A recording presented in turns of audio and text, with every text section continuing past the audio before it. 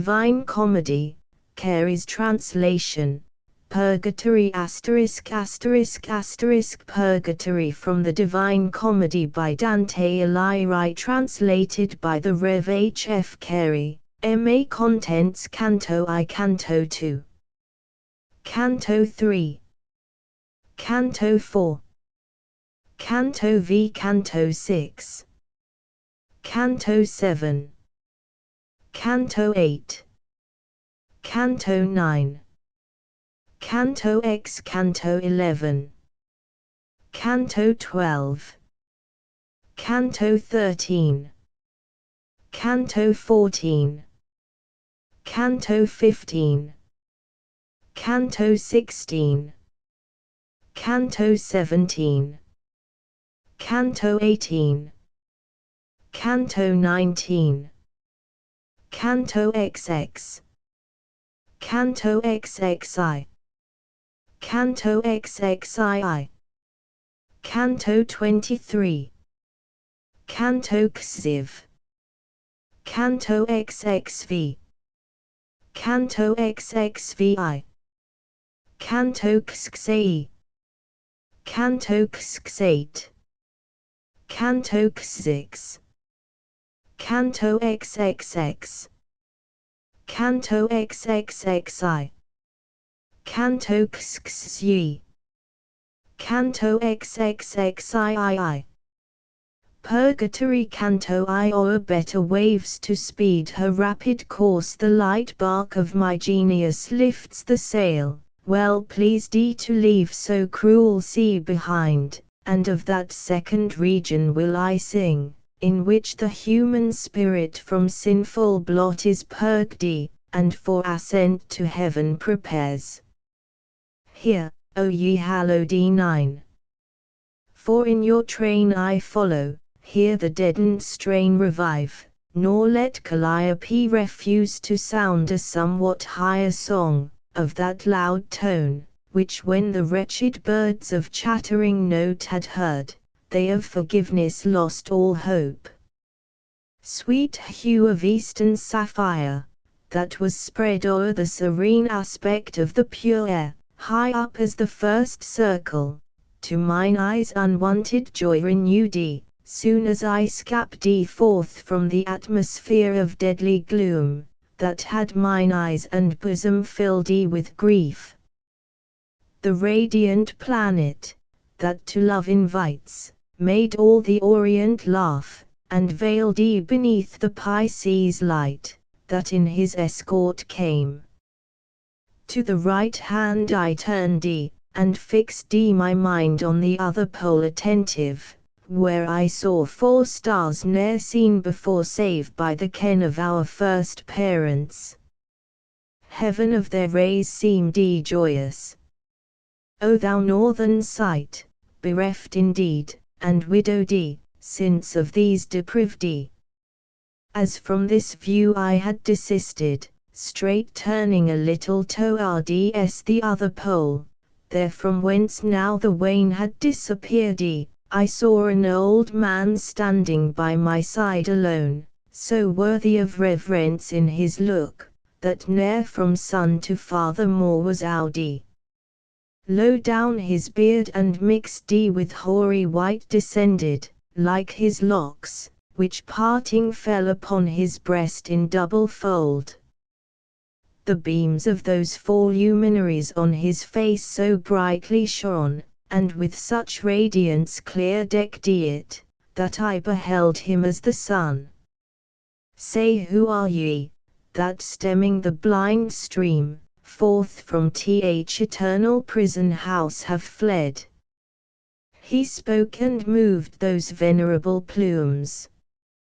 Who hath conducted, or with lantern sure lights you emerging from the depth of night, that makes the infernal valley ever black?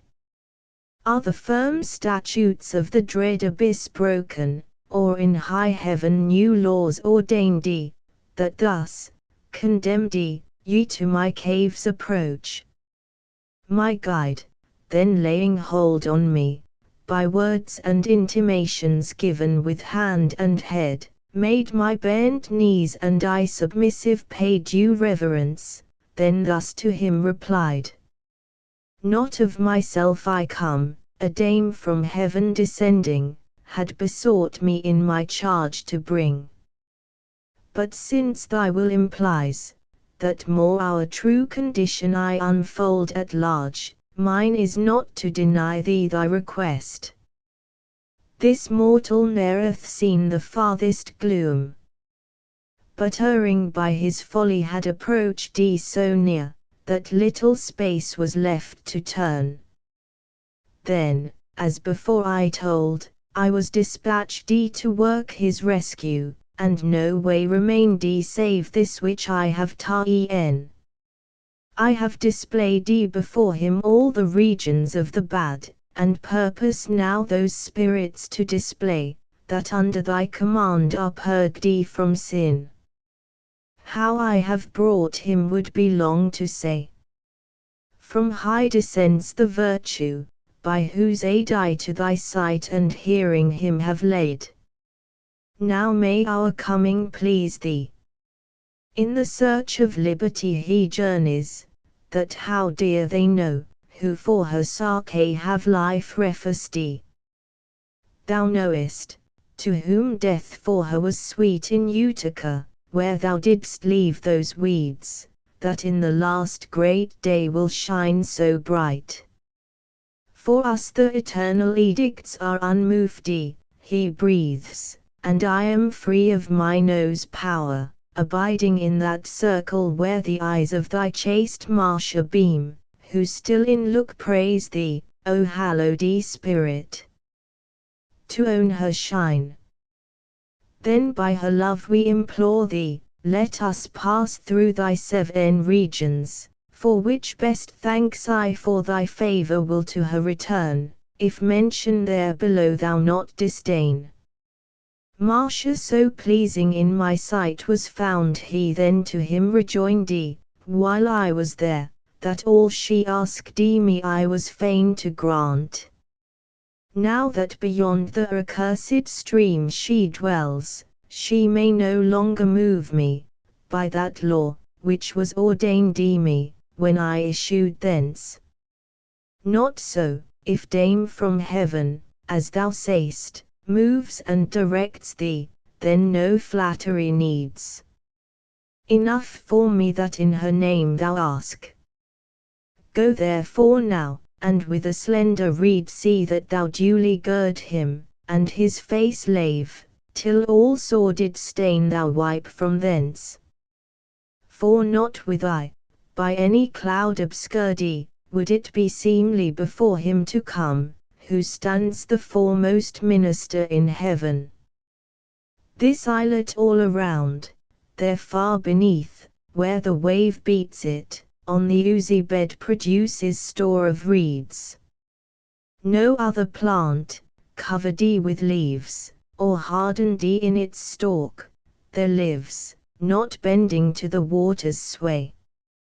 After, this way return not, but the sun will show you, that now rises, where to take the mountain in its easiest ascent.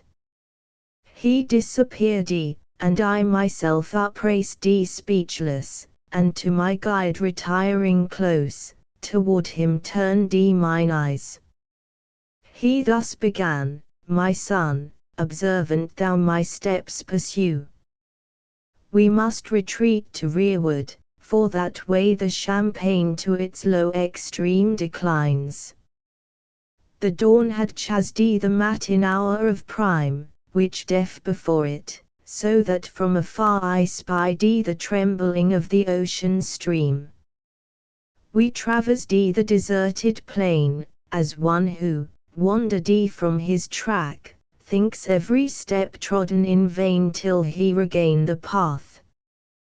When we had come, where yet the tender dew strove with the sun, and in a place, where fresh the wind breathed o'er it, while it slowly dried, both hands extended on the watery grass my master placked in graceful act and kind. Whence I of his intent before apprised stretched out to him my cheeks suffused with tears. There to my visage he anew rested that hue, which the dun shades of hell concealed. Then on the solitary shore arrived, that never sailing on its waters saw man, that could after measure back his course, he girt me in such manner as had pleased him who instructed, and oh, strange to tell, as he selected every humble plant, wherever one was plucked, another there resembling, straightway in its place arose. Canto 2 now had the sun to that horizon reached, that covers, with the most exalted point of its meridian circle, Salem's walls, and night, that opposite to him her orb sounds, from the stream of Ganges issued forth, holding the scales, that from her hands are dropped when she reigns highest, so that where I was, Aurora's white and vermeil tinctured cheek to orange turned as she in age increased. Meanwhile we lingered by the water's brink, like men, who, musing on their road, in thought journey, while motionless the body rests. When lo, as near upon the hour of dawn, through the thick vapours Mars with fiery beam glares down in west, over the ocean floor, so seemed what once again I hope to view, a light so swiftly coming through the sea, no winged course might equal its career. From which when for a space I had withdrawn thine eyes, to make inquiry of my guide, again I looked and saw it grown in size and brightness, thou on either side appeared something, but what I knew not of bright hue, and by degrees from underneath it came another. My preceptor silent yet stood, while the brightness, that we first discerned opened the form of wings, then when he knew the pilot, cried aloud, down, down, bend low thy knees, behold God's angel, fold thy hands, now shalt thou see true ministers indeed.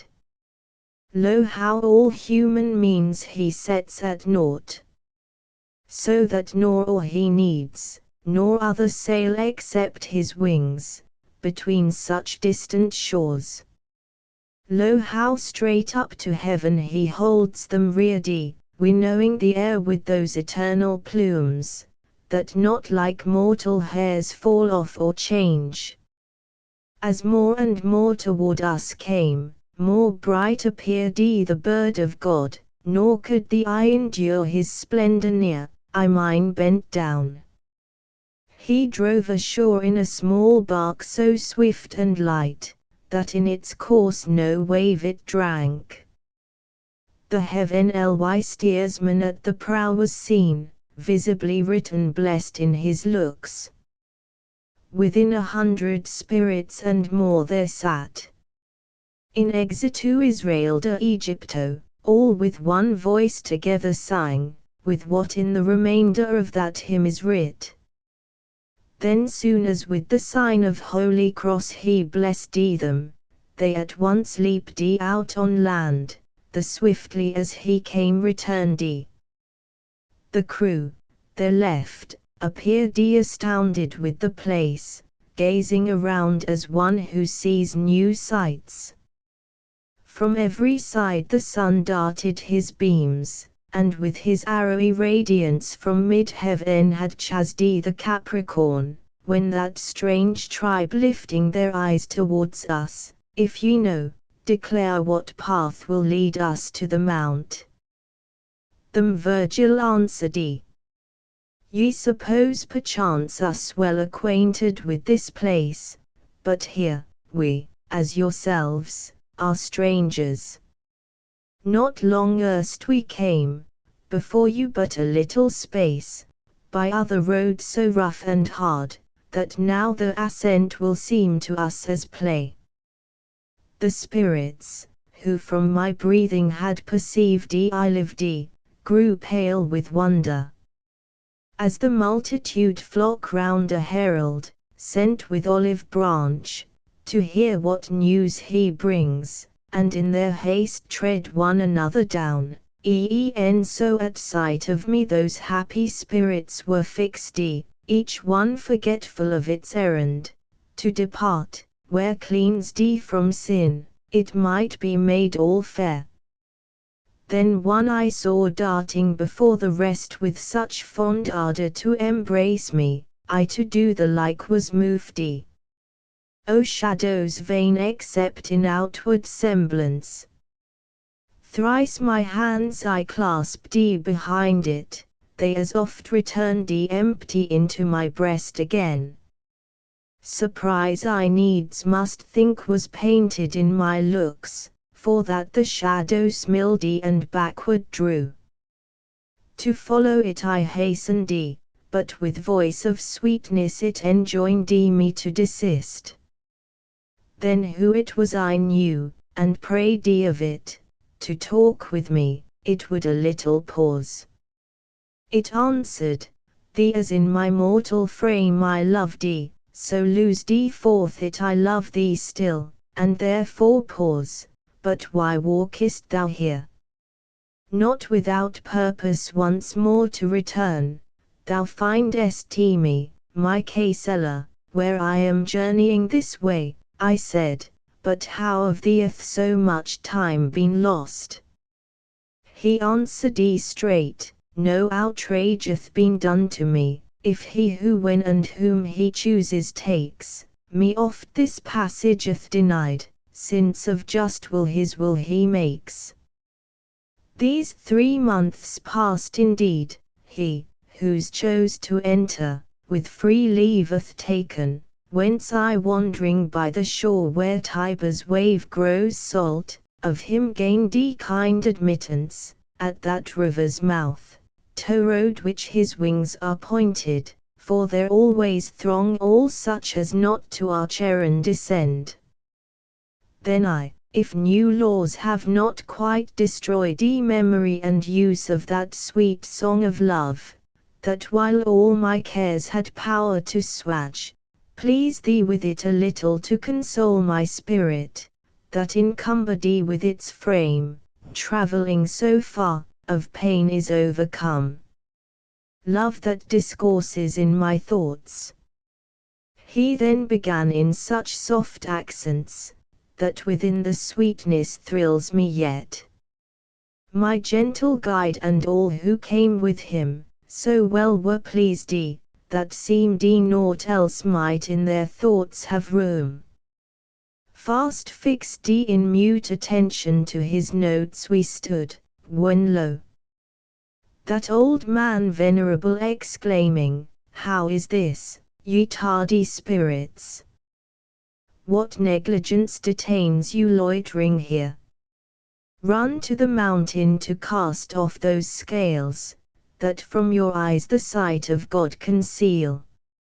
As a wild flock of pigeons, to their food collected, blade or tears, without their pride accustomed, and in still and quiet sort, if aught alarm them, suddenly desert their meal, assailed by more important care, so I that new-come troop beheld, the song deserting, hasten to the mountain's side, as one who goes yet where he tends knows not. Nor with less hurried step did we depart. Canto 3. Them sudden flight had scattered over the plain, turned towards the mountain, with a reason's voice drives us, I to my faithful company adhering, left it not.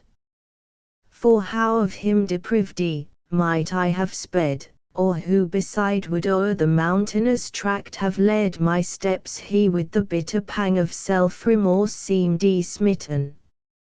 O clear conscience and upright, how doth a little fling wound thee sore? Soon as his feet desisted, slackening pace, from haste, that mars all decency of act, my mind, that in itself before was wrapped, its thoughts expanded, as with joy rested, and full against the steep ascent I set my face, where highest to heaven its top o'erflows. The sun, that fled behind, with ruddy beam before my form was broken, for in me his rays resistance met. I turned aside with fear of being left, when I beheld only before myself the ground obscured. When thus my solace, turning him around, bespake me kindly, why distrustest thou? Believest not I am with thee, thy sure guide? It now is evening there, where buried lies the body, in which I cast a shade, removed to Naples from Brundusium's wall. Nor thou marvel, if before me no shadow fall, more than that in the sky element one ray obstructs not other. To endure torments of heat and cold extreme, like frames that virtue hath dispersed, which how it works wills not to us should be revealed. Insane who hopes, our reason may that space explore, which holds three persons in one substance knit. Seek not the wherefore, race of humankind, could ye have seen the whole, no need had been for Mary to bring forth. Moreover ye have seen such men desiring fruitlessly, to whose desires repose would have been given, that now but serve them for eternal grief. I speak of Plato, and the Stagirite, and others many more. And then he bent downwards his forehead, and in troubled mood broke off his speech. Meanwhile we had arrived far as the mountain's foot, and there the rock found of so steep ascent, that nimblest steps to climb it had been vain. The most remote, most wild untrodden path, in all the tract twixt Liris and Turbia were to this a ladder easy and open of access. Who knows on which hand now the steep declines? My master said and paused, so that he may ascend, who journeys without aid of wine. And while with looks directed to the ground the meaning of the pathway he explained, and I gazed upward round the stony height, of spirits, that toward us moved their steps, yet moving seemed not, they so slow approached. I thus my guide addressed, upraise thine eyes, lo that way some, of whom thou mayest obtain counsel, if of thyself thou findest it not. Straightway he looked, and with free speech replied, let us tend thither, they but softly come. And thou be firm in hope, my son beloved. Now was that people distant far in space 1,000 paces behind ours, as much as at a throw the nervous arm could fling, when all drew backward on the messy crags of the steep bank, and firmly stood unmoved as one who walks in doubt might stand to look. O spirits perfect! O already chosen! Virgil to them began, by that blessed peace, which, as I deem, is for you all prepared, instruct us where the mountain low declines, so that attempt to mount it be not vain. For who knows most, him loss of time most grieves. As sheep, that step from forth their fold, by one, or pairs, or three at once, meanwhile the rest stand fearfully, bending the eye and nose to ground, and what the foremost does, that do the others, gathering round her, if she stops, simple and quiet, nor the cause discern, so saw I moving to advance the first, who of that fortunate crew were at the head, of modest mien and graceful in their gait. When they before me had beheld the light from my right side fall broken on the ground, so that the shadow reached the cave, they stopped and somewhat back returned. The same did all, who followed though unweeting of the cause. Unasked of you, yet freely I confess, this is a human body which ye see. That the sun's light is broken on the ground, marvel not, but believe, that not without virtue derived from heaven, we to climb over this wall aspire. So them bespake my master, and that virtuous tribe rejoined, turn, and before you there the entrance lies making a signal to us with bent hands. Then of them one began. Whoe'er thou art, who journeyest thus this way, thy visage turn, think if me elsewhere thou hast ever seen. I towards him turned, and with fixed eye beheld. Comely, and fair, and gentle of aspect, he seemed, but on one brow a gash was marked. When humbly I disclaimed to have beheld him ever, now behold, he said, and showed high on his breast a wound, then smiling spake.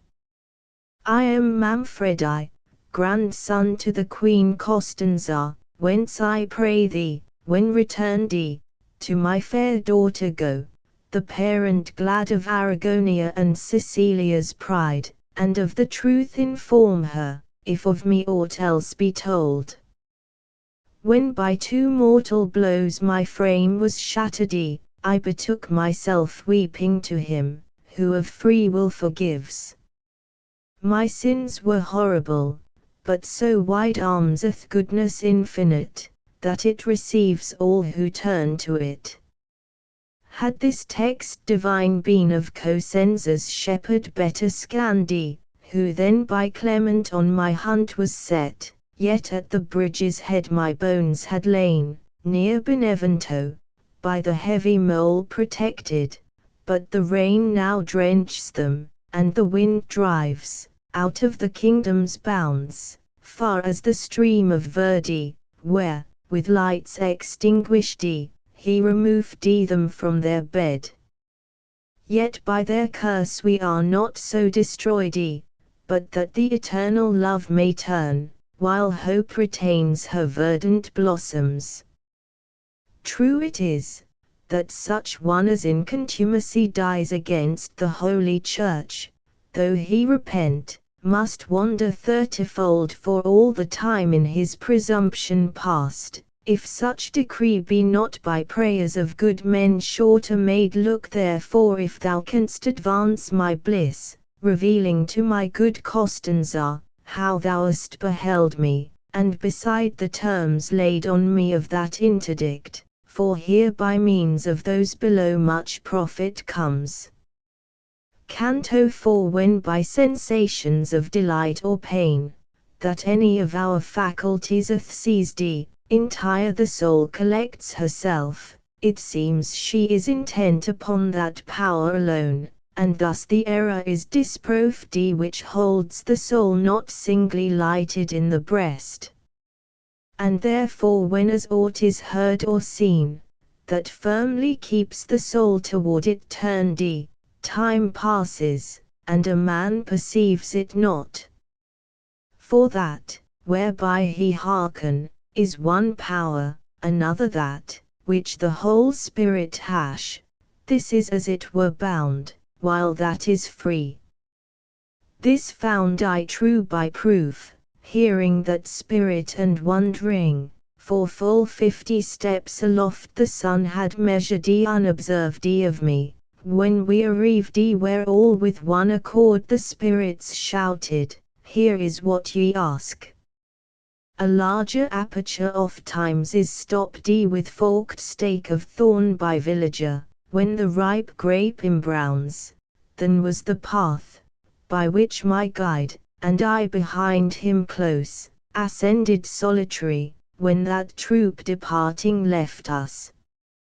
On Sunleo's road who journeys, or to Nolly low descends, or mounts by Smantua's height, must use his feet, but here a man had need to fly, I mean with the swift wing and plumes of high desire, conducted by his aid, who gave me hope, and with light furnished to direct my way. We through the broken rock ascended, close pent on each side, while underneath the ground asked help of hands and feet. When we arrived near on the highest ridge of the steep bank, where the plain level opened, I exclaimed, "O Master, say which way can we proceed?" He answered, "Let no step of thine recede. Behind me gain the mountain, till to us some practised guide appear." That eminence was lofty that no eye might reach its point, and the side proudly rising, more than line from the mid-quadrant to the centre drawn. I wearied thus began, "Parent beloved, turn, and behold how I remain alone, if thou stay not, my son." He straight replied, "Thus far put forth thy strength, and to a track pointed, that, on this side projecting, round circles the hill." His words so spurred me on, that I behind him clambering, forked myself, till my feet pressed the circuit plain beneath. There both together seated, turned we round to eastward, whence was our ascent, and oft many beside have with delight looked back. First on the nether shores I turned my eyes, then rayed them to the sun, and wondering marked that from the left it smote us. Soon perceived that poet sage now at the car of light Mars I stood, where twixt us and the north its course it entered. Whence he thus to me, were led as offspring now in company of that broad mirror, that high up and low imparts his light beneath, thou mightest behold the ruddy zodiac nearer to the bear's wheel, if its ancient course it not forsook. How that may be if thou wouldest think, within pondering, imagine shorn with this mount plaqued on the earth, so that to both be one horizon, and two hemispheres apart, where lies the path that fate and ill knew to guide his erring chariot, thou wilt see how of necessity by this on one he passes, while by that on the other side, if with clear view shine intellect attend. Of truth, kind teacher, I exclaimed, so clear aught saw I never, as I now discern where seemed my ken to fail, that the mid-orb of the supernal motion, which in terms of art is called the equator, and remains ever between the sun and winter, for the cause thou hast assigned, from hence toward the north departs, when those who in the Hebrew land inhabit, see it towards the warmer part. But if it please thee, I would gladly know, how far we have to journey, for the hill mounts higher, than this sight of mine can mount. He thus to me, such is this steep ascent, that it is ever difficult at first, but, more a man proceeds, less evil grows. When pleasant it shall seem to thee, so much that upward going shall be easy to thee. As in a vessel to go down the tide, then of this path thou wilt have reached the end. There hope to rest thee from thy toil. No more I answer, and thus far for certain know. As he his words had spoken, near to us a voice there sounded, "Yet ye first perchance may to repose you by constraint be laid." At sound thereof each turned, and on the left a huge stone we beheld, of which nor I nor he before was ware. Thither we drew, find there were some, who in the shady place behind the rock were standing, as a man through idleness might stand. Among them one, who seemed to me much wearied, sat him down, and with his arms did fold his knees about, holding his face between them downward bent. Sweet sir, I cried, behold that man, who shows himself more idle, than if laziness were sister to him. Straight he turned to us, and, o'er the thigh lifting his face, observed then in these accents spake, Up then, proceed thou valiant one. Straight who it was I knew, nor could the pain I felt, for want of breath still somewhat urged me, hinder my approach. And when I came to him, he scarce his head uplifted, saying Wellest thou discerned how from the left the sun his chariot leads. His lazy acts and broken words my lips to laughter somewhat moved when I began, Belacqua, now for thee I grieve no more. But tell, why thou art seated upright there.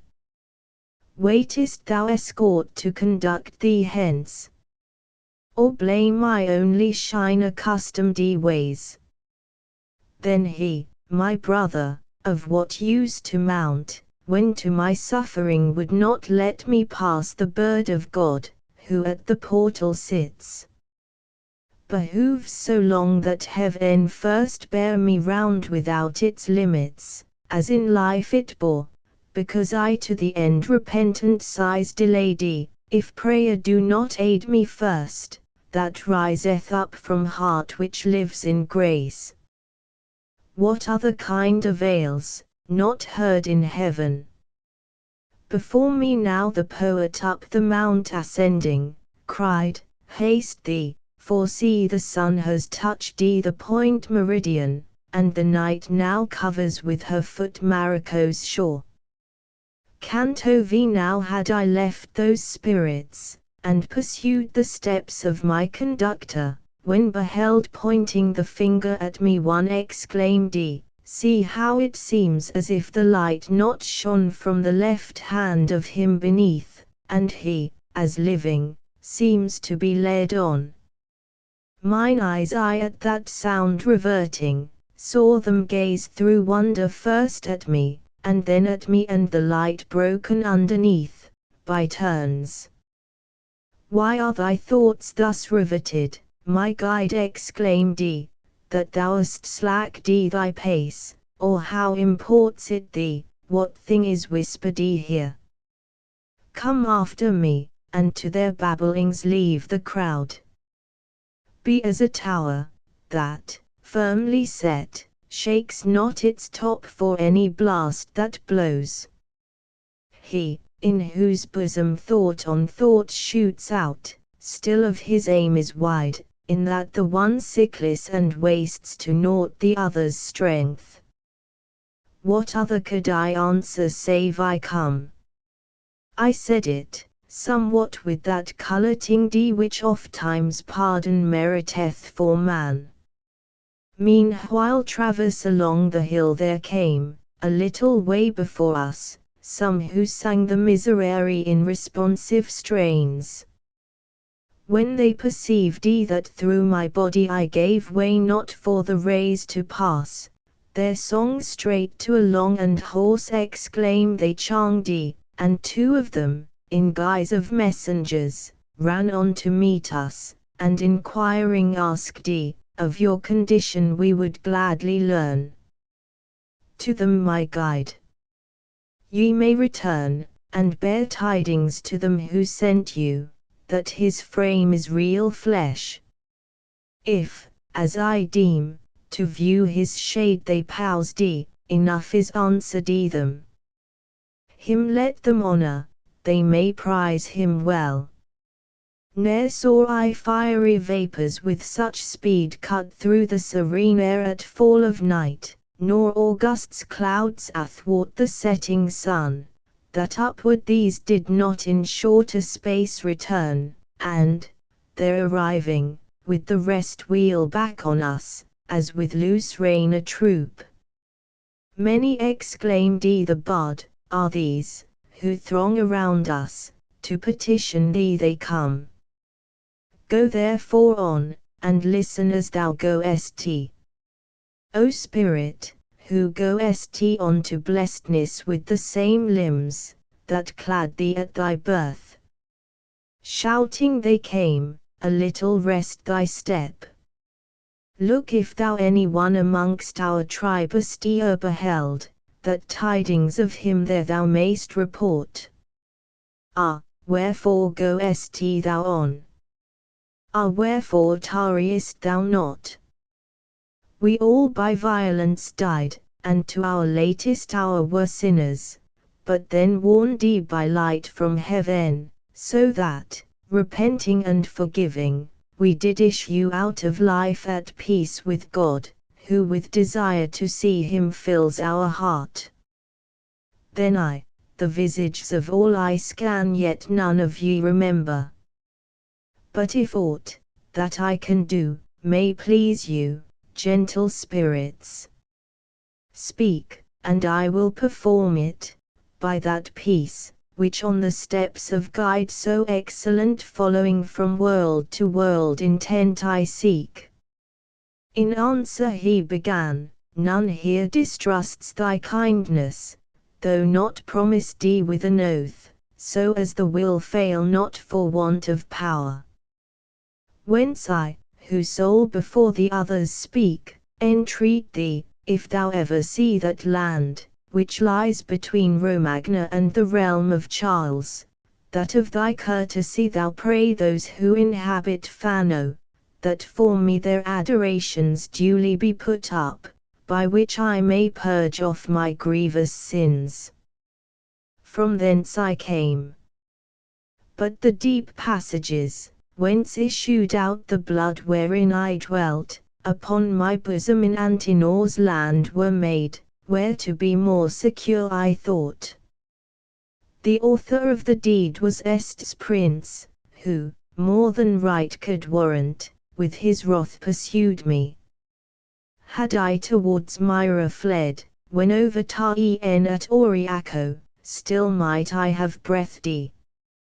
But to the marsh I sped, and in the mire and rushes tangled there fell, and beheld my life blood flowed the plain. Then said another, ah, so may the wish, that takes thee o'er the mountain, be fulfilled, as thou shalt graciously give aid to mine. Of Montefeltro Ncantai, Giovanna nor none else have care for me, sorrowing with these I therefore go. I thus, from Campaldino's field what force or chance drew thee, that ne'er thy sepulture was known? Oh, answered he, at Casentino's foot a stream there courseth, Nam di Argiano, sprung in Apennine above the hermit's seat. Where its name is cancelled, there came I, pierced in the heart, fleeing away on foot, and bloodying the plain. Here sight and speech failed me, and finishing with Mary's name I fell, and tenantless my flesh remained. I will report the truth, which thou again tell to the living. Me God's angel took, whilst he of hell exclaimed, O thou from heaven, say wherefore hast thou robbed me? Thou of him eternal portion bearest with thee away for one poor tear that he deprives me of. But of the other rule I make. Thou knowest how in the atmosphere collects that vapour dank, returning into water, soon as it mounts where cold condenses it. That evil will, which in his intellect still follows evil, came, and rayed the wind and smoky mist, by virtue of the power given by his nature. Thence the valley, soon as day was spent, he covered o'er with cloud from Pratamagno to the mountain range, and stretched the sky above, so that the air impregnate Changdi to water. Fell the rain, and to the fosses came all that the land contained not, and, as mightiest streams are wont, to the great river with such headlong sweep rushed that naught stayed its course. My stiffened frame laid at his mouth the fell Argiano found, and dashed it into Arno, from my breast loosening the cross, that of myself I made when overcome with pain. He hurled me on, along the banks and bottom of his course, then in his muddy spoils encircling wrapped. Ah, when thou to the world shalt be returned, and rested after thy long road, so spake next the third spirit, then remember me. I once was Pia. Siena gave me life, Maremma took it from me. That he knows, who me with jeweled ring had first espoused. Canto 6. When from their game of dice men separate, he, who hath lost, remains in sadness fixed, revolving in his mind, what luckless throws he cast, but meanwhile all the company go with the other, one before him runs, and one behind his mantle twitches, one fast by his side bids him remember him. He stops not, and each one, to whom his hand is stretched, well knows he bids him stand aside, and thus he from the press defends himself. Such was I in that close crowding throng, and turning so my face around to all, and promising, I scapt from it with pains. Here of Arezzo him I saw, who fell by Gino's cruel arm, and him beside, who in his chase was swallowed by the stream. Here Frederick Novello, with his hand stretched forth, entreated, and of Pisa he, who put the good Marzucco to such proof of constancy. Count also I beheld, and from its frame a soul dismissed for spite and envy, as it said, but for no crime. I speak of Peter de la Brosse, and here, while she yet lives, that Lady of Brabant let her beware, lest for so false a deed she heard with worse than these. When I was freed from all those spirits, who prayed for others' prayers to hasten on their state of blessedness, straight I began, O thou, my luminary. It seems expressly in thy text denied, that heaven's supreme decree can never bend to supplication, yet with this design do these entreat. Can then their hope be vain, or is thy saying not to me revealed? He thus to me, both what I write is plain, and these deceived not in their hope, if well thy mind consider, that the sacred height of judgment doth not stoop, because love's flame in a short moment all fulfills, which he who sojourns here, in right should satisfy. Besides, when I this point concluded thus, by praying no defect could be supplied, because the prayer had none access to God. Yet in this deep suspicion rest thou not contented unless she assure thee so, who betwixt truth and mind infuses light.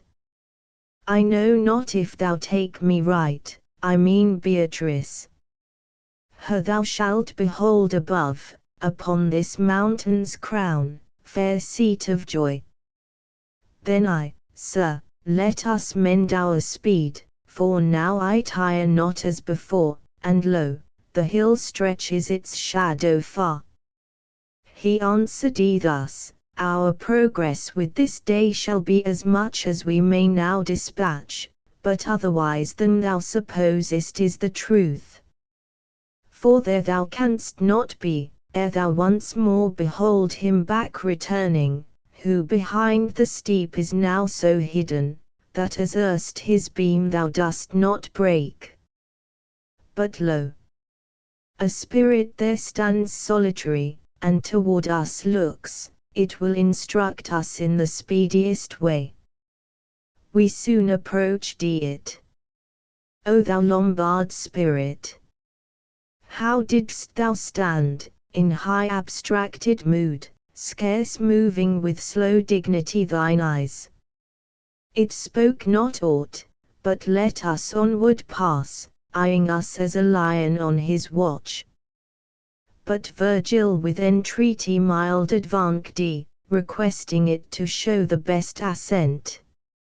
It answer to his question none returned, but of our country and our kind of life demanded.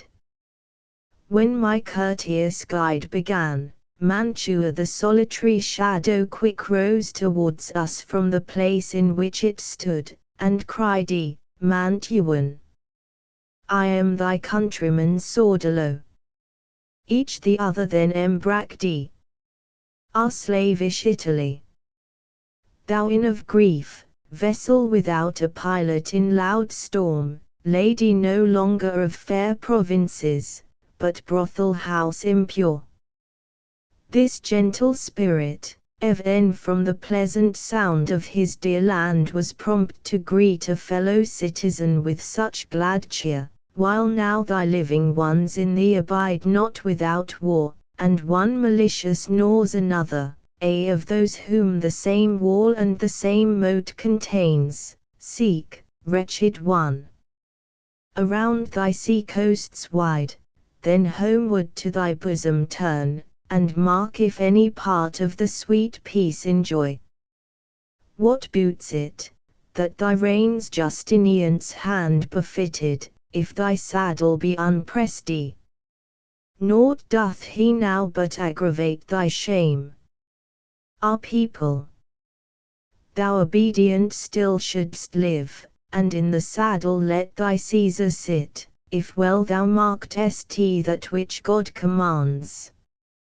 Look how that beast to fellness athrelapsed from having lost correction of the spur, since to the bridle thou hast set thine hand, O German Albert! Who abandonest her, that is grown savage and unmanageable, when thou shouldest clasp her flanks with forked heels? Just judgment from the stars fall on thy blood, and be it strange and manifest to all, such as may strike thy successor with dread. For that thy sire and thou have suffered thus, through greediness of yonder realms detained the garden of the empire to run waste. Come see the Capulets and Montagues, the Philippsci and Monaldi. Man who est for naught. Those sunk in grief, and these with dire suspicion racked. Come, cruel one! Come and behold the oppression of the nobles, and mark their injuries, and thou mayst see what safety Santa Fiora can supply. Come and behold thy Rome, who calls on thee, desolate widow. Day and night with moans, my Caesar, why dost thou desert my side? Come and behold what love among thy people, and if no pity touches thee for us, come and blush for thine own report. For me, if it be lawful, O Almighty Power, who wast in earth for our sakes crucified, are thy just eyes turned elsewhere? Or is this a preparation in the wondrous depth of thy sage counsel made, for some good end, entirely from our reach of thought cut off? So other Italian cities all o'er thronged with tyrants, and a great Marcellus made of every petty factious villager. My Florence, thou mayst well remain unmoved at this digression, which affects not thee, Thanks to thy people, who so wisely speed. Many have justice in their heart, that long waiteth for counsel to direct the bow, or ere it dart unto its aim, but shine have it on their lips' edge. Many refuse to bear the common burdens, readier thine answer unyieldy, and cry, Behold I stoop. Make thyself glad, for thou hast reason now, thou wealthy, thou at peace, thou wisdom fraught. Facts best witness if I speak the truth. Athens and Lacedaemon, who of old enacted laws, for civil arts renowned, made little progress in improving life towards thee, who usest such nice subtlety, that to the middle of November scarce reaches the thread thou in October weavest. How many times, within thy memory, customs, and laws, and coins, and offices have been by thee renewed, and people changed. If thou remember st well and can st see clear, thou wilt perceive thyself like a sick wretch, who finds no rest upon her down, but oft shifting her side, short respite seeks from pain. Canto 7. After their courteous greetings joyfully 7 times exchanged, Sordalo backward drew exclaiming, Who are ye? Before this mount by spirits worthy of ascent to God was sought, my bones had by Octavius' care been buried. I am Virgil, for no sin deprived of heaven, except for lack of faith. So answered him in few my gentle guide. As one, who ought before him suddenly beholding, whence his wonder riseth, cries it is yet is not wavering in belief, such he appeared, then downward bent his eyes, and drawing near with reverential step, caught him, where of mean estate might clasp his lord. Glory of Latium, he exclaimed, in whom our tongue its utmost power displayed. Boast of my honored birthplace. What desert of mine, what favor rather undeserved, shows thee to me? If I to hear that voice am worthy, say if from below thou comest and from what cloisters pale. Through every orb of that sad region he replied, Thus far am I arrived, by heaven ly influence led and with such aid I come. There is a place there underneath, not made by torments sad, but by dun shades alone, where morning's voice sounds not of anguish sharp, but breathes in sighs. There I with little innocence abide, who by death's fangs were bitten, ere exempt from human taint. There I with those abide, who the three holy virtues put not on, but understood the rest, and without blame followed them all. But if thou knowest and canst, direct us, how we soonest may arrive, where purgatory its true beginning takes. He answered thus, We have no certain place assigned us, upwards I may go or round, far as I can, I join thee for thy guide. But thou beholdest now how day declines, and upwards to proceed by night, our power excels, therefore it may be well to choose a place of pleasant sojourn. To the right some spirits sit apart retired. If thou consentest, I to these will lead thy steps, and thou wilt know them, not without delight.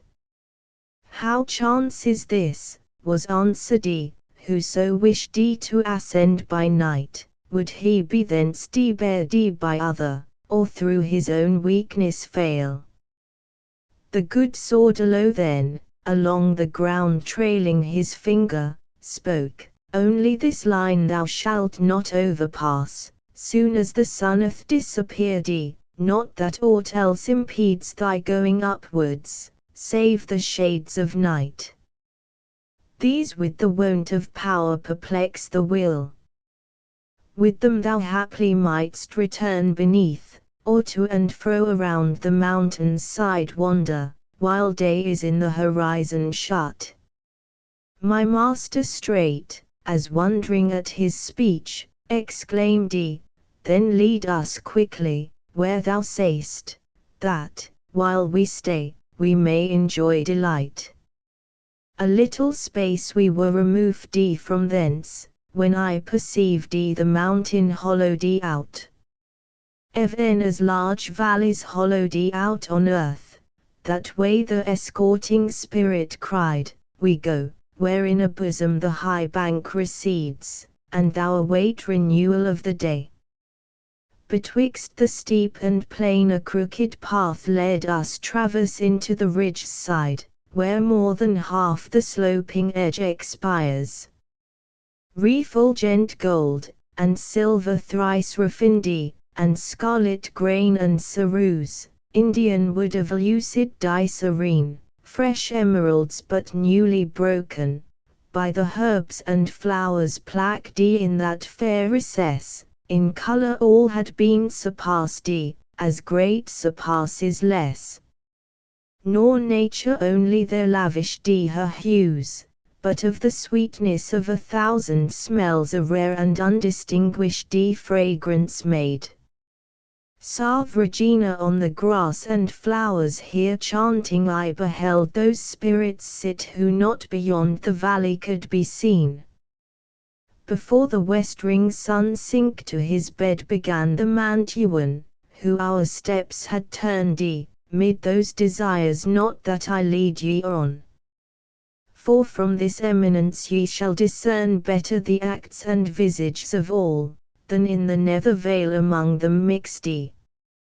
He, who sits high above the rest, and seems to have neglected that he should have done, and to the others song moves not his lip, the Emperor Rodolphe call, who might have healed the wounds whereof fair Italy hath died, so that by others she revives but slowly, he, who with kindly visage comforts him, swayed in that country, where the water springs, that Moldor's river to the Elbe, and Elbe rolls to the ocean, Ottokar his name, who in his swaddling clothes was of more worth than Wenceslaus his son, a bearded man, pampered with rank luxuriousness and ease.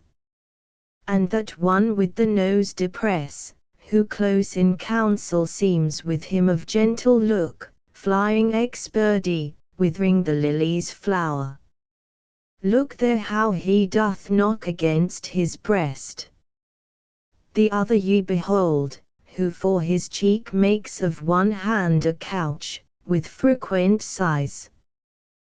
They are the father and the father-in-law of Gorlia's bane, his vicious life they know and foul, thence comes the grief that rends them thus. He, so robust of limb, who measure keeps in song, with him of feature prominent, with every virtue bore his girdle bracty. And if that stripling who behinds him sits, king after him had lived, his virtue then from vessel to like vessel had been poured, which may not of the other heirs be said. By James and Frederick his realms are held, neither the better heritage obtains. Rarely into the branches of the tree doth human worth mount up, and so ordains he who bestows it, that as his free gift it may be called. To Charles my words apply no less than to his brother in the song, which Puel and Provence now with grief confess.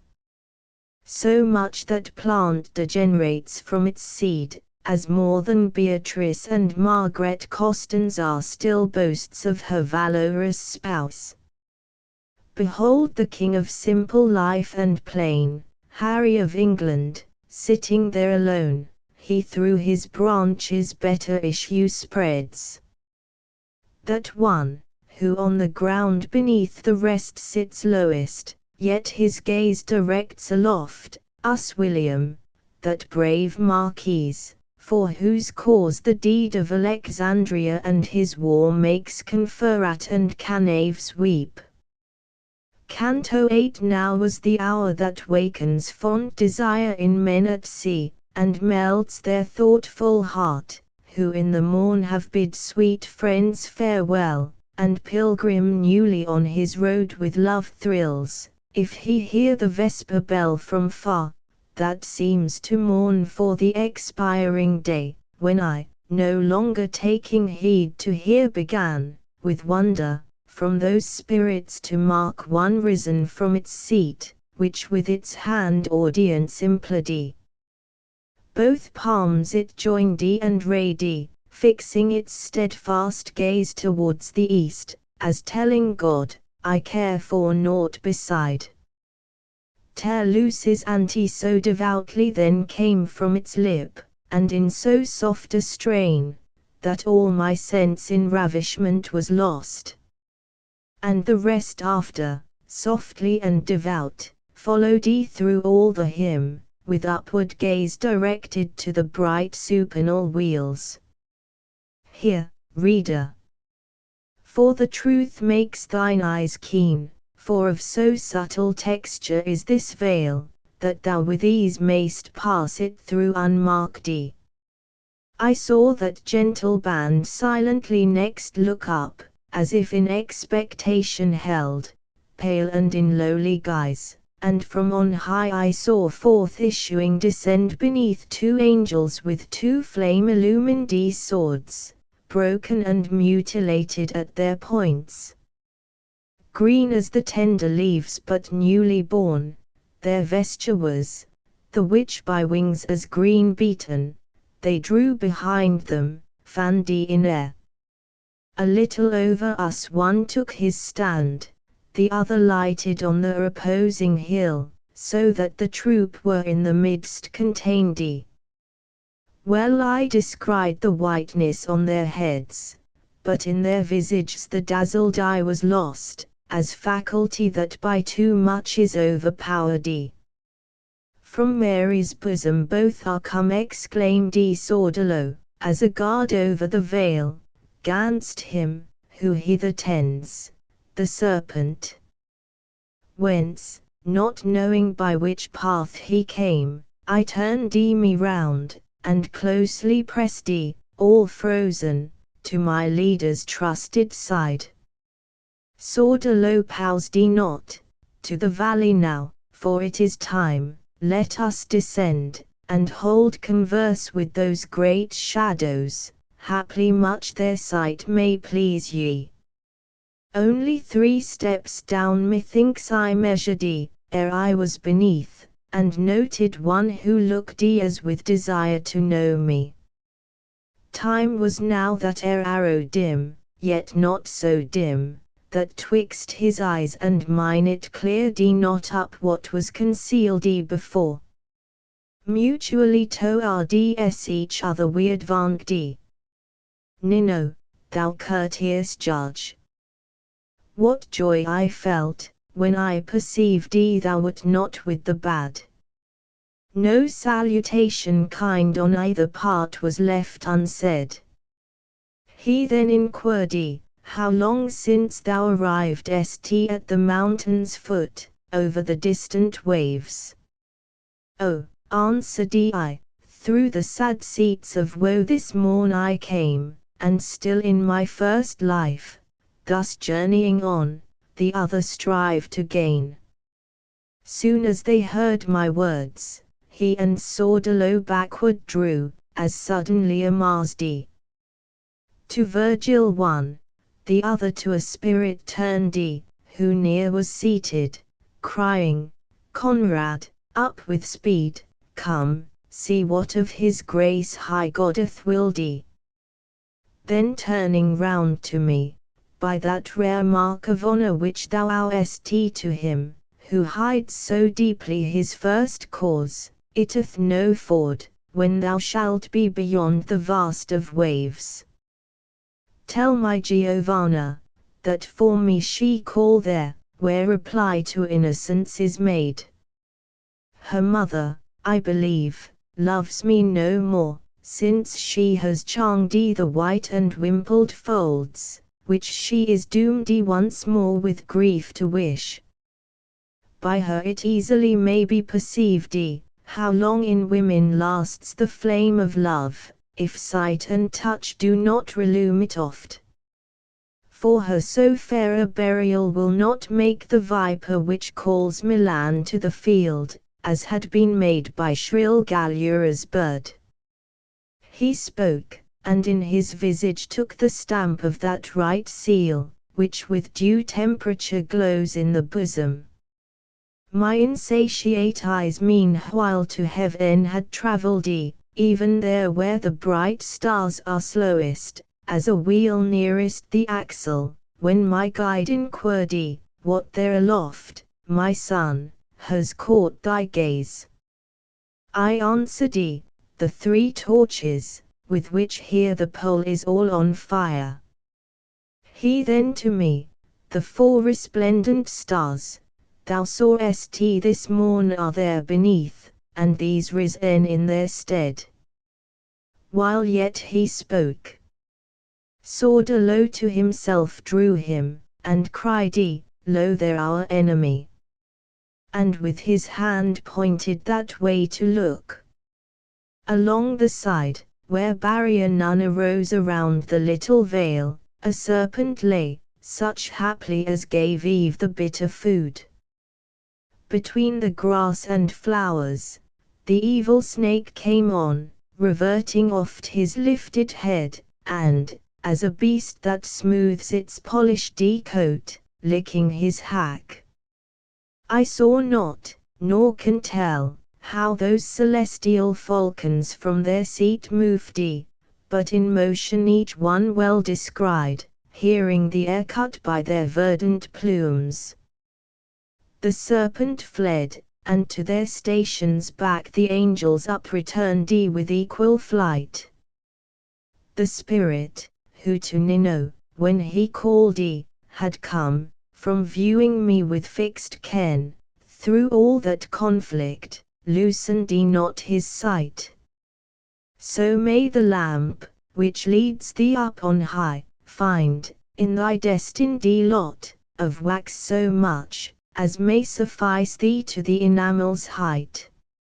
It thus began, if any certain news of Valdemagra and the neighbour part thou knowest, tell me, who once was mighty there they called me Conrad Malaspina, not that old one, but from him I sprang. The love I bore my people is now here offended. In your dominions I answered, ne'er was I. But through all Europe where do those men dwell, to whom their glory is not manifest? The fame, that honors your illustrious house, proclaims the nobles and proclaims the land, so that he knows it who was never there. I swear to you, so may my upward route prosper. Your honored nation not impairs the value of her coffer and her sword. Nature and use give her such privilege, that while the world is twisted from his course by a bad head, she only walks aright, and has the evil way in scorn. He then, now pass thee on, 7 times the tired sun revisits not the couch, which with 4 feet the forked Aries covers, ere that kind opinion shall be nailed into thy brain with stronger nails than others' speech can drive, if the sure course of judgment be not stayed. Canto 9. Now the fair consort of Tithonus old, arisen from her mate's beloved arms, looked palely o'er the eastern cliff, her brow, lucent with jewels, glittered, set in sign of that chill animal, who with his train smites fearful nations, and where then we were, 2 steps of her ascent the night had passed, and now the third was closing up its wing, when I, who had so much of Adam with me, sank down upon the grass, o'ercome with sleep, there where all five were seated. In that hour, when near the dawn the swallow her sad lay, remembering haply ancient grief, renews, and with our minds more wanderers from the flesh, and less by thought restrained are, as 'twere, full of holy divination in their dreams. Then in a vision did I seem to view a golden feathered eagle in the sky, with open wings, and hovering for descent, and I was in that place, methout, from whence young Ganymede, from his associates reft, was snatched aloft to the high consistory.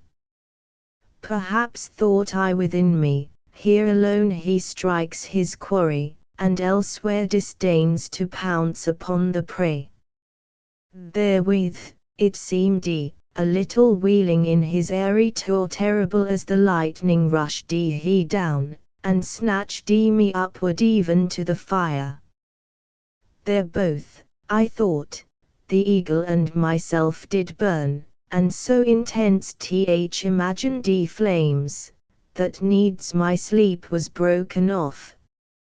As erst Achilles shook himself, and round him rolled his wakened eyeballs wondering where he was, when as his mother had from Chiron fled to Ceos, with him sleeping in her arms, thus I shook me, soon as from my face the slumber parted, turning deadly pale, like one ice-struck with dread. So low at my side my comfort stood, and the bright sun was now more than 2 hours aloft, and to the sea my looks were turned.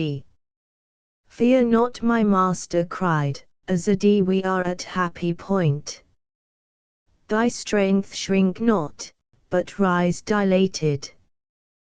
Thou art come to Purgatory now. Lo! There the cliff that circling bounds it. Lo! The entrance there, where it doth seem disparted. The dawn ushered the daylight, when thy wearied soul slept in thee, o'er the flowery veil beneath a lady came, and thus bespake me, I am Lucia. Suffer me to take this man, who slumbers. Easier so his way shall speed. Sword alow and the other gentle shapes tarrying, she bare thee up, and, as day shone, this summit reached and I pursued her steps. Here did she place thee. First her lovely eyes that open entrance showed me, then at once she vanished with thy sleep.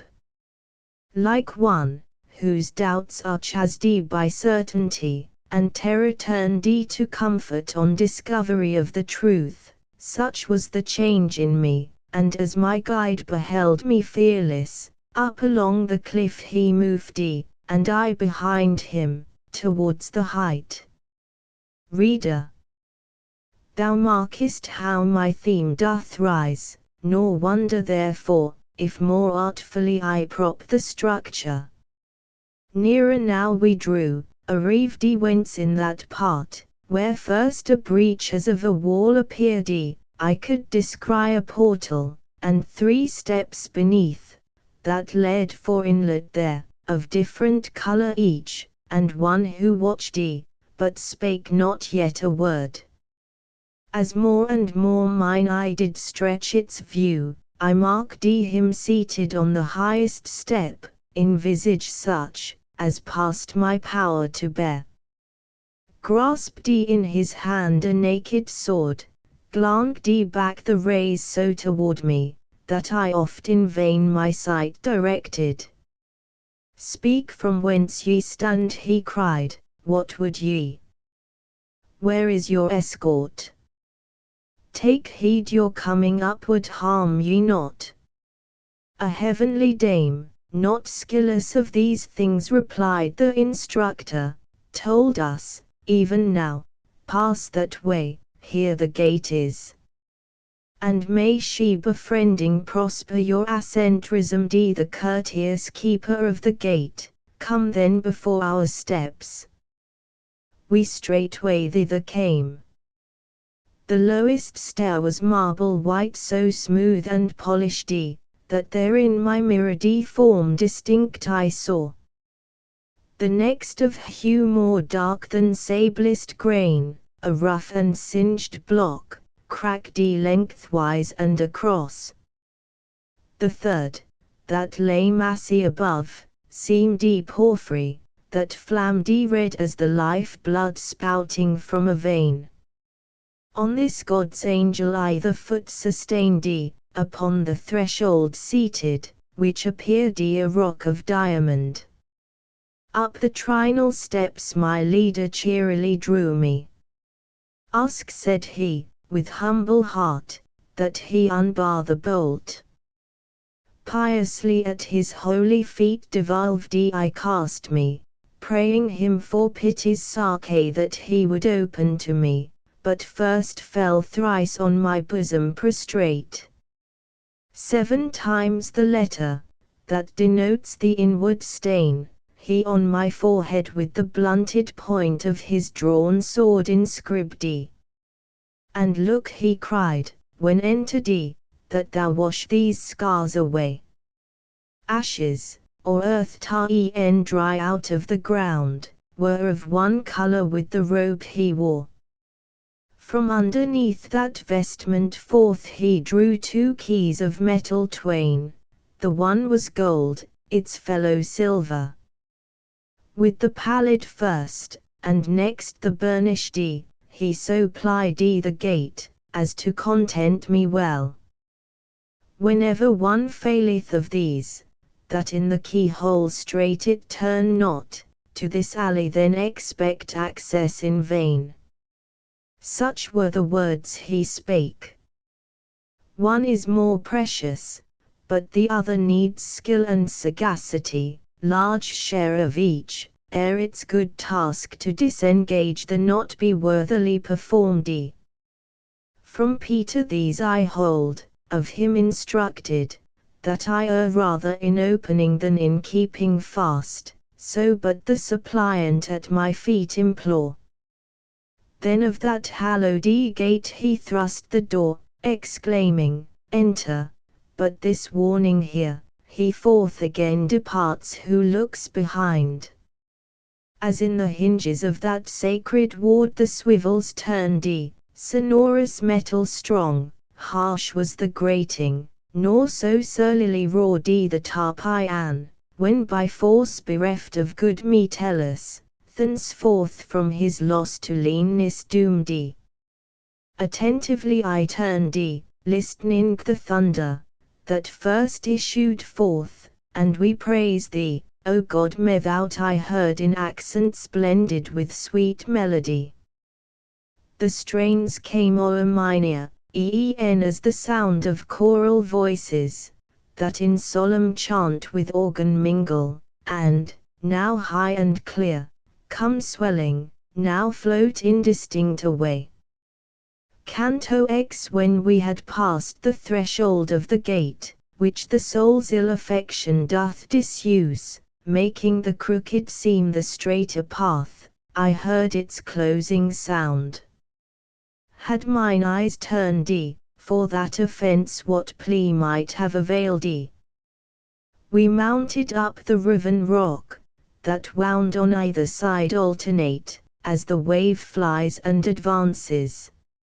Here some little art behooves us, said my leader, that our steps observe the varying flesh of the path.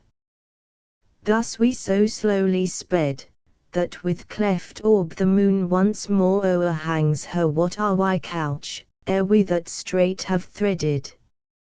But when free we came and open, where the mount above one solid mass retires, I spent, with toil, and both, uncertain of the way, we stood, upon a plain more lonesome, than the roads that traverse desert wilds. From whence the brink borders upon vacuity, to foot of the steep bank, that rises still.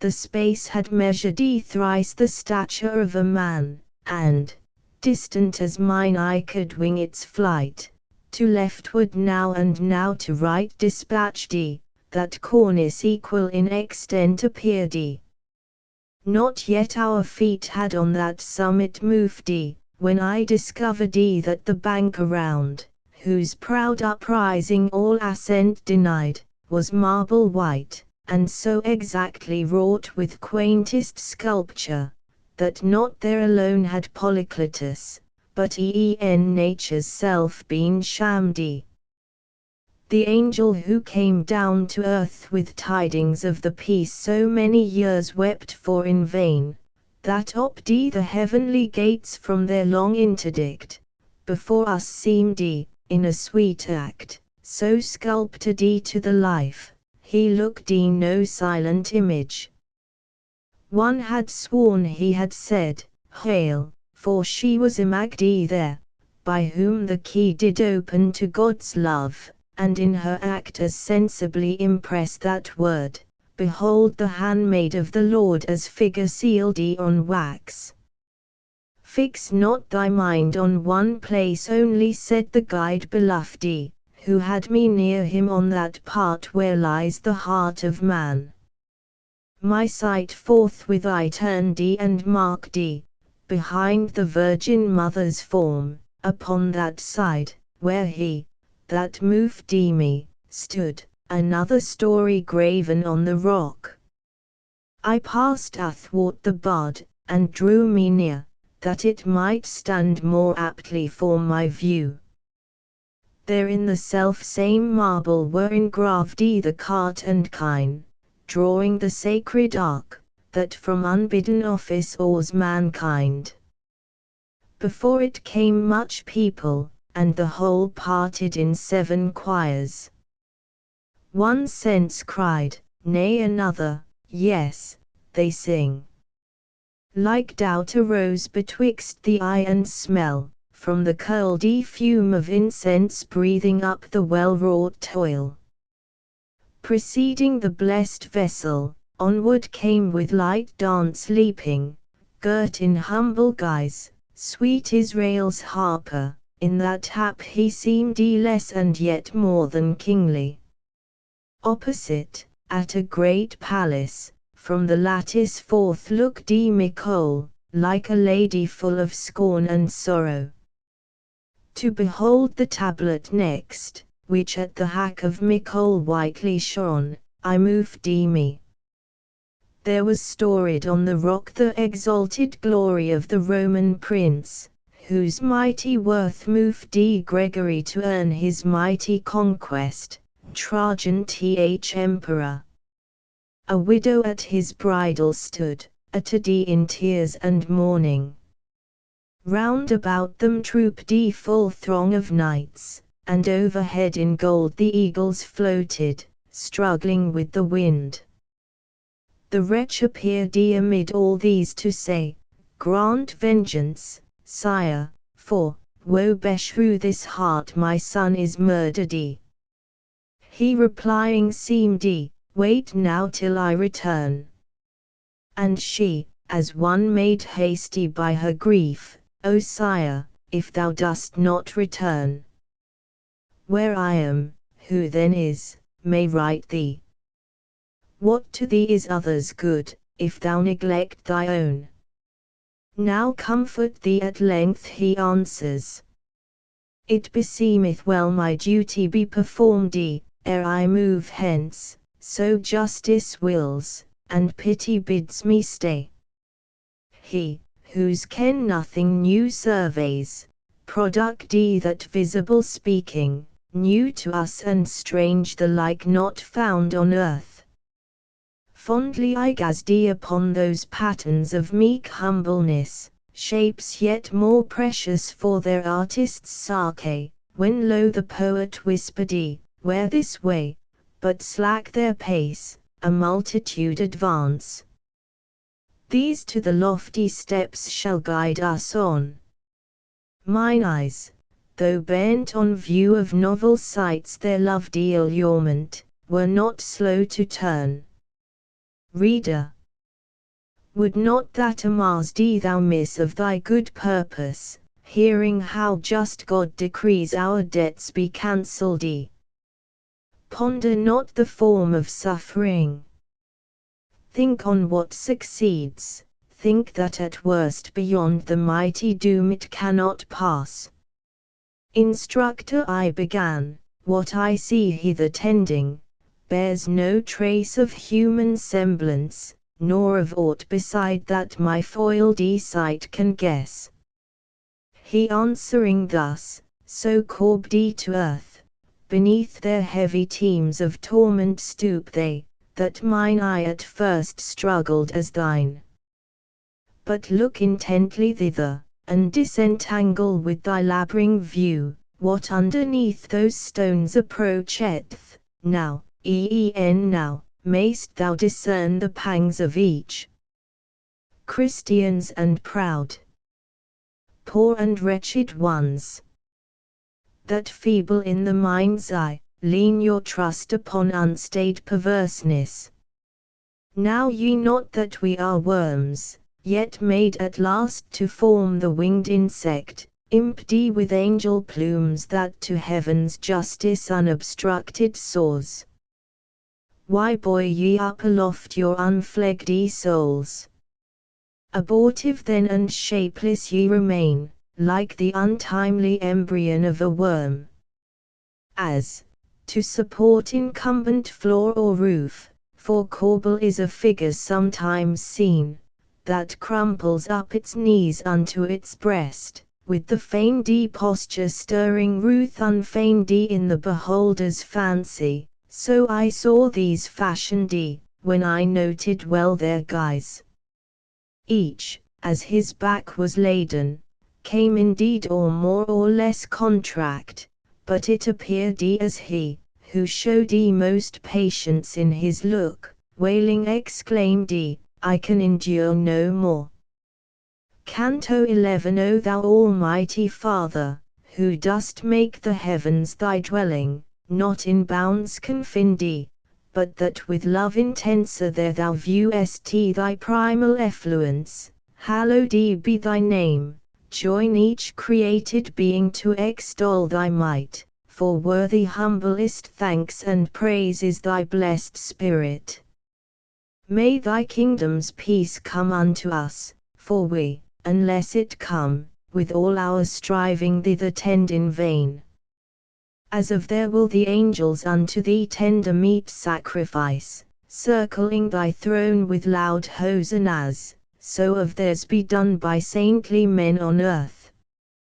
Grant us this day our daily manna, without which he roams through this rough desert retrograde, who most toils to advance his steps.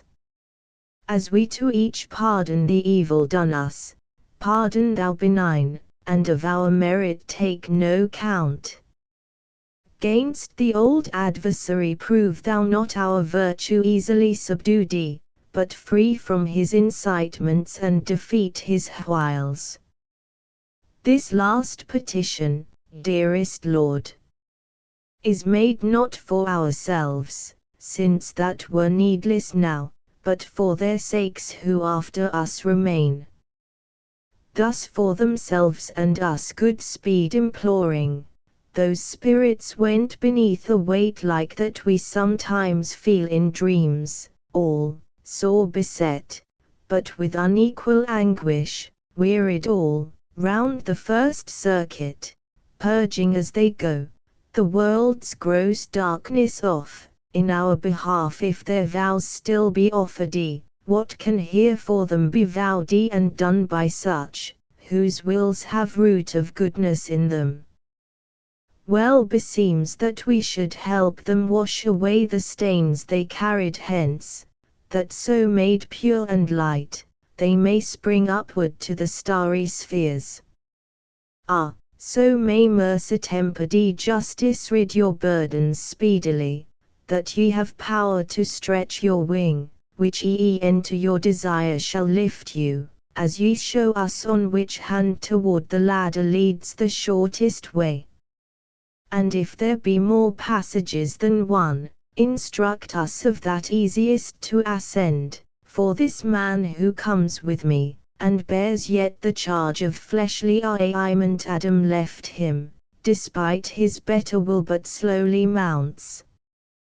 From whom the answer came unto these words, which my guide spake, appeared he not, but 'twas said, along the bank to rightward come with us, and ye shall find a pass that mocks not toil of living man to climb, and were it not that I am hindered by the rock, where with this arrogant neck is tammed, whence needs I stoop my visage to the ground, him, who yet lives, whose name thou speakest not him I fain would view.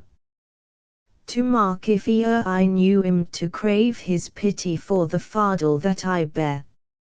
I was of Latian, of a Tuscan horn a mighty one, old Obranilsko's name my sires, I know not if ye e'er have heard. My old blood and forefathers' gallant deeds made me so haughty, that I clean forgot the common mother, and to such excess, waxed in my scorn of all men, that I fell therefore, by what fate Siena's sons, each child in Campanatico, can tell. I am Omitu, not me only prideth injured, but my kindred all involved in mischief with her. Here my lot ordains under this weight to groan, till I appease God's angry justice, since I did it not amongst the living, here amongst the dead. Listening I bent my visage down, and one, not he who spake, twisted beneath the weight that urged him, saw me, knew me straight, and called holding his eyes with difficulty fixed intent upon me, stooping as I went companion of their way. Oh! I exclaimed, art thou not Oderigi, art not thou Agabio's glory, glory of that art which they of Paris call the limner's skill? Brother, said he, with tints that gay a smile, Bolognian Franco's pencil lines the leaves. His all the honour now, mine borrowed delight. In truth I had not been thus courteous to him, the whilst I lived, through eagerness of zeal for that preeminence my heart was bent on. Here of such pride the forfeiture is paid. Nor were I even here, if, able still to sin, I had not turned me unto God. O powers of man! How vain your glory, nip den in its height of verdure, if an age less bright succeed not. Imbue thought to lord it over painting's field, and now the cry is Giotto's, and his name eclipsed. Thuseth one Guido from the other snatch the letter D prize, and he perhaps is born, who shall drive either from their nest. The noise of worldly fame is but a blast of wind, that blows from divers points, and shifts its name shifting the point it blows from. Shalt thou more live in the mouths of mankind, if thy flesh part shrivelled from thee, than if thou hadst died, before the coral and the pap were left, or ere some 1,000 years have passed. And that is, to eternity compared, a space, briefer than is the twinkling of an eye to the heaven's slowest orb. He there who treads so leisurely before me, far and wide through Tuscany resounded once, and now is in Siena scarce with whispers named, there was he sov reign, when destruction caught the maddening rage of Florence, in that day proud as she now is loathsome. Your renown is as the herb, whose hue doth come and go, and his might withers it, by whom it sprang crude from the lap of earth. I thus to him, true are thy sayings, to my heart they breathe the kindly spirit of meekness, and allay what tumors rankle there. But who is he of whom thou spakest but now? This he replied, is Provenzano. He is here, because he reached with grasp presumptuous, at the sway of all Siena. Thus he stilleth gone, thus goeth never resting, since he died. Such is acquittance rendered back of him, who, beyond measure, dard on earth. I then, if soul that to the verge of life delays repentance, linger in that lower space, nor hither mount, unless good prayers befriend, how chance admittance was vouchsafed to him.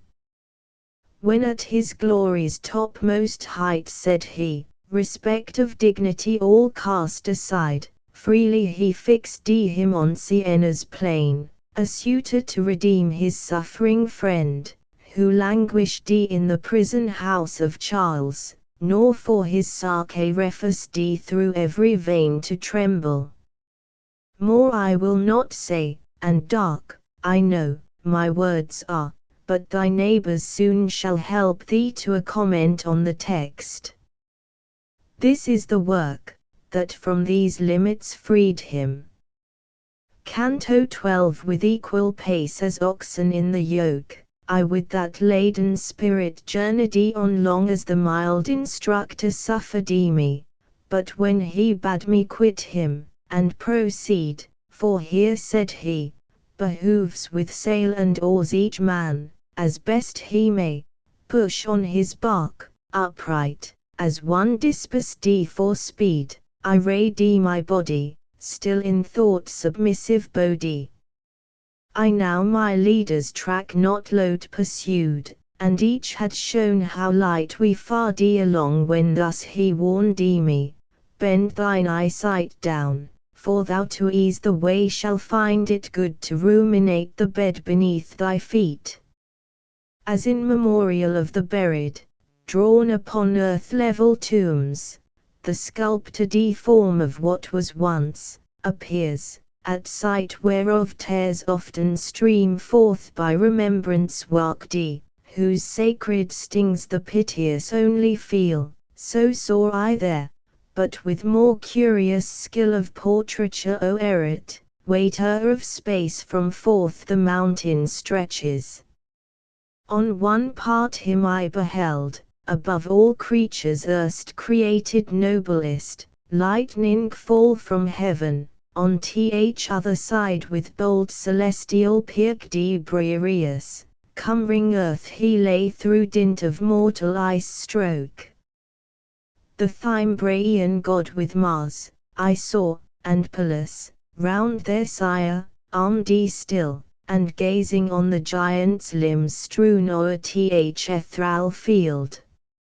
Nimrod I saw, at foot of the stupendous work he stood, as if bewildered, looking on the crowd leagued in his proud attempt on Sinner's plain.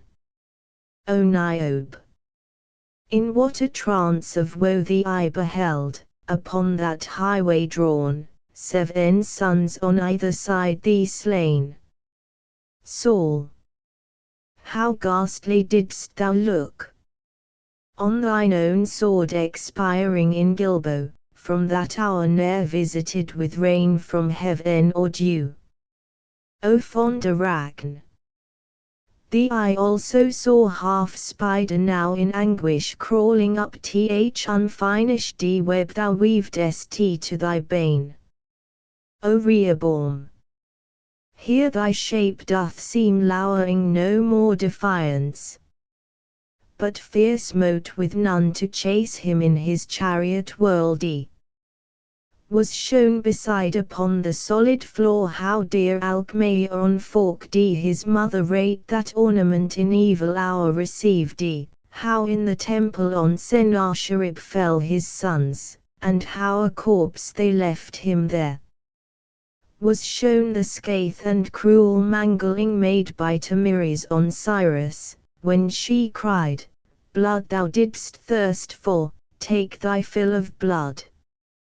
Was shown how routed in the battle fled Assyrians, Holofernes slain, and en the relics of the carnage.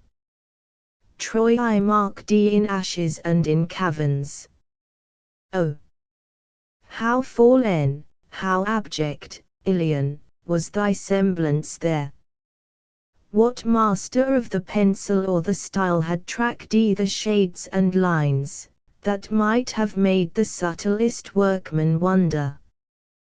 Dead the dead, the living seemed alive, with clearer view his eye beheld not who beheld the truth, than mine what I did tread on, while I went low bending. Now swell out, and with stiff necks pass on, ye sons of Eve. Veil not your looks, lest they descry the evil of your path.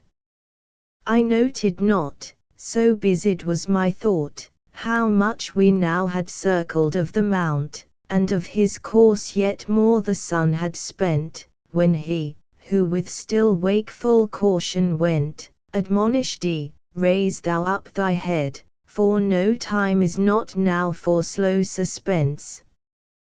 Behold that way an angel hasting towards us. Lo! Where duly the 6th handmaid doth return from service on the day.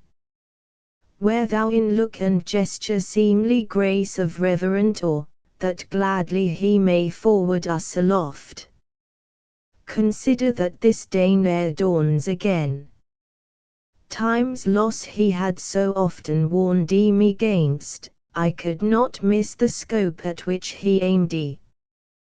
The goodly shape approached us, snowy white in vesture, and with visage casting streams of tremulous lustre like the matin star. His arms he opened, then his wings, and spake, onward, the steps, behold, are near, and now ascent is without difficulty gained. A scanty few are they, who when they hear such tidings, hasten. O ye race of men though born to soar, why suffer ye a wind so slight to baffle ye? He led us on where the rock parted, here against my front did beat his wings, then promised I should fare in safety on my way. As to ascend that steep, upon whose brow the chapel stands, o'er Rubicant, looking lordly down on the well-guided city, up the right impetuous rise is broken by the steps carved in that old and simple age, when still the registry and label rested safe. Thus is acclivity relieved, which here precipitous from the other circuit falls, but on each hand the tall cliff presses close. As entering there we turned, voices, in strain ineffable, sang, blessed are the poor in spirit. Ah, how far unlike to these the straits of hell, here songs to usher us, their shrieks of woe. We climb the holy stairs, and lighter to myself by far I seemed than on the plain before, whence thus I spake, say, Master, of what heavy thing have I been lightened, that scarce aught the sense of toil affects me journeying? He in few replied, when sin's broad characters, that yet remain upon thy temples, though well nigh effacted, shall be, as one is, all clean raised out, then shall thy feet by heartiness of will be so o'ercome, they not alone shall feel no sense of labour, but delight much more shall wait the murky along their upward way. Then like to one, upon whose head is plaqued somewhat he deems not of but from the becks of others as they pass him by, his hand lends therefore help to assure him, searches, finds, and well performs such office as the eye wants power to execute, so stretching forth the fingers of my right hand, did I find 6 only of the letters, which his sword who bare the keys had tracked upon my brow. The leader, as he marked mine action, smiled. Canto 13. We reached the summit of the scale, and stood upon the second buttress of that mount which he leth him who climbs. A cornice there, like to the former, girdles round the hill, save that its arch with sweep less ample bends. Shadow nor image there is seen, all smooth the rampart and the path, reflecting naught but the rock's sullen hue. If here we wait for some to question, said the bard, I fear our choice may haply meet too long delay. Then fixedly upon the sun his eyes he fastened, made his right the central point from whence to move, and turned the left aside. O pleasant light, my confidence and hope, conduct us thou, he cried, on this new way, where now I venture, leading to the bourne we seek. The universal world to thee owes warmth and lustre. If no other cause forbid, thy beams should ever be our guide. Far, as is measured for a mile on earth, in brief space had we journeyed, such prompt will impel and towards us flying, now were heard spirits invisible, who courteously unto love's table bade the welcome guest. The voice, that first slew by, called forth aloud, they have no wine, so on behind us passed, those sounds reiterating, nor yet lost in the faint distance, when another came crying, I am Orists, and alike winged its fleet way. O Father! I exclaimed, what tongues are these? And as I questioned, lo! A third exclaiming, love ye those have wronged you. This circuit, said my teacher, knots the scourge for envy, and the cords are therefore drawn by charity's correcting hand. The curb is of a harsher sound, as thou shalt hear, if I deem rightly, ere thou reach the pass, where pardon sets them free.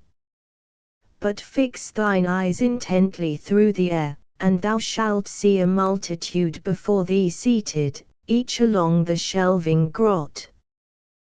Then more than erst I opened my eyes, before me viewed, and saw shadows with garments dark as was the rock, and when we passed a little forth, I heard a crying, Blessed Mary, pray for us, Michael and Peter, all ye saintly host. I do not think there walks on earth this day man so remorseless, that he hath not yearned with pity at the sight that next I saw. Mine eyes a load of sorrow teemed, when now I stood so near them, that their semblances came clearly to my view. Of sackcloth vile their cofering seemed, and on his shoulder one did stay another, leaning, and all leaned against the cliff. Thus the blind and poor, near the confessionals, to crave an alms, stand, each his head upon his fellow's sunk, so most to stir compassion, not by sound of words alone, but that, which moves not less, the sight of Miss R.Y. And as never beam of noonday visiteth the eyeless man, so was heaven a niggard unto these of his fair light, for, through the orbs of all, a thread of wire, impiercing, knits them up, as for the taming of a haggard hawk. It were a wrong, methought, to pass and look on others, yet myself the while unseen. To my sage counsel therefore did I turn. He knew the meaning of the mute appeal, nor waited for my questioning, but said, Speak, and be brief, be subtle in thy words. On that part of the cornice, whence no remingles its steep fall, did Virgil come, on the other side me were the spirits, their cheeks bathing devout with penitential tears, that through the dread impalement forked away. I turned me to them, and O shades, said I, as a that to your eyes unveiled shall shine the lofty light, sole object of your wish, so may heaven's grace clear whatsoe'er of foam floats turbid on the conscience, that thenceforth the stream of mind roll limpid from its source, as ye declare, for so shall ye impart a boon I dearly prize, if any soul of Latium dwell among ye, and perchance that soul may profit, if I learn so much. My brother, we are each one citizens of one true city. Any thou wouldst say, who lived a stranger in Italia's land. So heard I answering, as appealed a voice that onward came some space from whence I stood. A spirit I noted, in whose look was marked expectance. Ask ye how? The chin was rayed as in one reft of sight. Spirit, said I, who for thy rise art tutoring, if thou be that which didst answer to me, or by place or name, disclose thyself, that I may know thee. I was it, answered he, of Siena, here I cleanse away with these the evil life, soliciting with tears that he, who is, vouchsafe him to us. Though sapienam in sapience I excel not, gladder far of others' hurt, than of the good befell me. That thou mayst own I now deceive thee not, here, if my folly were not as I speak it. When now my years slopped waning down the arch, it so bechanced my fellow citizens nearly met their enemies in the field, and I prayed God to grant what he had willed. There were they vanquished, and betook themselves unto the bitter passages of flight. I marked the hunt, and waxing out of bounds in gladness, lifted up my shameless brow, and like the Merlin cheated by a gleam, cried, it is over. Heaven, fear thee not. Upon my verge of life I wished for peace with God, nor repentance had supplied what I did lack of duty, were it not the hermit Piero, touched with charity, in his devout orisons thought on me. But who art thou that questionest of our state, who goest to my belief, with lids unclosed, and breathest in thy talk? Mine eyes, said I, may yet be here ta'en from me, but not long, for they have not offended grievously with envious glances. But the woe beneath urges my soul with more exceeding dread. That nether load already weighs me down. She thus, who then amongst us here aloft hath brought thee, if thou weenest to return. He answered, I, who standeth mute beside me. I live, of me ask therefore, chosen spirit, if thou desire I yonder yet should move for thee my mortal feet. Oh, she replied, this is so strange a thing, it is great sign that God doth love thee. Therefore with thy prayers sometime assist me, and by that I crave, which most thou covetest, that if thy feet tread on Tuscan soil, thou save my fame amongst my kindred.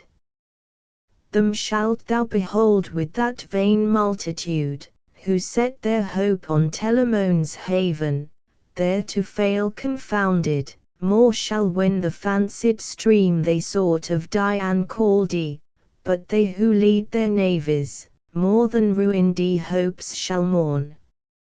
Canto 14. Say who is he around our mountain winds, or ever death has pruned his wing for flight, that ops his eyes and covers them at will. I know not who he is, but know thus much, he comes not singly. Do thou ask of him, for thou art nearer to him, and take heed, accost him gently, so that he may speak. Thus on the right two spirits bending each toward the other, talked of me, then both addressing me, their faces backward leaned, and thus the one began, O soul, who yet pent in the body, tendest towards the sky. For charity, we pray thee comfort us, recounting whence thou comest, and who thou art, for thou dost make us at the favour shown thee marvel, as at a thing that ne'er hath been. There stretches through the midst of Tuscany, I straight began, a brooklet, whose wellhead springs up in Foltrina, with his race not satisfied, when he some 100 miles hath measured. From his bank spring, I this frame. To tell you who I am were words misspent, for yet my name scarce sounds on rumour's lip. If well I do incorporate with my thought the meaning of thy speech, said he, who first addressed me, thou dost speak of Arno's wave. To whom the other, why hath he concealed the title of that river, as a man doth of some horrible thing? The spirit, who thereof was questioned, did acquit him thus, I know not, but 'tis fitting well the name should perish of that vale, for from the source where teems so plenteously the alpine steep maimed of Pelorus, that doth scarcely pass beyond that limit, even to the point where e'en to ocean is rested, what heaven drains from exhaustless store for all earth's streams, throughout the space is virtue worried down, as 'twere a snake, by all, for mortal foe, or through disastrous influence on the place, or else distortion of misguided wills, that custom goads to evil, whence in those, the dwellers in that miserable vale, nature is so transformed, it seems as they had shard of Circe's feeding. Midst brute swine, worthier of acorns than of other food created for man's use, he shapeth first his obscure way, then, sloping onward, finds curs, snarlers more in spite than power, from whom he turns with scorn aside, still journeying down, by how much more the cursed and luckless foss swells out to largeness, so much it finds dogs turning into wolves. Descending still through yet more hollow eddies, next he meets a race of foxes, so replete with craft, they do not fear that skill can master it. Nor will I cease because my words are heard by other ears than thine. It shall be well for this man, if he keep in memory what from no erring spirit I reveal. Lo! Behold thy grandson, that becomes a hunter of those wolves, upon the shore of the fierce stream, and cows them all with dread, their flesh yet living sets he up to sale, then like an aged beast to slaughter dooms. Many of life he reaves, himself of worth and goodly estimation. Smeared with gore, mark how he issues from the rueful wood, leaving such havoc, that in 1,000 years it spreads not to prime lusterhood again.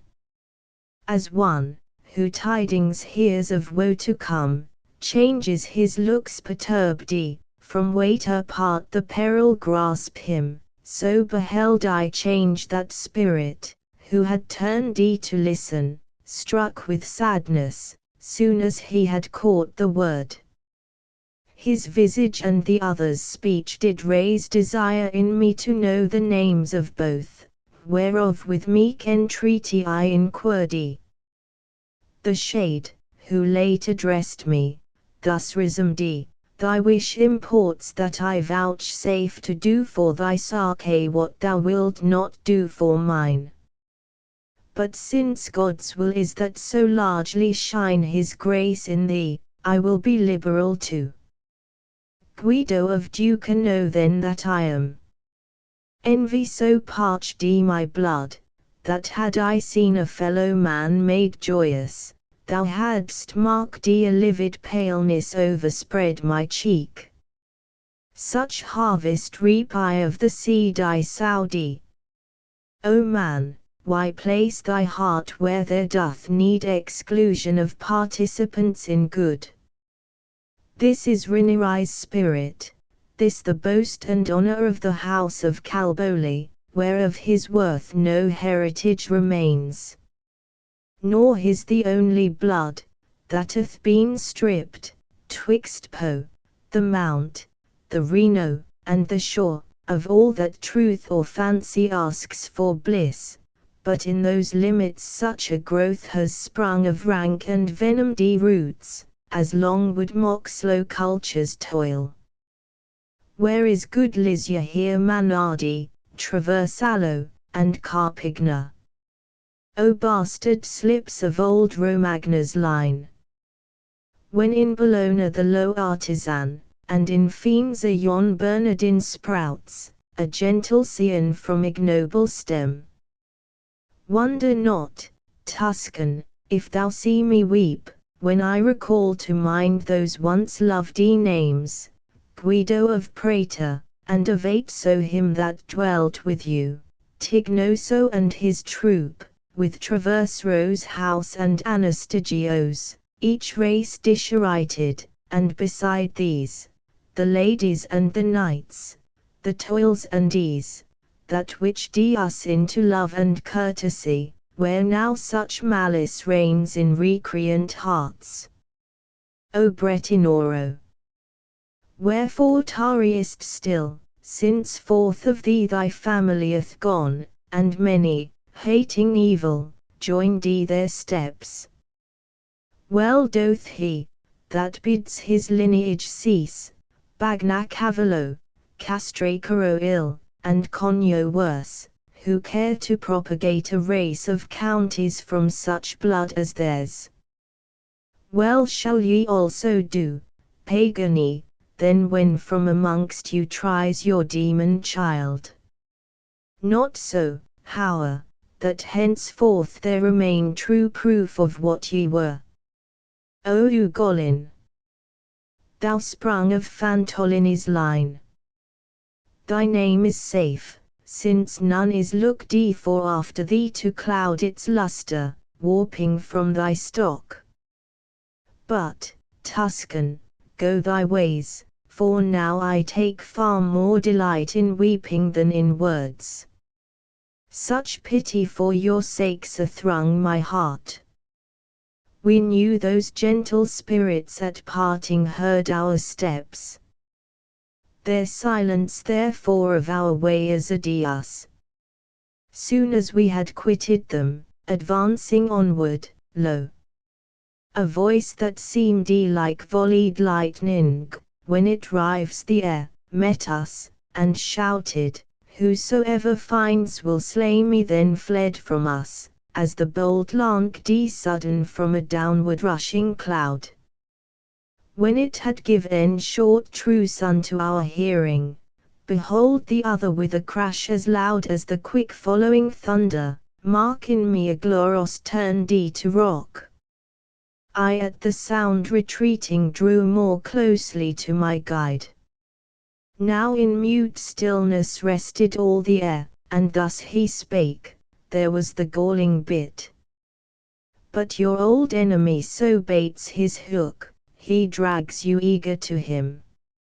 Hence nor curb avails you, nor reclaiming call. Heaven calls and round about you wheeling courts your gaze with everlasting beauties. Yet your eye turns with fond doting still upon the earth.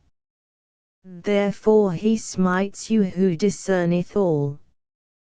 Canto 15. As much as twixt the third hour's close and dawn, appeareth of heaven's sphere, that ever whirls as restless as an infant in his play, so much appeared he remaining to the sun of his slope journey towards the western goal.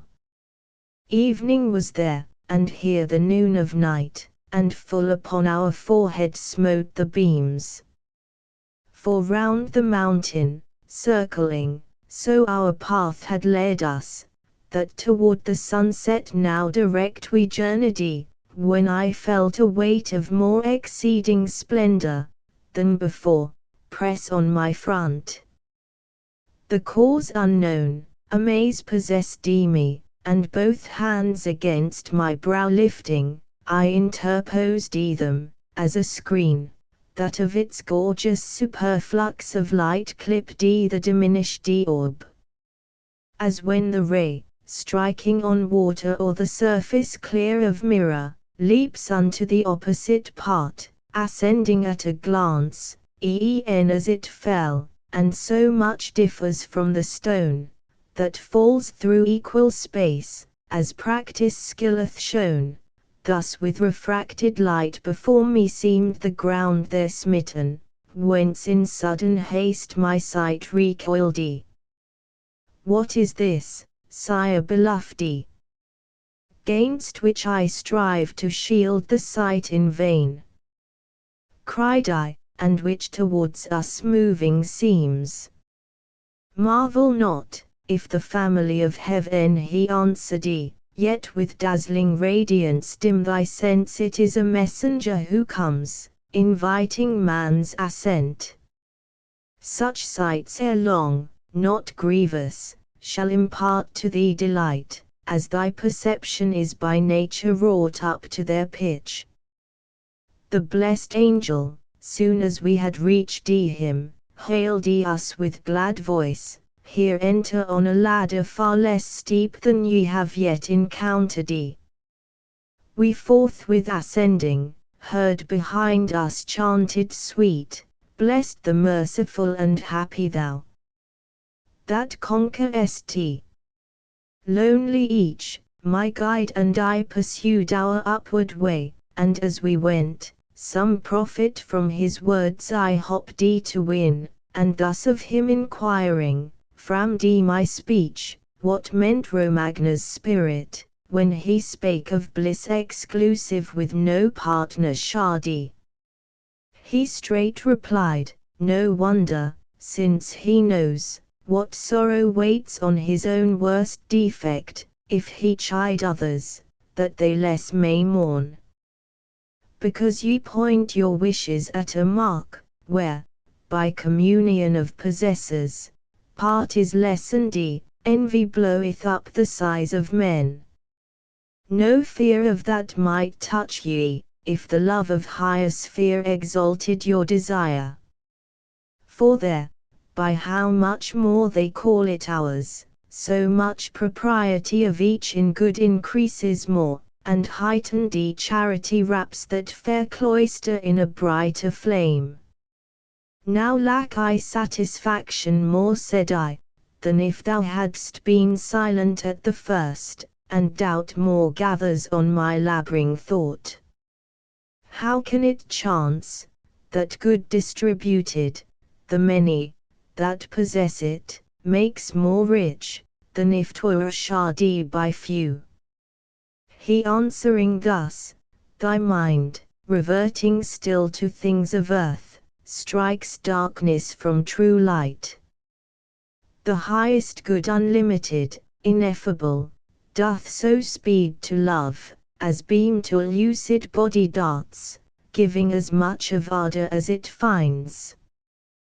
The sempiternal effluence streams abroad spreading, wherever charity extends. So that the more aspirants to that bliss are multiplied, more good is there to love, and more is loved, as mirrors, that reflect, each unto other, propagated light. If these my words avail not to allay thy thirsting, Beatrice thou shalt see, who of this want, and of all else thou hast, shall rid thee to the full. Provide but thou that from thy temples may be soon eras even as the two already, those 5 scars, that when they pain thee worst, then kindliest heal thou. I had said, content st me when I saw the other round was gained and wondering eyes did keep me mute. There suddenly I seemed by an ecstatic vision rapt away, and in a temple saw, without, a crowd of many persons, and at th entrance stood a dame, whose sweet demeanour did express a mother's love, who said, Child, why hast thou dealt with us thus? Behold thy sire and I sorrowing have sought thee, and so held her peace, and straight the vision fled.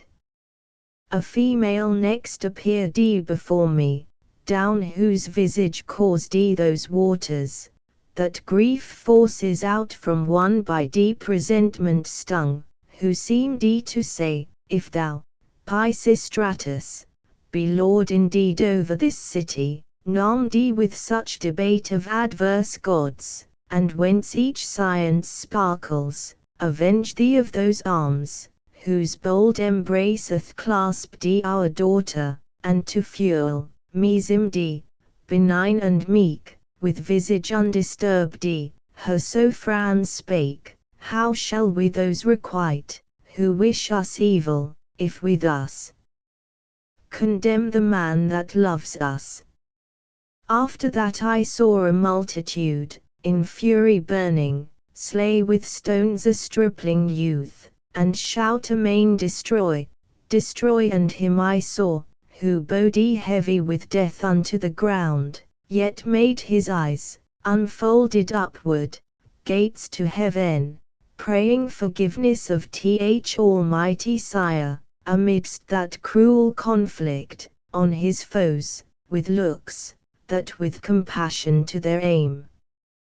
Soon as my spirit, from her airy flight returning, sought again the things, whose truth depends not on her shaping, I observed how she had roved to no unreal scenes meanwhile the leader, who might see I moved as one, who struggles to shake off his sleep, exclaimed what ails thee, that thou canst not hold thy footing firm, but more than half a league hast travelled with closed eyes and tottering gait, like to a man by wine or sleep o'ercharged. Beloved father, so thou deigns, said I, to listen, I will tell thee what appeared before me, when so failed my sinking steps.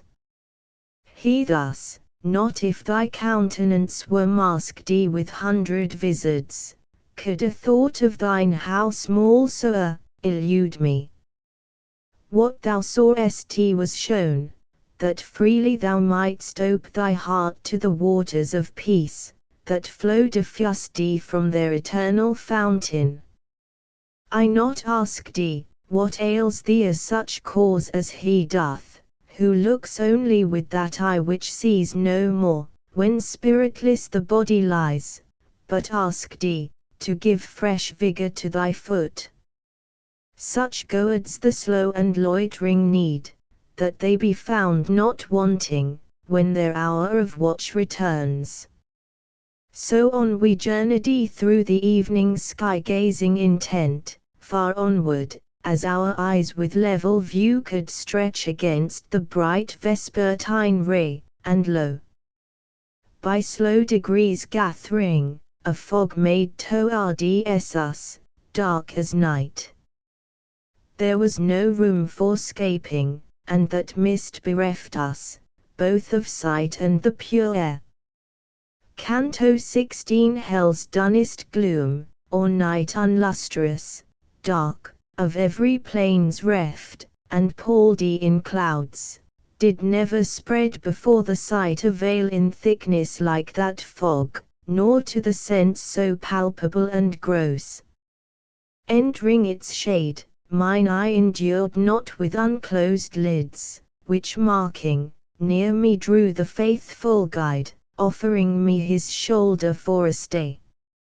as the blind man behind his leader walks, lest he should err, or stumble unawares on what might harm him, or perhaps destroy, I journeyed through that bitter air and foul, still listening to my escort's warning voice, look that from me thou part not. Straight I heard voices, and each one seemed to pray for peace, and for compassion, to the Lamb of God that taketh sins away.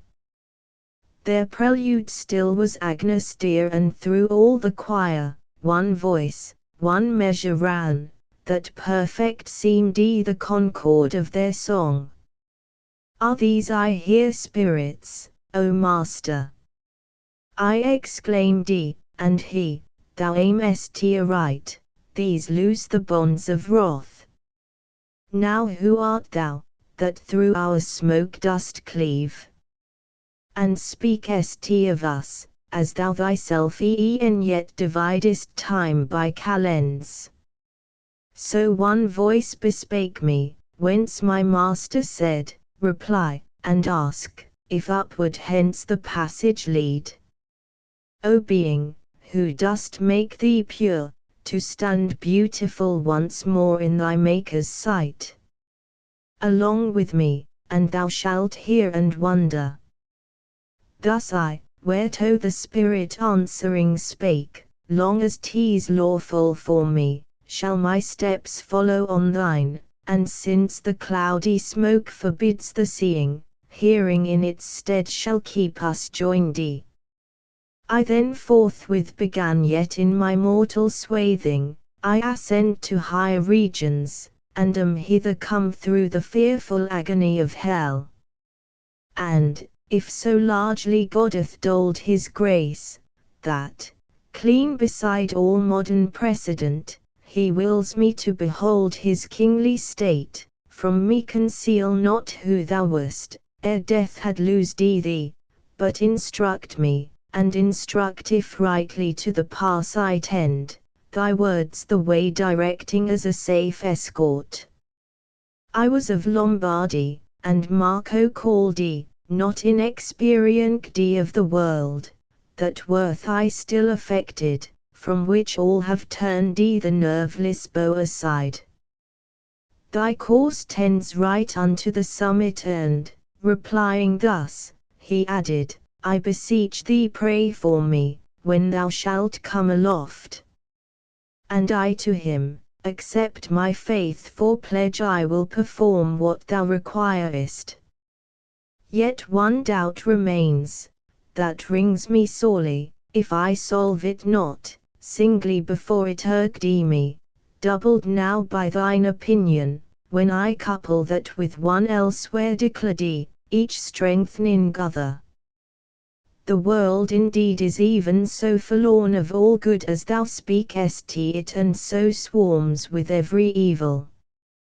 Yet, beseech thee, point the cause out to me, that myself may see, and unto others show it, for in heaven one places it, and one on earth below. Then heaving forth a deep and audible sigh, brother, he thus began, the world is blind, and thou in truth comest from it. Ye, who live, do so each cause refer to heaven above, e'en as its motion of necessity drew with it all that moves. If this were so, free choice in you were none, nor justice would there should be joy for virtue, woe for ill. Your movements have their primal bent from heaven, not all, yet said I all, what then ensues? Light have ye still to follow evil or good, and of the will free power, which, if it stand firm and unwearied in heaven's first assay, conquers at last, so it be cherished well, triumphant over all. To mightier force, to better nature subject, ye abide free, not constrained by that, which forms in you the reasoning mind uninfluenced of the stars. If then the present race of mankind seek in yourselves the cause, and find it there. Herein thou shalt confess me no false spy. Forth from his plastic hand, who Chandi beholds her image ere she yet exist, the soul comes like a babe, that wantons sportively weeping and laughing in its wayward moods, as artless and as ignorant of aught, save that her Maker being one who dwells with gladness ever, willingly she turns to waiter yields her joy.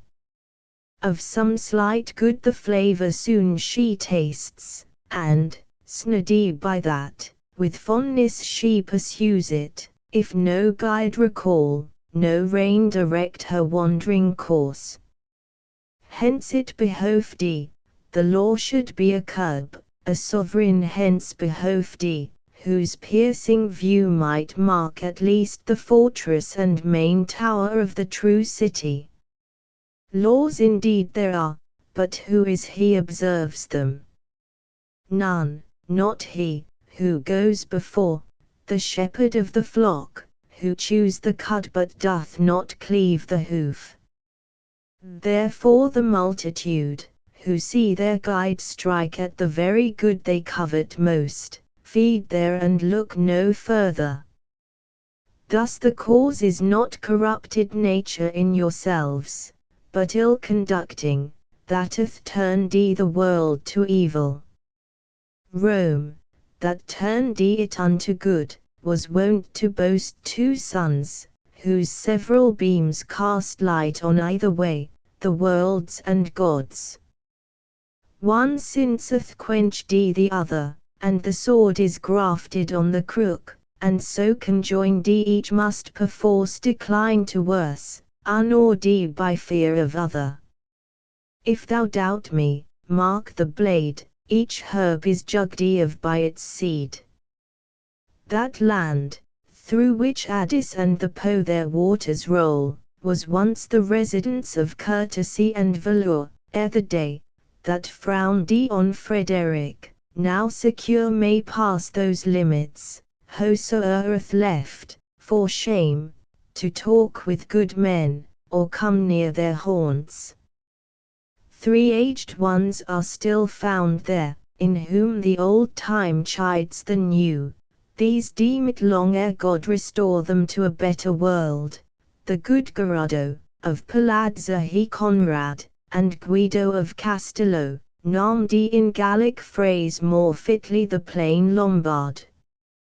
On this at last conclude. The Church of Rome, mixing two governments that ill assort, hath missed her footing, fallen into the mire, and there herself and burden much defilled. O Marco! I replied, shine arguments convince me, and the cause I now discern why of the heritage no portion came to Levi's offspring. But resolve me this who that Gerardo is, that as thou say'st is left a sample of the perished race, and for rebuke to this untoward age. Either thy words, said he, deceive, or else are meant to try me, that thou, speaking Tuscan, appearest not to have heard of good Gerardo, the sole addition that, by which I know him, unless I borrowed from his daughter Gaia another name to grace him. God be with you. I bear you company no more. Behold the dawn with white ray glimmering through the mist. I must away, the angel comes, ere he appear. He said, and would not hear me more. Canto 17 Call to Remembrance, Reader, if thou errest, on a mountain top, been ta'en by cloud, through which thou sawest no better, than the mole doth through a parcou's membrane, then, whene'er the what are why vapours dense began to melt into thin air, how faintly the sun's sphere seemed wading through them, so thy nimble thought may image, how at first I re-beheld the sun, that bedward now his couch o'erhung. Thus with my leader's feet still equaling pace from forth that cloud I came, when now expurdy the parting beams from off the nether shores. O quick and forgettive power, that sometimes dost so rob us of ourselves, we take no mark though round about us thousand trumpets clang. What moves thee, if the senses stir not? Light kindled in heaven, spontaneous, self-informed, or likelier gliding down with swift elapse by will divine. Portrayed before me came the traces of her dire impiety, whose form was charmed into the bird, that most delights itself in song, and here my mind was inwardly so rapt, it gave no place to aught that asked admittance from without. Next showered into my fantasy a shape as of one crucified, whose visage spake fell rancor, malice deep, wherein he died, and round him Ahasuerus the great king, Esther his bride, and Mordecai the just, blameless in word and deed. As of itself that unsubstantial coinage of the brain burst, like a bubble, which the water fails that fed it, in my vision straight uprose a damsel weeping loud, and cried, O Queen! O Mother! Wherefore has intemperate ire driven thee to loathe thy being? Not to lose Lavinia, desperate thou hast slain thyself. Now hast thou lost me. I am she, whose tears mourn, ere I fall, a mother's timeless end. As a sleep breaks off, if suddenly new radiance strike upon the closed lids, the broken slumber quivering ere it dies, thus from before me sunk that imagery vanishing, soon as on my face there struck the light, outshining far our earthly beam. As round I turned me to survey what place I had arrived at, hear ye mount exclaimed a voice, that other purpose left me none, save will so eager to behold who spake, I could not choose but gaze. As for the sun, that weighs our vision down, and veils his form in light transcendent, thus my virtue failed unequal. This is spirit from above, who marshals us our upward way, unsought, and in his own light shrouds him. As a man doth for himself, so now is done for us. For whoso waits imploring, yet sees need of his prompt aidance, sets himself prepared for blunt denial, ere the suit be made. Refuse we not to lend a ready foot at such inviting, haste we to ascend, before it darken, for we may not then, till morn again return. So spake my guide, and to one ladder both addressed our steps, and the first stair approaching, I perceived near me as 'twere the waving of a wing, that fanned my face and whispered, blessed they the peacemakers, they know not evil wrath. Now to such height above our heads were rayed the last beams, followed close by hooded night, that many a star on all sides through the gloom shone out. Why partiest from me, O my strength? So with myself I communed, for I felt my o'er-toiled sinews slacken. We had reached the summit, and were fixed like to a bark arrived at land. And waiting a short space, if aught should meet mine ear in that new round, then to my guide I turned and said, Loved sire, declare what guilt is on this circle purged. If our feet rest, no need thy speech should pause. He thus to me, the love of good, waiter wanted of just proportion, here fulfills. Here plies afresh the oar, that loiter thee ill. But that thou mayst yet clearlier understand, give ear unto my words, and thou shalt cull some fruit may please thee well, from this delay. Creator, nor created being, ne'er, my son he thus began, was without love, or natural, or the free spirit's growth.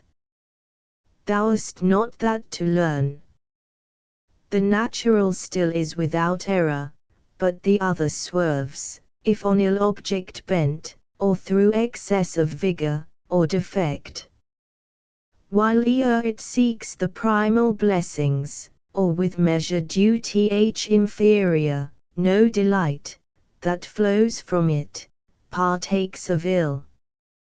But let it warp to evil, or with more ardor than behooves, or less. Pursue the good, the thing created then works gainst its maker. Hence thou must infer that love is germin of each virtue in ye, and of each act no less, that merits pain. Now since it may not be, but love intend the welfare mainly of the thing it loves, all from self-hatred are secure, and since no being can be thought to exist apart and independent of the first, a bar of equal force restrains from hating that. Grant the distinction just, and it remains the evil must be another's, which is loved. 3 ways such love is gendered in your clay. There is who hopes, his neighbor's worth depressed, preeminence himself, and covets hence for his own greatness that another fall. There is who so much fears the loss of power, fame, favor, glory, should his fellow mount above him, and so sickens at the thought, he loves their opposite, and there is he, whom wrong or insult seems to gall and shame that he doth thirst for vengeance, and such needs must dote on others' evil. Here beneath this threefold love is mourned. Of th other sort be now instructed, that which follows good but with disordered and irregular course. All indistinctly apprehend a bliss on which the soul may rest, the hearts of all yearn after it, and to that wished born all therefore strive to tend. If ye behold or seek it with a love remiss and lax, this cornice after just repenting lays its penal torment on ye. Other good there is, where man finds not his happiness, it is not true fruition, not that blessed essence, of every good the branch and root. The love too lavishly bestowed on this, along 3 circles over us, is mourned. Account of that division tripartite expect not, fitter for thine own research. Canto 18 the teacher ended, and his high discourse concluding, earnest in my looks inquired if I appeared content, and I, whom still unsated thirst to hear him urged, was mute outwardly, yet inwardly I said, perchance my too much questioning offends but he, true father, marked the secret wish by diffidence restrained and speaking, gave me boldness thus to speak, Master, my sight gathers so lively virtue from thy beams, that all thy words convey, distinct is seen. Wherefore I pray thee, Father, whom this heart holds dearest, thou wouldst deign by proof to unfold that love, from which as from their source thou bringest all good deeds and their opposite. He then, to what I now disclose be thy clear ken directed, and thou plainly shalt behold how much those blind have erred, who make themselves the guides of men. The soul, created apt to love, moves versatile which way soe'er aught pleasing prompts her, soon as she is worked by pleasure into act. Of substance true your apprehension forms its counterfeit, and in you the ideal shape presenting attracts the soul's regard. If she, thus drawn, incline toward it, love is that inclining, and a new nature knit by pleasure in ye. Then as the fire points up, and mounting seeks his birthplace and his lasting seat, thus enters the captive soul into desire, which is a spiritual motion, that ne'er rests before enjoyment of the thing it loves. Enough to show thee, how the truth from those is hidden, who aver all love a thing praiseworthy in itself, although perhaps its substance seems still good. Yet if the wax be good, it follows not th impression must.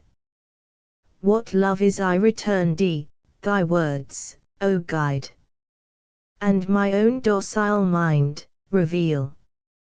Yet thence new doubts have sprung. For from without if love be offered to us, and the spirit knows no other footing, tends she right or wrong, is no desert of hers. He answering thus, what reason here discovers I have power to show thee, that which lies beyond, expect from Beatrice, faith not reason's task. Spirit, substantial form, with matter joined not in confusion mixed hath in itself specific virtue of that union born, which is not felt except it work, nor proof but through effect, as vegetable life by the green leaf. From whence his intellect deduced its primal notices of things, man therefore knows not, or his appetites their first affections, such in you, as zeal in bees to gather honey, at the first, volition, meriting nor blame nor praise. But o'er each lower faculty supreme, that as she list are summoned to her bar, ye have that virtue in you, whose just voice uttereth counsel, and whose word should keep the threshold of assent. Here is the source, whence cause of merit in you is derived, as the affections good or ill she takes, or severs, winnowed as the chaff. Those men who reasoning went to depth profoundest, marked that innate freedom, and were thence inducted to leave their moral teaching to the world. Grant then, that from necessity arise all love that glows within you, to dismiss or harbor it, the POWR is in yourselves. Remember, Beatrice, in her style, denominates free choice by eminence the noble virtue, if in talk with thee she touch upon that theme. The moon, well nigh to midnight hour belated, made the stars appear to wink and fade, and her broad disk seemed like a crag on fire, as up the vault that course she journeyed, which the sun then warms, when they of Rome behold him at his set, betwixt Sardinia and the Corsic isle. And now the weight, that hung upon my thought, was lightened by the aid of that clear spirit, who raiseth and is above Mantua's name. I therefore, when my questions had obtained solution plain and ample, stood as one musing in dreary slumber, but not long slumbered, for suddenly a multitude, the steep already turning, from behind, rushed on. With fury and like random rout, as echoing on their shores at midnight heard Ismenus and Asopus, for his Thebes if Bacchus' help were needed, so came these tumultuous, curving each his rapid step, by eagerness impelled of holy love. Soon they o'ertook us, with such swiftness moved the mighty crowd. Two spirits at their head cried weeping, Blessed Mary sought with haste the hilly region. Caesar to subdue Iliada, darted in Marseilles his sting, and flew to Spain. "O tarry not, away," the others shouted, "let not time be lost through slackness of affection. Hearty zeal to serve reanimates celestial grace.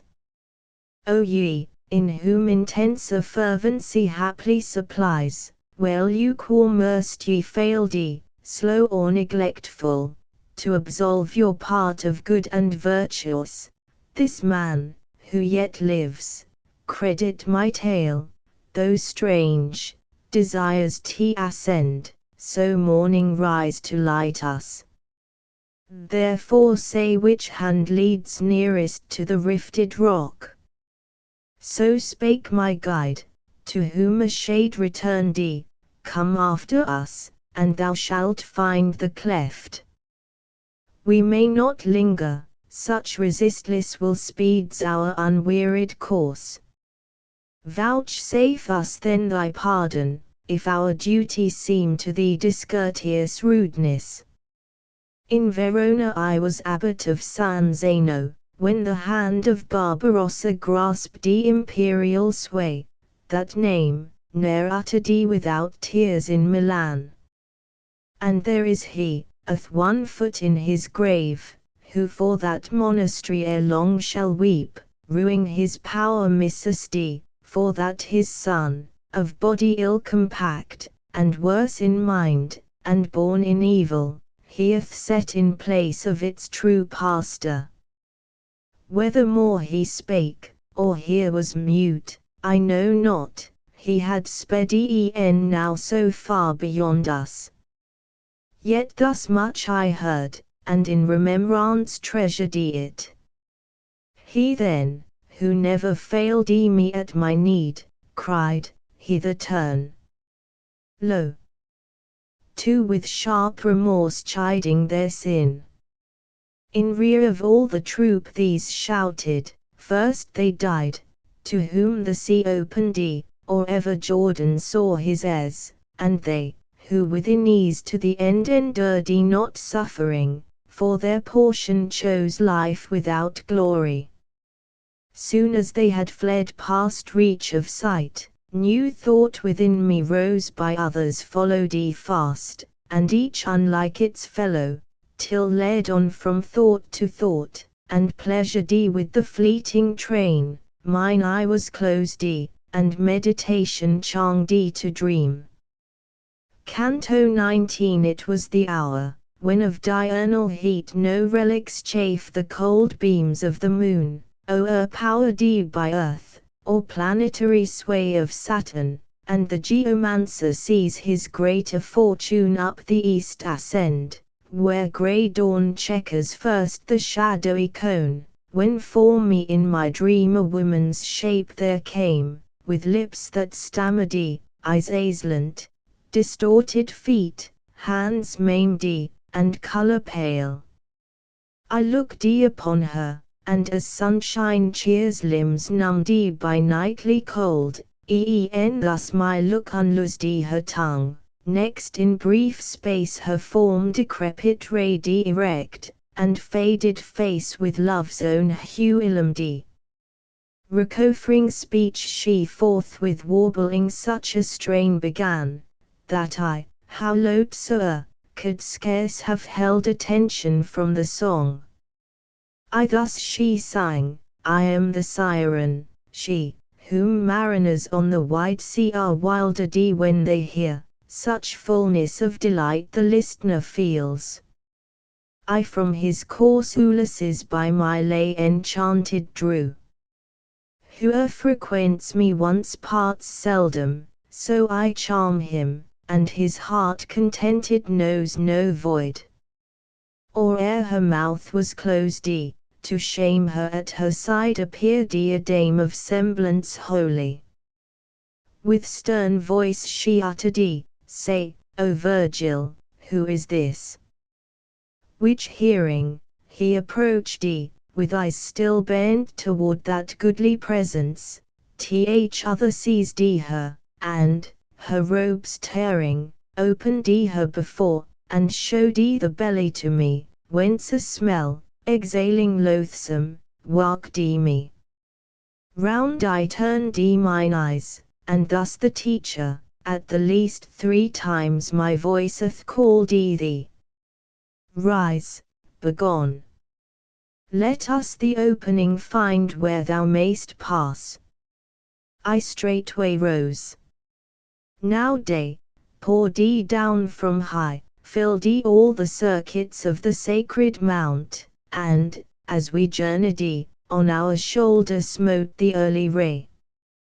I followed stooping low my forehead, as a man, o'ercharged with thought, who bends him to the likeness of an arch, that midway spans the flood, when thus I heard, Come, enter here in tone so soft and mild, as never met the ear on mortal strand. With swan-like wings dispread and pointing up, who thus had spoken marshalled us along, where each side of the solid masonry the sloping walls returred, then moved his plumes, and fanning us, affirmed that those, who mourn, are blessed, for that comfort shall be theirs. What aileth thee, that still thou lookest to earth? Began my leader, while angelic shape a little over us his station took. New vision, I replied, athrade in me surmising strange and anxious doubts, whereon my soul intent allows no other thought or room or entrance. Hast thou seen, said he, that old enchantress, her, whose whiles alone the spirits o'er us weep for? Hast thou seen how man may free him of her bonds? Enough. Let thy heels spurn the earth, and thy ray can fix on the lure, which heaven's eternal King whirls in the rolling spheres.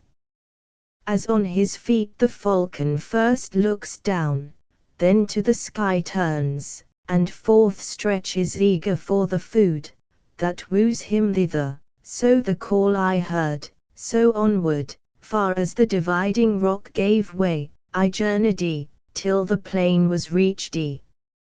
On the 5th circle when I stood at large, a race appeared before me, on the ground all downward lying prone and weeping sore. My souleth cleaved to the dust, I heard with sighs so deep, they well nigh choked the words. O ye elect of God, whose penal woes both hope and justice mitigate, direct towards the steep rising our uncertain way. If ye approach secure from this our doom, prostration, and would urge your course with speed, see that ye still to rightward keep the brink. So them the bard besought, and such the words, beyond us some short space, in answer came. I noted what remained yet hidden from them, thence to my liege's eyes mine eyes I bent, and he, forthwith interpreting their suit, beckoned his glad assent. Free then to act, as pleased me, I drew near, and took my stand o'er that shade, whose words I late had marked. And, Spirit, I said, in whom repentant tears mature that blessed hour, when thou with God shalt find acceptance, for a while suspend for me that mightier care. Say who thou wast, why thus ye grovel on your bellies prone, and if in aught ye wish my service there, whence living I am come. He answering spake the cause why heaven our back toward his cope reverses, shalt thou know, but me know first the successor of Peter, and the name and title of my lineage from that stream, that twixt Giaveri and Siestri draws his limpid waters through the lowly glen. A month and little more by proof I learnt, with what a weight that robe of Sov reinty upon his shoulder rests, who from the mire would guard it, that each other fardel seems but feathers in the balance.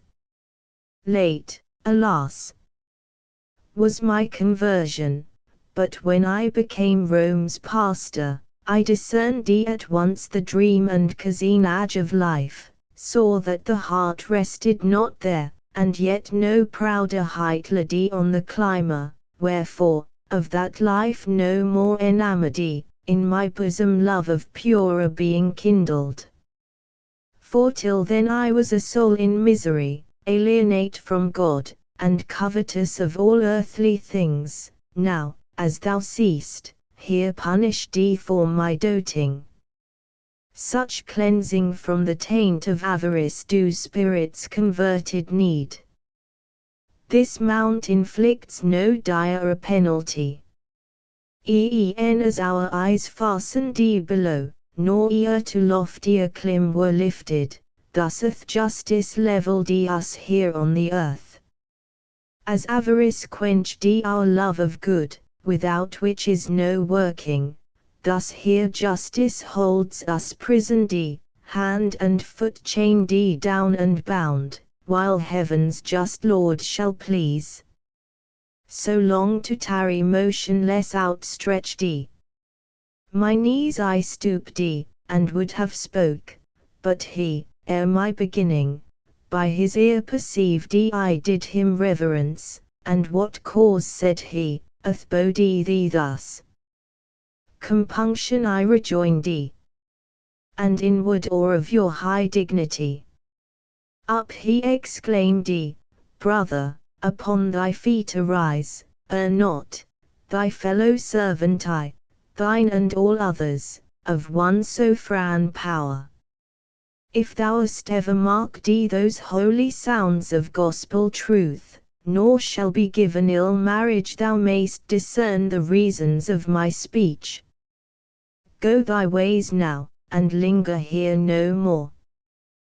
Thy tarrying is a let unto the tares, with which I hasten that whereof thou sparkest. I have on earth a kinswoman, her name Alighieri, worthy in herself, so ill example of our house corrupt her not, and she is all remaineth of me there.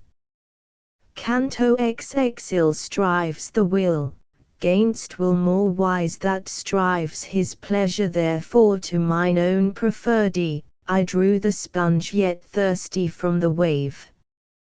Onward I moved he also onward moved who led me, coasting still, wherever place along the rock was vacant, as a man walks near the battlements on narrow wall.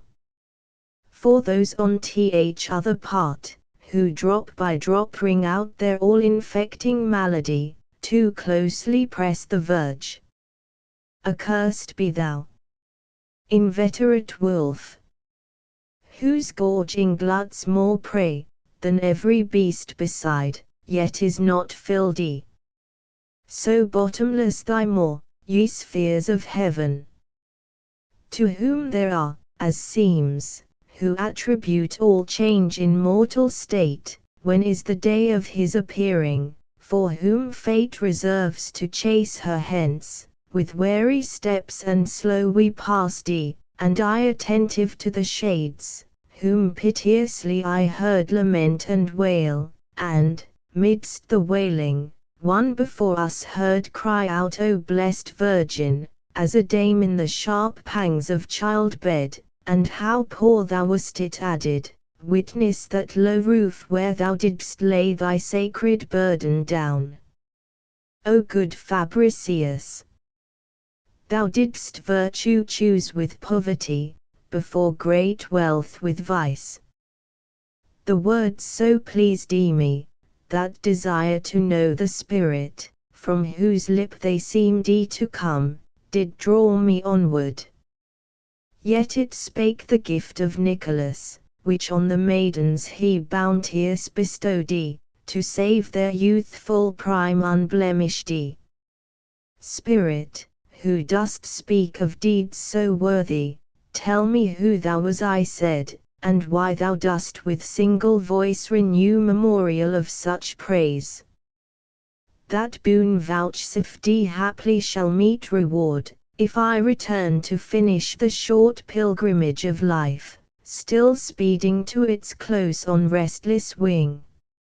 I answered he will tell thee, not for hell, which thence I look for, but that in thyself grace so exceeding shines, before thy time of mortal dissolution.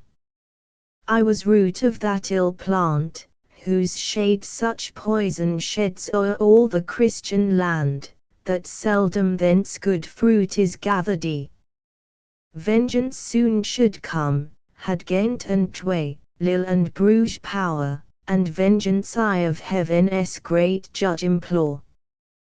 Hugh Capet was I high, from me descend the Philips and the Louis, of whom France newly is governed, born of one, who plied the slaughterer's trade at Paris.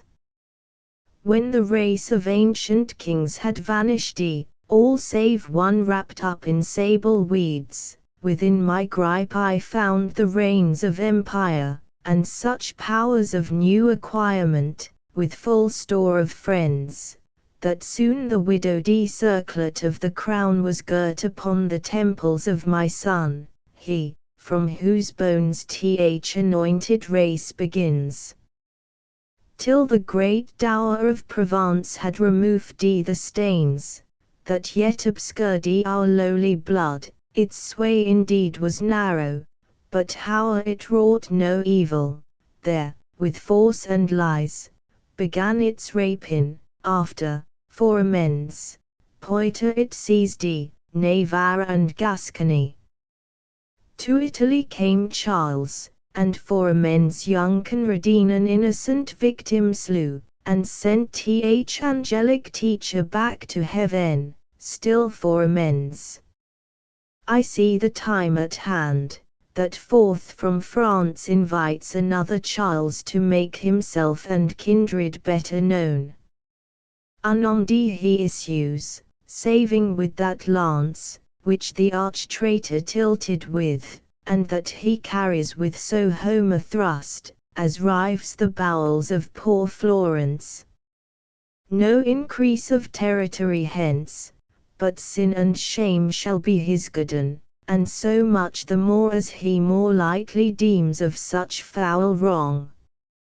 I see the other, who a prisoner late had steps on shore, exposing to the mart his daughter, whom he bargains for, as do the corsairs for their slaves. O avarice! What canst thou more, who hast subdued our blood so wholly to thyself, they feel no care of their own flesh. To hide with dire guilt past ill and future, lo! The flower de luce enters a Lagna. In his vicar Christ himself a captive, and his mockery acted again. Lo! To his holy lip the vinegar and gall once more applied. And he twixt living robbers doomed to bleed. Lo! The new Pilate, of whose cruelty such violence cannot fill the measure up, with no degree to sanction, pushes on into the temple his yet eager sails. O Sovereign Master, when shall I rejoice to see the vengeance, which thy wrath well pleased in secret silence broods, while daylight lasts, so long what thou didst hear of her, sole spouse of the Great Spirit, and on which thou turnedst to me for comment, is the general theme of all our prayers, but when it darkens, then a different strain we utter, then record Pygmalion, whom his gluttonous thirst of gold made traitor, robber, parricide, the woes of Midas, which his greedy wish ensued, mark D. For derision to all future times, and the fond Achan, how he stole the prey, that yet he seems by Joshua's ire pursued. Sapphira with her husband next, we blame, and praise the 4 feet, that with furious ramp spurn Heliodorus. All the mountain round rings with the infamy of Thracia's king, who slew his Phrygian charge, and last a shout ascends, declare, O Crassus, for thou knowest the flavor of thy gold. The voice of each now high now low, as each his impulse prompts, is led through many a pitch, acute or grave. Therefore, not singly, I rehearse that blessedness we tell of in the day, but near me none beside his accent ready. From him we now had parted, and essayed with utmost efforts to surmount the way, when I did feel, as nodding to its fall, the mountain tremble, whence an icy chill seized on me, as on one to death conveyed. So shook not Delos, when Latona there couched to bring forth the twin-born eyes of heaven. Forthwith from every side a shout arose so vehement, that suddenly my guide drew near, and cried, Doubt not, while I conduct thee. Glory, all shouted, such the sounds mine ear gathered from those, who near me swelled the sounds, glory in the highest be to God.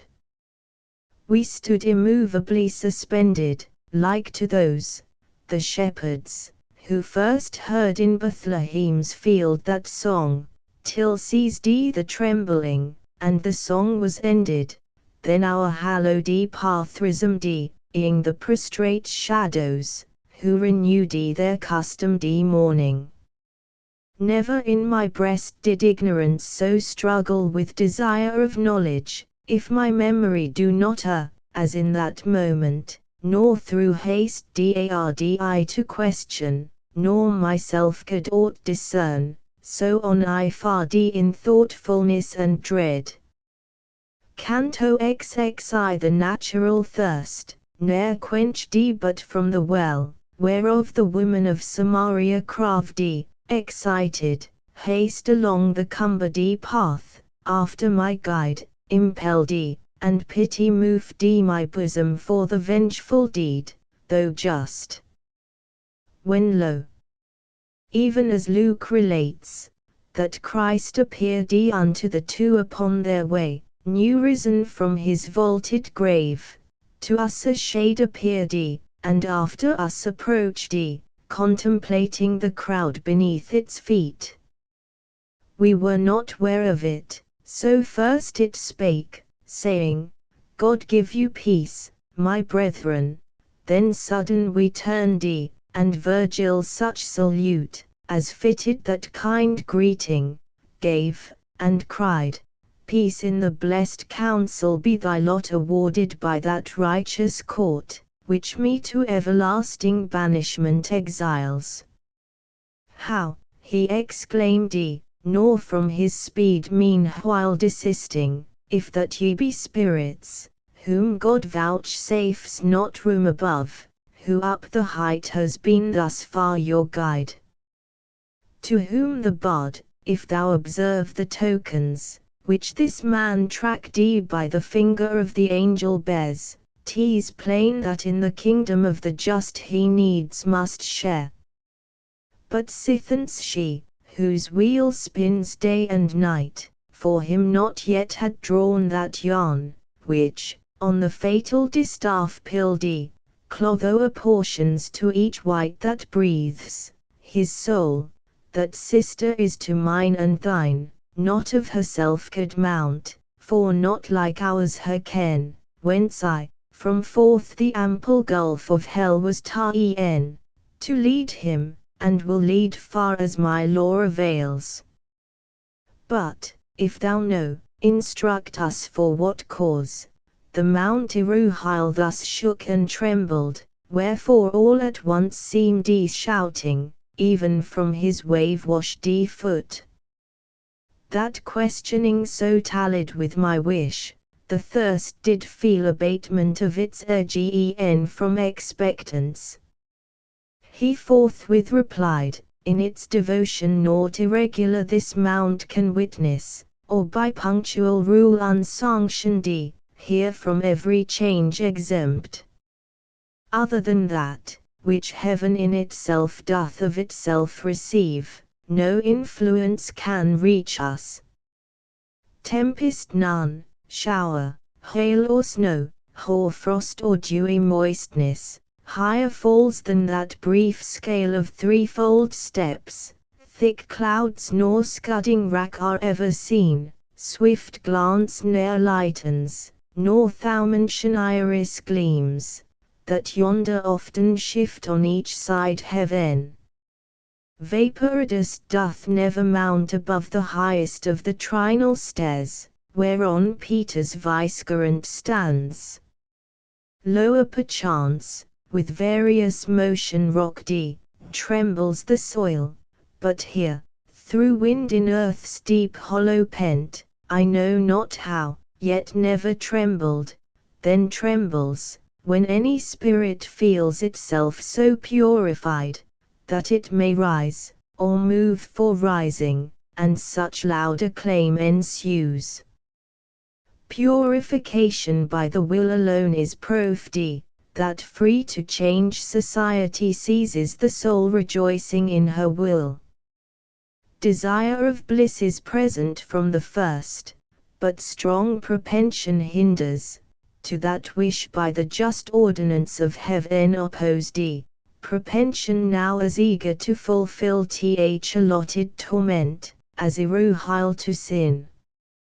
And I who in this punishment had lain 500 years and more, but now have felt free wish for happier clime. Therefore thou feltest the mountain tremble, and the spirits devout heardest, over all his limits, utter praise to that liege Lord, whom I entreat their joy to hasten. Thus he spake, and since the draught is grateful ever as the thirst is keen, no words may speak my fullness of content. Now said the instructor sage, I see the net that takes ye here, and how the toils are loosed, why rocks the mountain and why ye rejoice.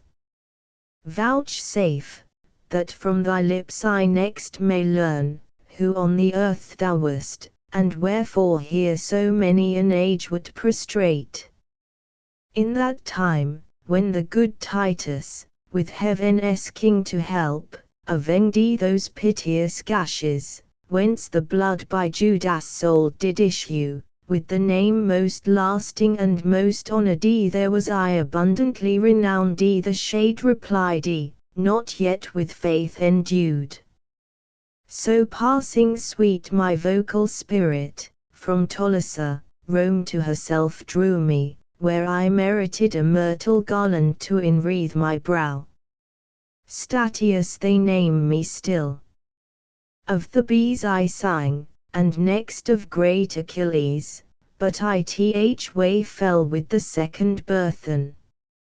Of my flame those sparkles were the seeds, which I derived from the bright fountain of celestial fire that feeds unnumbered lamps, the song I mean which sounds in these wanderings, that the breast I hung at, that the nurse, from whom my veins drank inspiration, whose authority was ever sacred with me. To have lived coeval with the Mantuan, I would bide the revolution of another sun beyond my stated years in banishment. The Mantuan, when he heard him, turned to me, and holding silence, by his countenance enjoined me silence, but the power which wills, bears not supreme control. Laughter and tears follow so closely on the passion prompts them, they wait not for the motions of the will in nature's most sincere. I did but smile, as one who winks, and thereupon the shade broke off, and peered into mine eyes, where best our looks interpret. So to good event mayst thou conduct such great emprise, he cried, say, why across thy visage beamed, but now, the lightning of a smile. On either part now am I straitened, one conjures me speak, th other to silence binds me, whence a sigh I utter, and the sigh is heard. Speak on, the teacher cried, and do not fear to speak, but tell him what so earnestly he asks. Whereon I thus, perchance, O ancient spirit, thou marvelest at my smiling. There is room for yet more wonder. He who guides my ken on high, he is that Mantuan, led by whom thou didst presume of men and gods to sing. If other cause thou deem dst for which I smil thee, leave it as not the true one, and believe those words, thou sparkest of him, indeed the cause. Now down he bent to embrace my teacher's feet, but he forbade him, brother, do it not, thou art a shadow, and beholdest a shade. He rising answered thus, knowest thou proved the force and ardour of the love I bear thee, when I forget we are but things of air, and as a substance treat an empty shade. Canto XXII. Now we had left the angel, who had turned to the sixth circle our ascending step, one gash from off my forehead rasd, while they, whose wishes tend to justice, shouted forth, blessed, and ended with, I thirst and I, more nimble than along the other straits, so journeyed, that, without the sense of toil, I followed upward the swift-footed shades, when Virgil thus began, let its pure flame from virtue flow, and love can never fail to warm another's bosom so the lights shine manifestly forth. Hence from that hour, when mongst us in the purlieus of the deep, came down the spirit of Aquinum's hard, who told of thine affection, my goodwill hath been for thee of quality as strong as ever linked itself to one not seen. Therefore these stairs will now seem short to me. But tell me, and if too secure I lose the rein with a friend's license, as a friend forgive me, and speak now as with a friend, how chant it covetous desire could find place in that bosom, midst such ample store of wisdom, as thy zeal had treasured there. First somewhat moved to laughter by his words, Statius replied, each syllable of thine is a dear pledge of love. Things oft appear that minister false matters to our doubts, when their true causes are removed from sight. Thy question doth assure me, thou believest I was on earth a covetous man, perhaps because thou foundest me in that circle plagued. No, then I was too wide of avarice, and for that excess, thousands of moons have waxed and waned upon my sufferings. And were it not that I with heedful care noted where thou exclaimest as if in ire with human nature, why, thou cursed thirst of gold, dost not with just a measure guide the appetite of mortals. I had met the fierce encounter of the voluble rock. Then was I ware that with too ample wing the hands may haste to lavishment, and turned as from my other evil, so from this impenitence. How many from their grave shall with shorn locks arise, who living, and at life's last extreme, of this offence, through ignorance, did not repent. And know, the fault which lies direct from any sin in level opposition, here with that wastes its green rankness on one common heap. Therefore if I have been with those, who wail their avarice, to cleanse me, through reverse of their transgression, such hath been my lot. To whom the sophron of the pastoral song, while thou didst sing that cruel warfare wagged thee by the twin sorrow of Jocasta's womb, from thy discourse with Clio there, it seems as faith had not been shine, without the which good deeds suffice not. And if so, what sun rose on thee, or what candle pierced thee the dark that thou didst after see to hoist the sail, and follow, where the fisherman had laid? He answering thus, by thee conducted first, I entered thee the Parnassian grots, and quaffed thee of the clear spring, illumined thee first by thee opened thee mine eyes to God. Thou didst, as one, who, journeying through the darkness, hears a light behind, that profits not himself, but makes his followers wise, when thou exclaimedst, Lo! A renovated world. Justice returned thee. Times of primeval innocence rested thee. And a new race descended from above.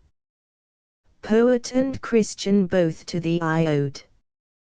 That thou mayst mark more clearly what I trace, my hand shall stretch forth to inform the lines with livelier colouring. Soon o'er all the world, by messengers from heaven, the true belief deemed thee now prolific, and that word of thine accordant, to the new instructors chimed thee. Induct thee by which agreement, I was wont resort to them, and soon their sanctity so won upon me, that, Domitian's rage pursuing them, I mixed thee my tares with theirs, and, while on earth I stayed thee, still succoured thee them, and their most righteous customs made me scorn all sects besides. Before I led the Greeks in tuneful fiction, to the streams of the bees, I was baptized thee, but secretly, through fear, remained thee a Christian, and conformed thee long time to pagan rites. 5 centuries and more, for that lukewarmness was fain to pace round the 4th circle. Thou then, who astrayed thee the covering, which did hide such blessing from me, whilst much of this ascent is yet to climb, say, if thou know, where our old Terence bides, Caecilius, Plautus, Varro, if condemned they dwell, and in what province of the deep. These said my guide, with Perseus and myself, and others many more, are with that Greek, of mortals, the most cherished by the 9, in the first ward of darkness. There oft times we of that mount hold converse, on whose top for aye our nurse is live. We have the bard of Pella, and the Tyan, Agavo, Simonides, and many a Grecian Elsing garlanded with laurel. Of thy train Antigone is there, Diphile, Argia, and as sorrowful as erst is men, and who showed Elangia's wave, Didamia with her sisters there, and blind Tyesias' daughter, and the bride sea-born of Pelus. I the poet now was silent, and no longer by ascent or the steep walls obstructed, round them cast inquiring eyes.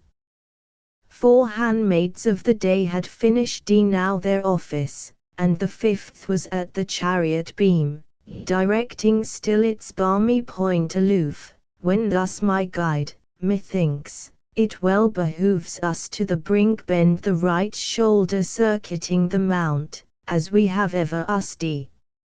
So custom there was usher to the road, the which we chose less doubtful, as that worthy shade complied. They on before me went, I sole pursued, listening their speech, that to my thoughts conveyed mysterious lessons of sweet poesy. But soon they ceased, for midway of the road a tree we found, with goodly fruitage hung, and pleasant to the smell, and as a fir upward from bough to bough less ample spreads, so downward this less ample spread, that none, methinks, aloft may climb.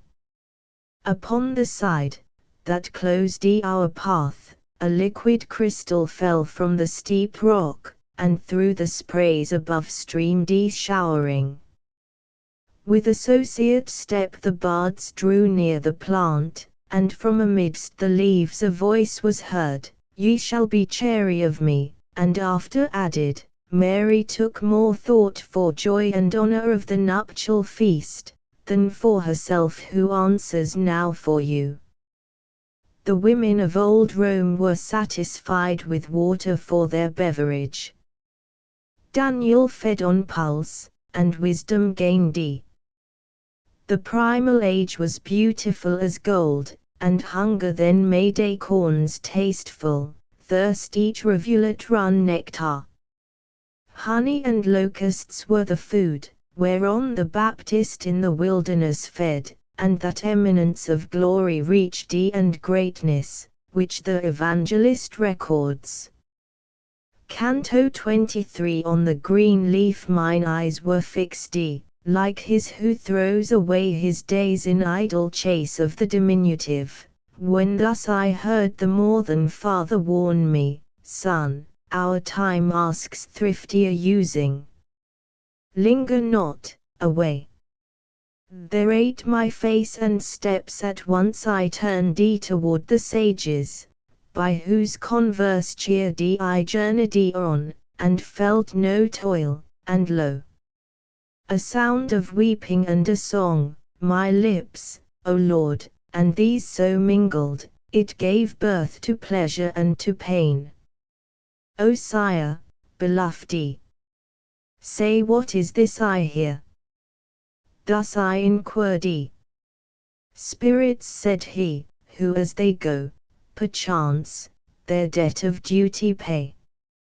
As on their road the thoughtful pilgrims, overtaking some not known unto them, turn to them, and look, but stay not, thus, approaching from behind with speedier motion, eyed us, as they passed, a crowd of spirits, silent and devout. The eyes of each were dark and hollow, pale their visage, and so lean withal, the bones stood staring through the skin. I do not think thus dry and meagre ere 600 showed, when pinked by sharp set famine to the quick. Lo, to myself I mused, the race, who lost Jerusalem, when Mary with dire beak preyed on her child. The sockets seemed as rings, from which the gems were drops. Who reads the name of man upon his forehead, there the M had tracked most plainly. Who would deem, that scent of water and an apple, could have proved powerful to generate such pining want, not knowing how it wrought? While now I stood wondering what thus could waste them, for the cause of their gaunt hollowness and scaly rind appeared not, lo, a spirit turned his eyes in their deep sunken cell, and fastened then on me, then cried with vehemence aloud, "What grace is this vouchsafed me?" By his looks I ne'er had recognized him, but the voice brought to my knowledge what his cheer concealed. Remembrance of his altered lineaments was kindled from that spark, and I agnised the visage of force. Ah, respect this wan and leprous withered skin, thus he suppliant implored, this macerated flesh. Speak to me truly of thyself. And who are those twain spirits, that escort thee there? Be it not said thou scornest to talk with me. That face of thine, I answered him, which dead I once bewailed, disposes me not less for weeping, when I see it thus transformed. Say then, by heaven, what blasts ye thus? The whilst I wonder, ask not speech from me, unapt is he to speak, whom other will employs. He thus, the water and tea plant we past virtue possesses, by th eternal will infest the which so pines me. Every spirit, whose song bewails his gluttony indulged too grossly, here in hunger and in thirst is purified. The odor, which the fruit, and spray, that showers upon the verdure, breathe, inflames us with desire to feed and drink. Nor once alone encompassing our route we come to add fresh fuel to the pain, said Iollas rather, for that will to the tree leads us, by which Christ was led to call Elias, joyful when he paid our ransom from his vein. I answering thus, force, from that day, in which the world for better life thou changedst, not 5 years have circled. If the power of sinning more were first concluded in thee, ere thou knewest that kindly grief, which re-espouses us to God, how hither art thou come so soon? I thought to find thee lower, there, where time is recompense for time. He straight replied, to drink up the sweet wormwood of affliction I have been brought thus early by the tears streamed down my Nella's cheeks. Her prayers devout, her sighs have drawn me from the coast, where oft expectance lingers, and have set me free from other circles. In the sight of God so much the dearer is my widow prized, she whom I loved so fondly, as she ranks more singly eminent for virtuous deeds. The tract most barbarous of Sardinia's isle, hath dames more chaste and modester by far than that wherein I left her. O sweet brother! What wouldst thou have me say? A time to come stands full within my view, to which this hour shall not be counted of an ancient date, when from the pulpit shall be loudly warned unblushing dames of Florence, lest they bear unkerchiefed bosoms to the common gaze. What savage women hath the world seen, what Saracens, for whom there needed scourge of spiritual or other discipline, to force them walk with cofering on their limbs. But did they see, the shameless ones, that heaven wafts on swift wing toward them, while I speak, their mouths were oped for howling, they shall taste of borrow, unless foresight cheat me here, or ere the cheek of him be clothed with down who is now rocked with lullaby asleep. Ah! Now, my brother, hide thyself no more, thou seest how not I alone but all gaze, where thou veilest the intercepted sun. Whence I replied, if thou recall to mind what we were once together, even yet remembrance of those days may grieve thee sore. That I forsook that life, was due to him who there precedes me, some few evenings past, when she was round, who shines with sister lamp to his, that glisters yonder and I showed the sun. 'Tis he, who through profoundest night of he true dead has brought me, with this flesh as true, that follows. From that gloom the aid of his sure comfort drew me on to climb, and climbing wind along this mountain steep, which rectifies in new waiter the world made crooked and depraved. I have his word, that he will bear me company as far as till I come where Beatrice dwells, but there must leave me. Virgil is that spirit, who thus hath promised and I pointed to him, the other is that shade, for whom so late your realm, as he arose, exulting shook through every pendant cliff and rocky bound. Cantoxive our journey was not slackened by our talk, nor yet our talk by journeying. Still we spake, and urged our travel stoutly, like a ship when the wind sits astern.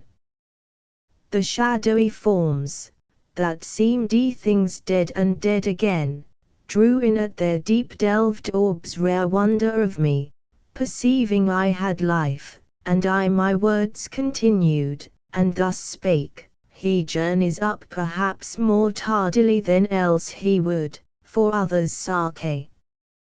But tell me, if thou knowest, where is Picard? Tell me, if I see any of mark, among this multitude, who I me thus. My sister, she for whom, twixt beautiful and good I cannot say which name was fitter, wears now her crown, and triumphs in Olympus. Saying this, he added, since spare dieteth so worn our semblance out, 'tis lawful here to name each one. This and his finger then he radi, is Bnagiana, he of Lucca, and that face beyond him, pierced unto a leaner fineness than the rest, had keeping of the church, he was of Tours, and purges by one abstinence away bolsners eels and cups of muscadel. He showed me many others, one by one, and all, as they were named, seemed well content, for no dark gesture I discerned in any. I saw through hunger Ubaldino grind his teeth on emptiness, and Boniface, that waved the crozier o'er a numerous flock. I saw the Marquise, who had time iruhile to swill at folly with less drought, yet so was one ne'er sated. I hower, like him, that gazing midst a crowd, singles out one, so singled him of Lucca, for methout was none amongst them took such note of me. Somewhat I heard him whisper of Genchuca, the sound was indistinct, and murmured there, where justice, that so strips them, fixed her sting. Spirit, said I, it seems as thou wouldst fain speak with me. Let me hear thee. Mutual wish to converse prompts, which let us both indulge. He, answering, straight began, woman is born, whose brow no wimple shades yet, that shall make my city please thee, blame it as they may. Go then with this forewarning. If aught false my whisper too implied, event shall tell but say, if of a truth I see the man of that new lay inventor, which begins with ladies, ye that con the law of love.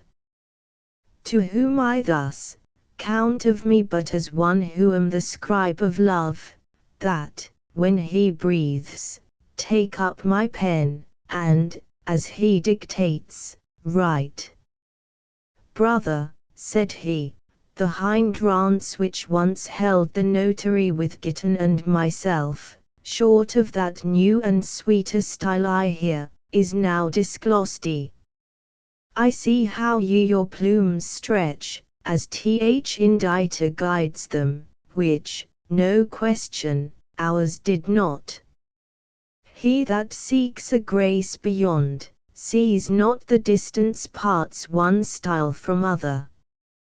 And, as contented, here he held his peace.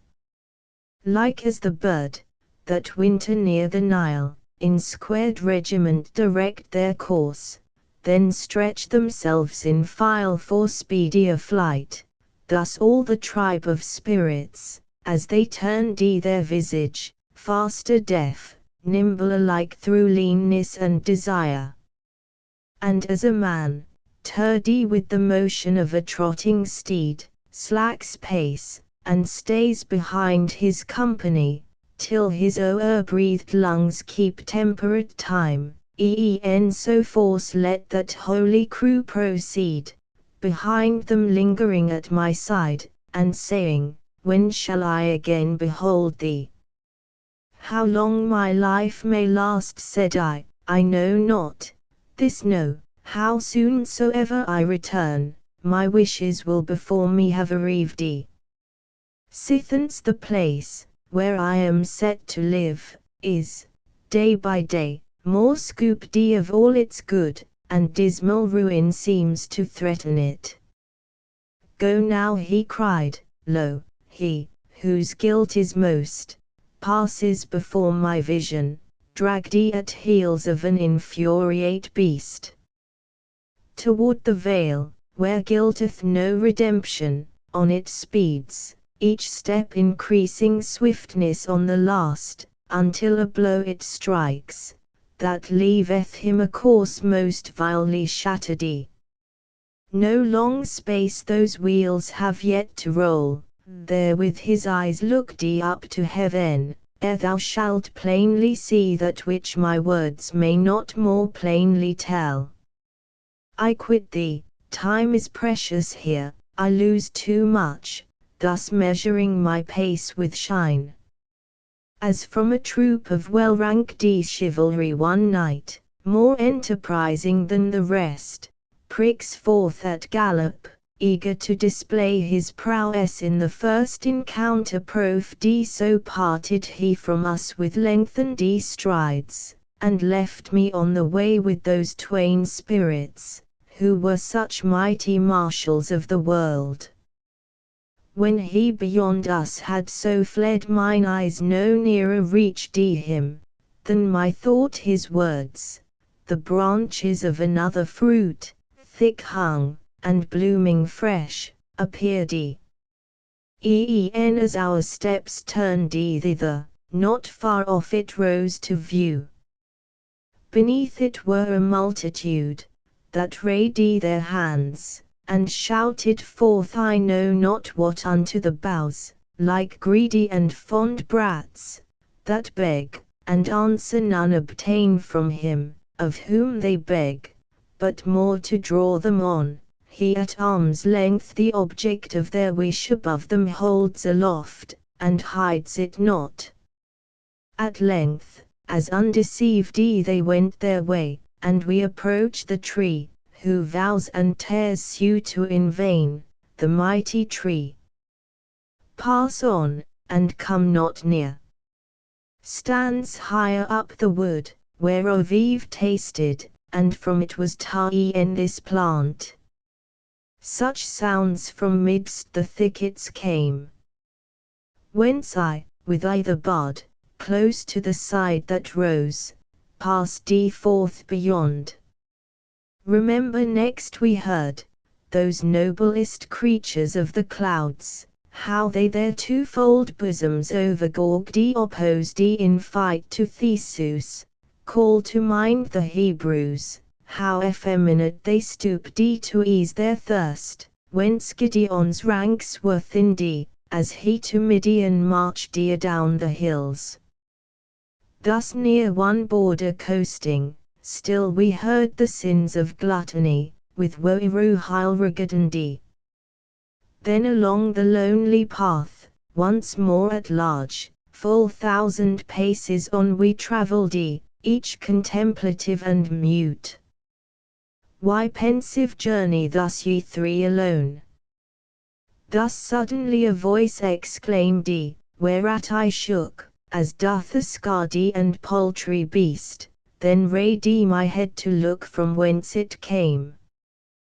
Was ne'er, in furnace, glass, or metal seen so bright and glowing red, as was the shape I now beheld.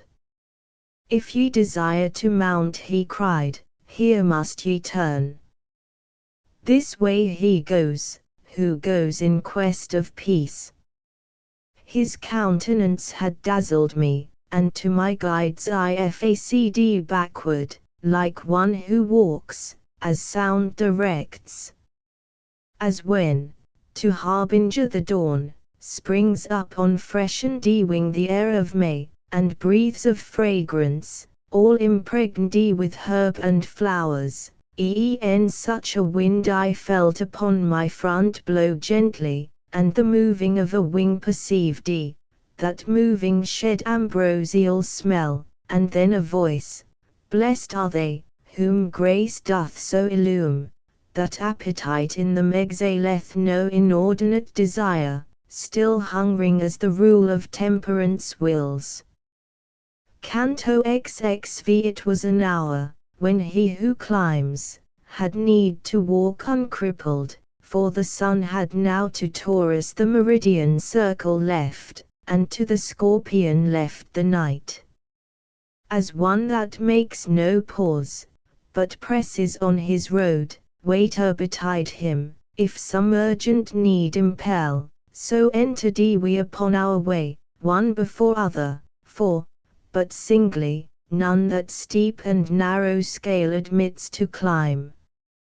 As the young stork lifteth up his wing through wish to fly, yet ventures not to quit the nest, and drops it, so in me desire of questioning my guide arose, and fell, arriving even to the act, that marks a man prepared for speech.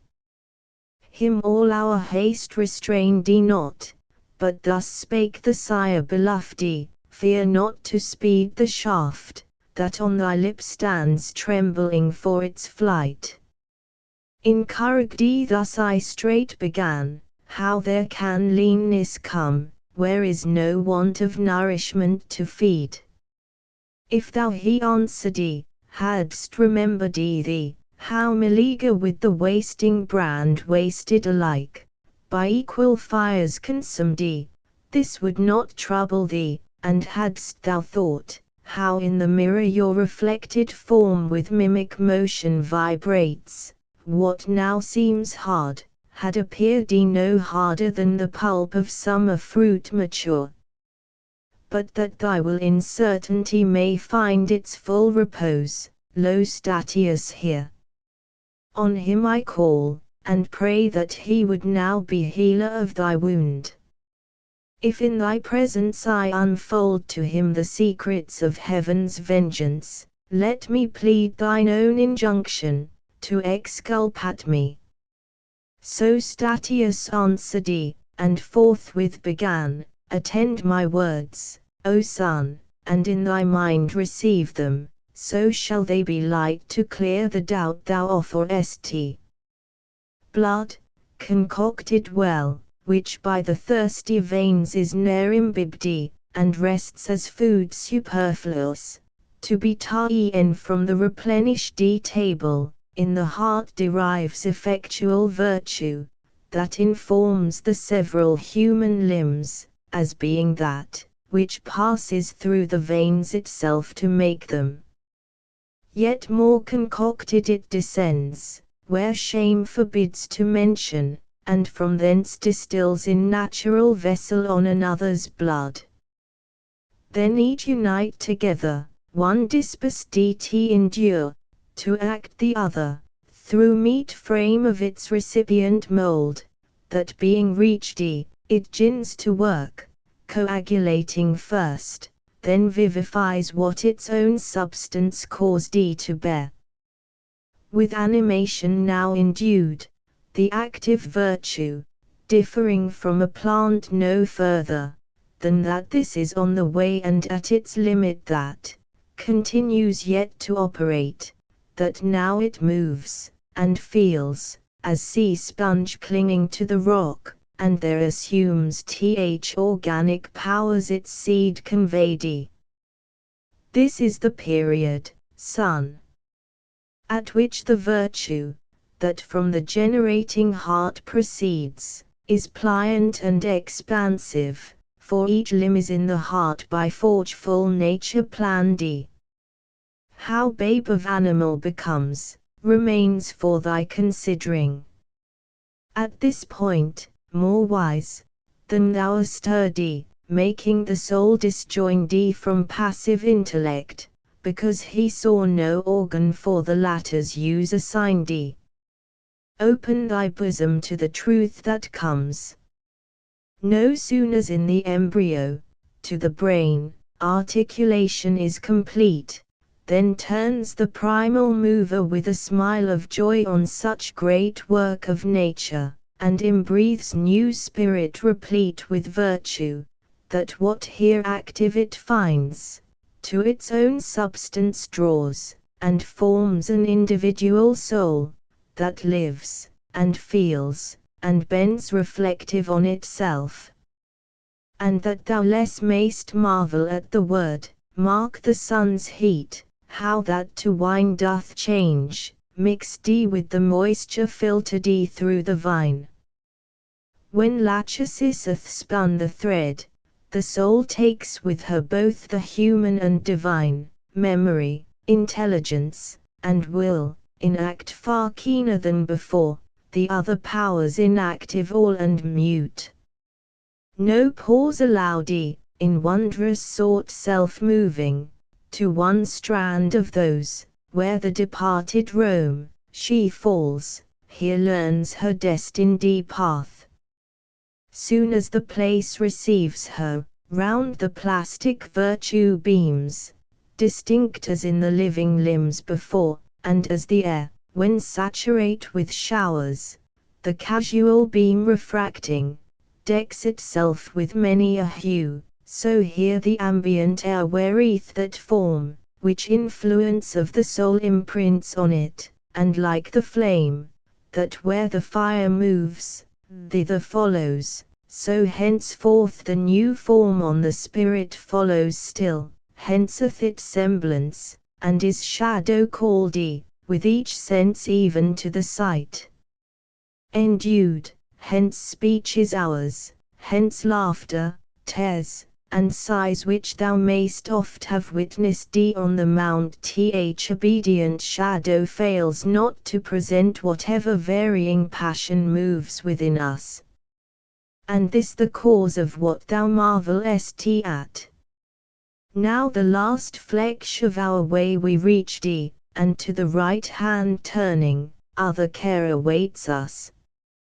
Here the rocky precipice hurls forth redundant flames, and from the rim a blast upblown, with forcible rebuff driveth them back, sequestered from its bound.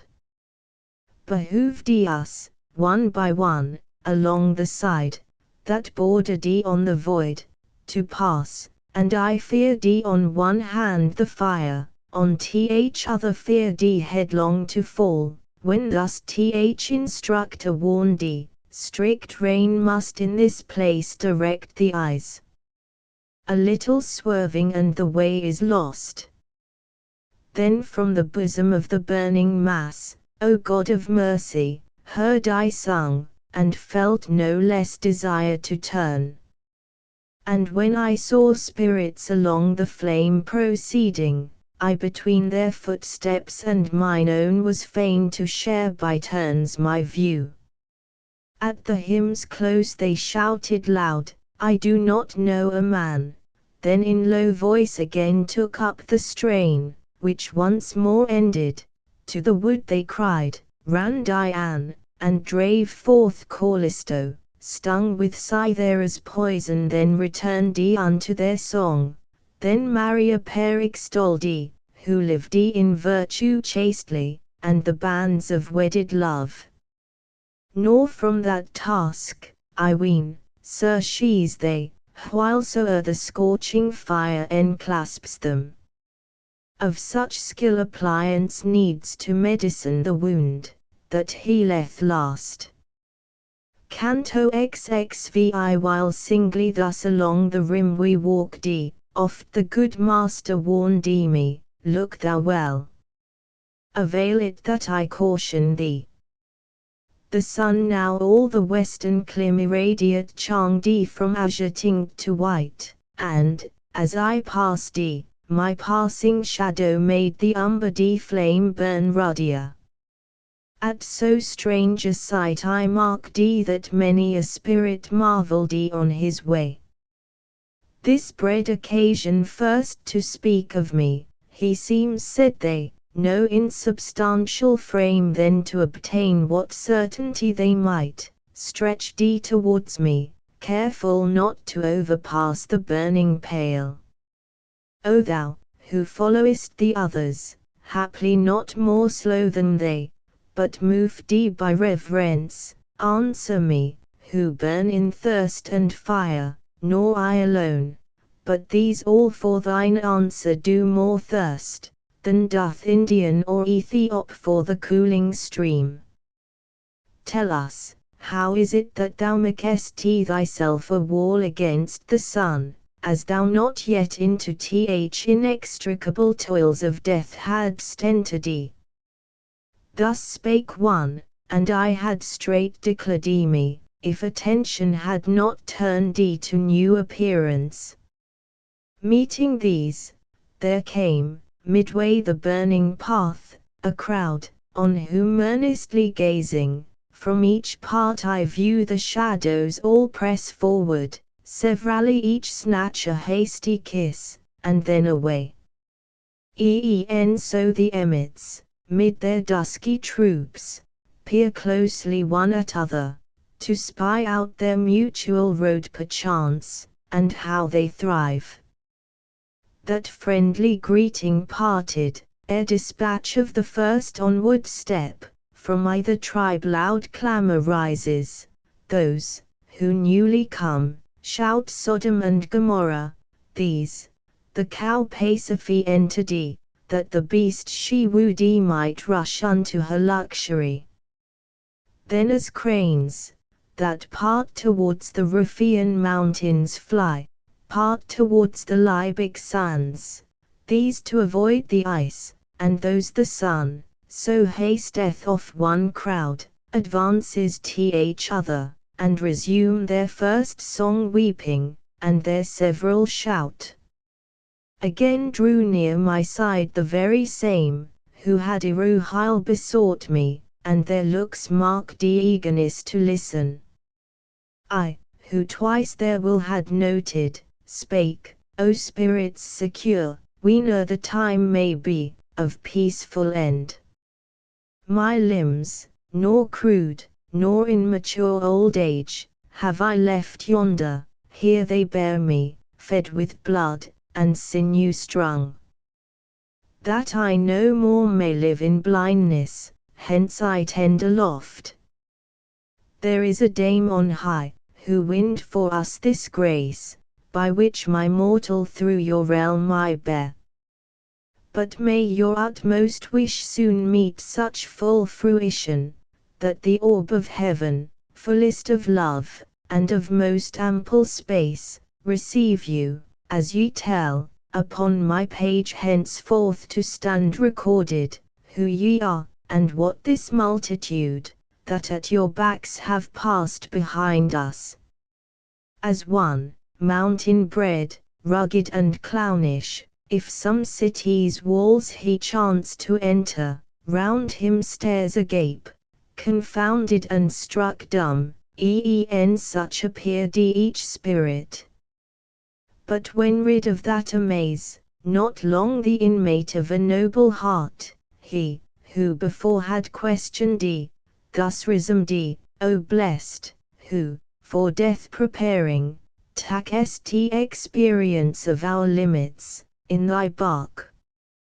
Their crime, who not with us proceed, was that, for which, as he did triumph, Caesar heard the snout of Queen to taunt him. Hence their cry of Sodom as they parted, to rebuke themselves, and aid the burning by their shame.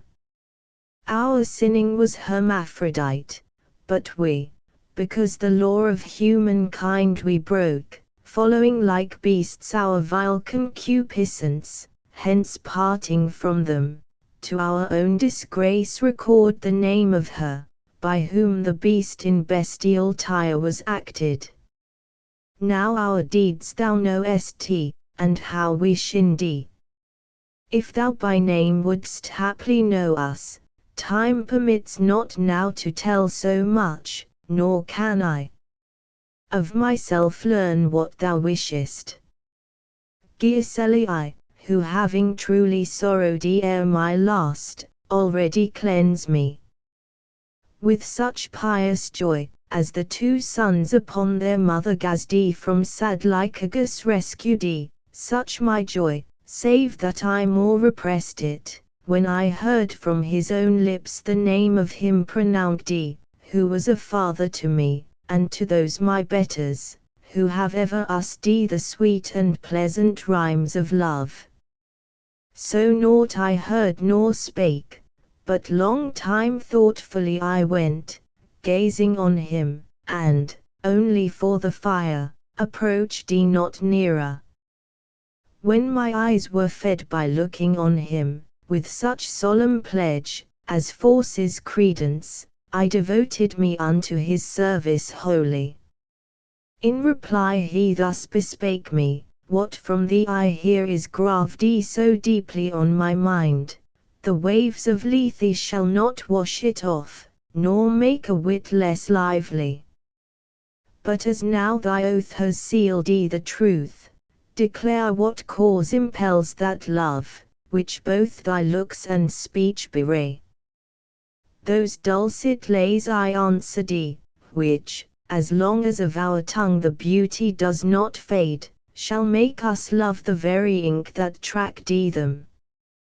Brother, he cried, and pointed at a shade before him, there is one, whose mother speech doth owe to him a fairer ornament.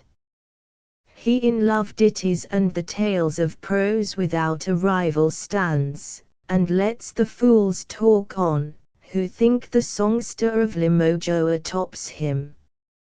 Rumor and the popular voice they look to more than truth, and so confirm opinion, ere by art or reason taught.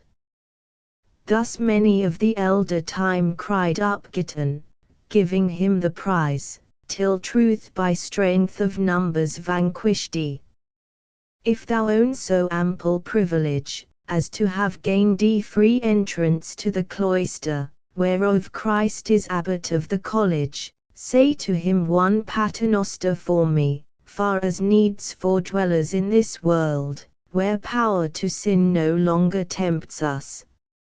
Haply to make way for one, that followed next, when that was said, he vanished through the fire, as through the wave a fish, that glances diving to the deep. I, to the spirit he had shown me, drew a little onward, and besought his name, for which my heart, I said, kept gracious room. He frankly thus began, thy courtesy so wins on me, I have nor power nor will to hide me.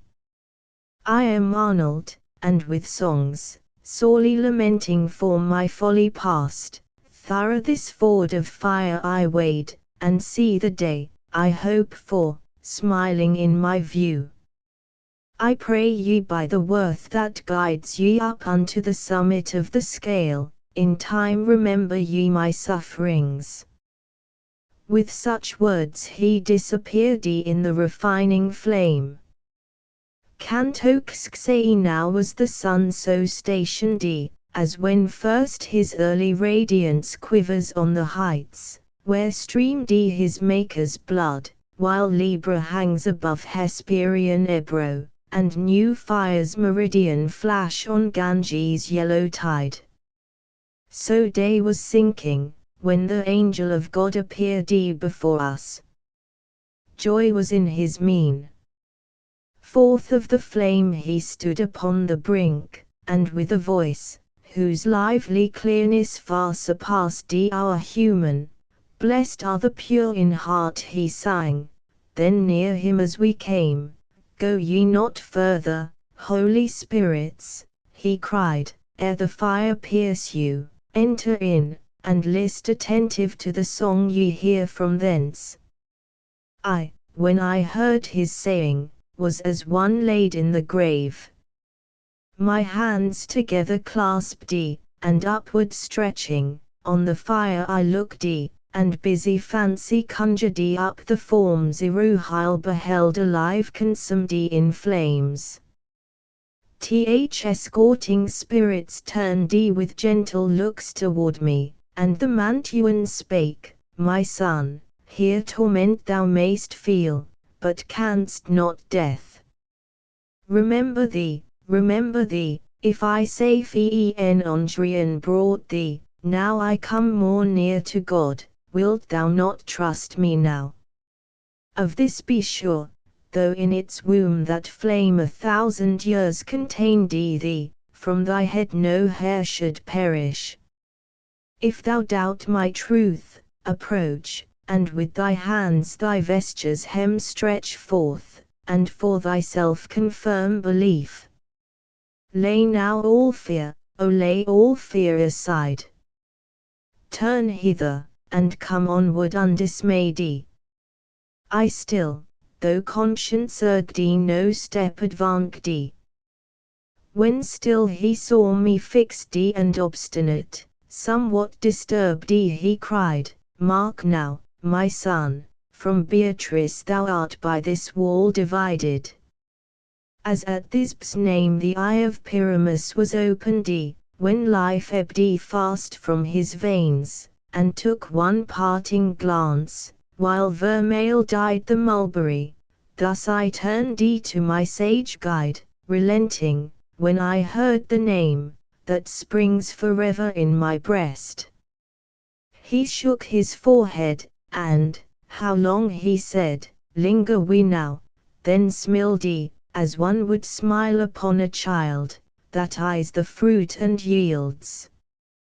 Into the fire before me then he walked and Statius, who while no little space had parted us, he prayed to come behind.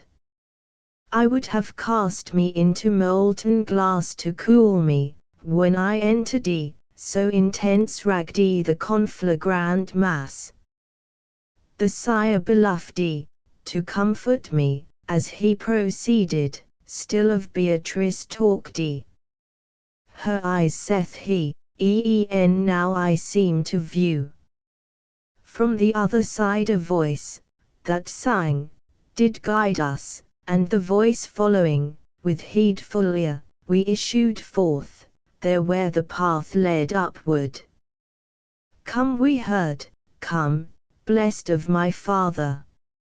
Such the sounds, that hailed us from within a light, which shone so radiant, I could not endure the view.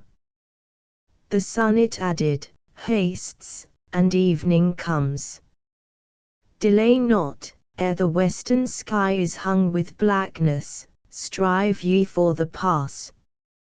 Our way upright within the rock arose, and faced such part of heaven, that from before my steps the beams were shrouded of the sinking sun. Nor many stairs were overpass, when now by fading of the shadow we perceived the sun behind us couched and ere one face of darkness o'er its measureless expanse involved th horizon, and the night her lot held individual, each of us had made a stair his pallet, not that will, but power, had failed us, by the nature of that mount forbidden further travel. As the goats, that late have skipped and wantoned rapidly upon the craggy cliffs, ere they had ta'en their supper on the herb, now silent lie and ruminate beneath the umbrage brown, while noonday rages, and the goat herd leans upon his staff, and leaning watches them, and as the swain, that lodges out all night in quiet by his flock, lest beast of prey disperse them, even so all three abode, I as a goat and as the shepherds they, close pent on either side by shelving rock. A little glimpse of sky was seen above, yet by that little I beheld the stars in magnitude and rustle shining forth with more than wonted glory. As I lay, gazing on them, and in that fit of musing, sleep overcame me, sleep, that bringeth oft tidings of future hap. About the hour, as I believe, when Venus from the east first lightened on the mountain, she whose orb seems always glowing with the fire of love, a lady young and beautiful, I dreamed was passing o'erly, and, as she came, methought I saw her ever and anon bending to cull the flowers, and thus she sang, Know ye, whoever of my name would ask, that I am Leah, for my brow to weave a garland, these fair hands unwearied ply. To please me at the crystal mirror, here I deck me.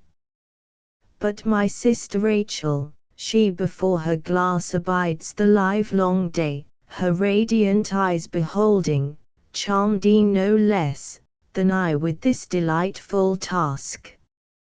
Her joy in contemplation, as in labor mine. And now as glimmering dawn appeared that breaks more welcome to the pilgrim still, as he sojourns less distant on his homeward way, darkness from all sides fled, and with it fled my slumber, whence I rose and saw my guide already risen.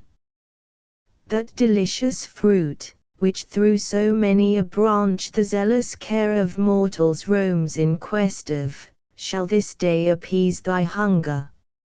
Such the words I heard from Virgil's lip, and never greeting heard so pleasant as the sounds. Within me straight desire so grew upon desire to mount, thenceforward at each step I felt the wings increasing for my flight. When we had run o'er all the ladder to its topmost round, as there we stood, on me the Mantuan fixed his eyes, and thus he spake, Both fires, my son, the temporal and eternal, thou hast seen, and art arrived, where of itself my ken no further reaches. I with skill and art thus far have drawn thee. Now thy pleasure take for guide. Thou hast o'ercome the steeper way, o'ercome the straighter. Lo! The sun, that darts his beam upon thy forehead. Lo! The herb, the arboreta and flowers, which of itself this land pours forth profuse. Will those bright eyes with gladness come, which, weeping, made me haste to succor thee, thou mayst or seat thee down, or wander where thou wilt. Expect no more sanction of warning voice or sign from me, free of thy own arbitrament to choose, discreet, judicious. To distrust thy sense were henceforth error. I invest thee then with crown and mitre, sovereign o'er thyself.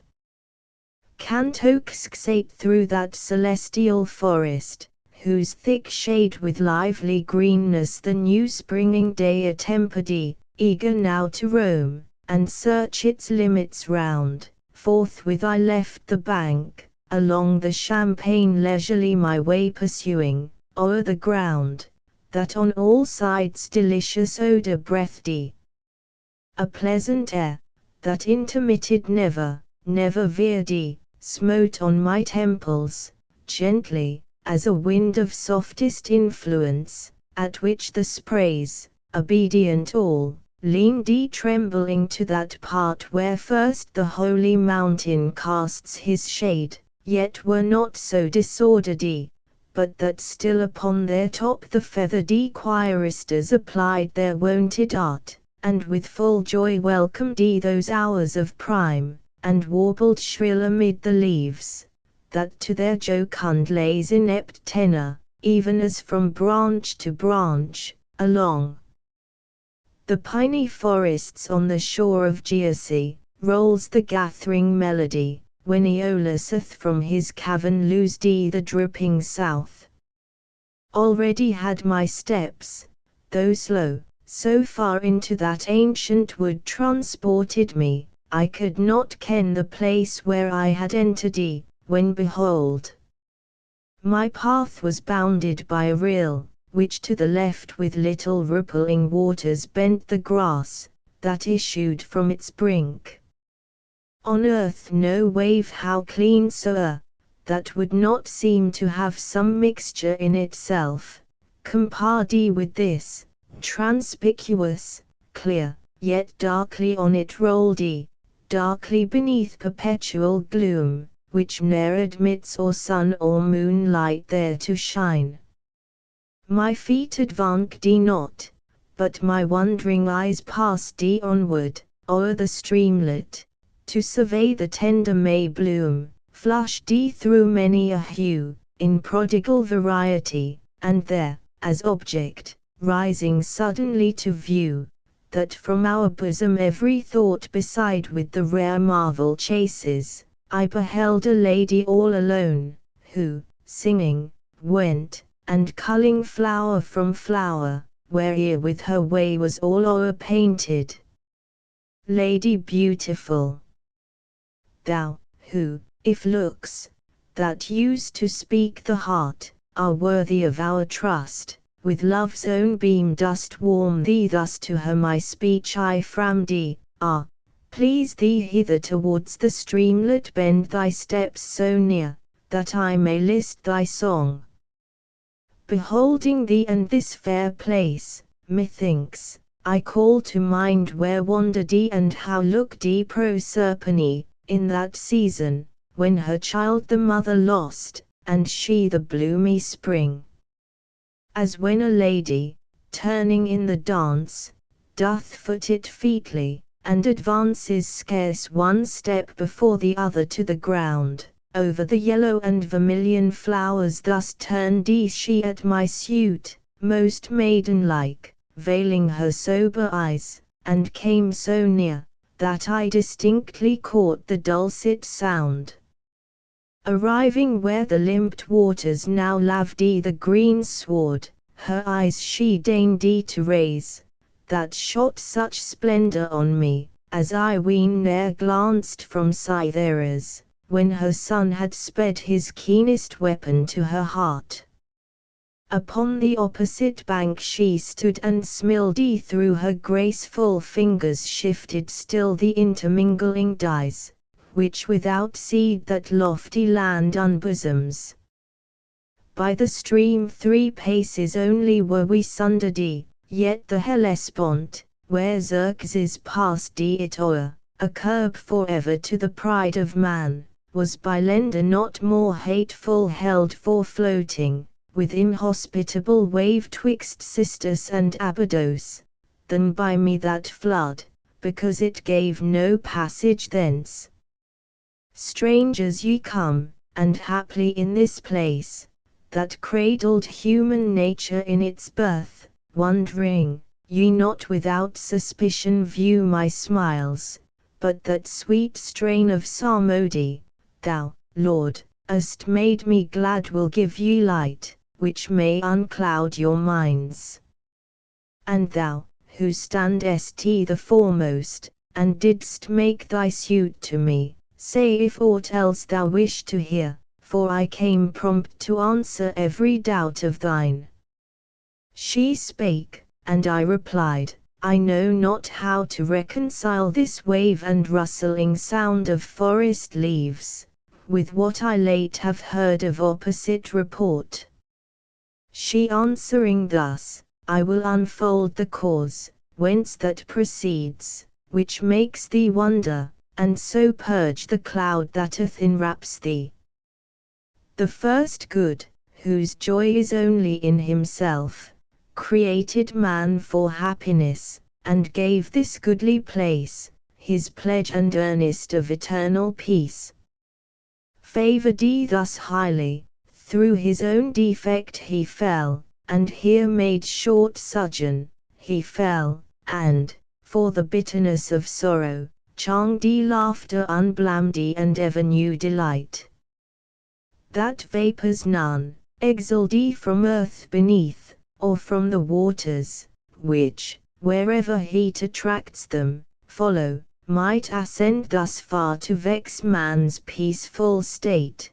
This mountain rose so high toward the heaven, nor fears the rage of elements contending, from that part exempted, where the gate his limit bars.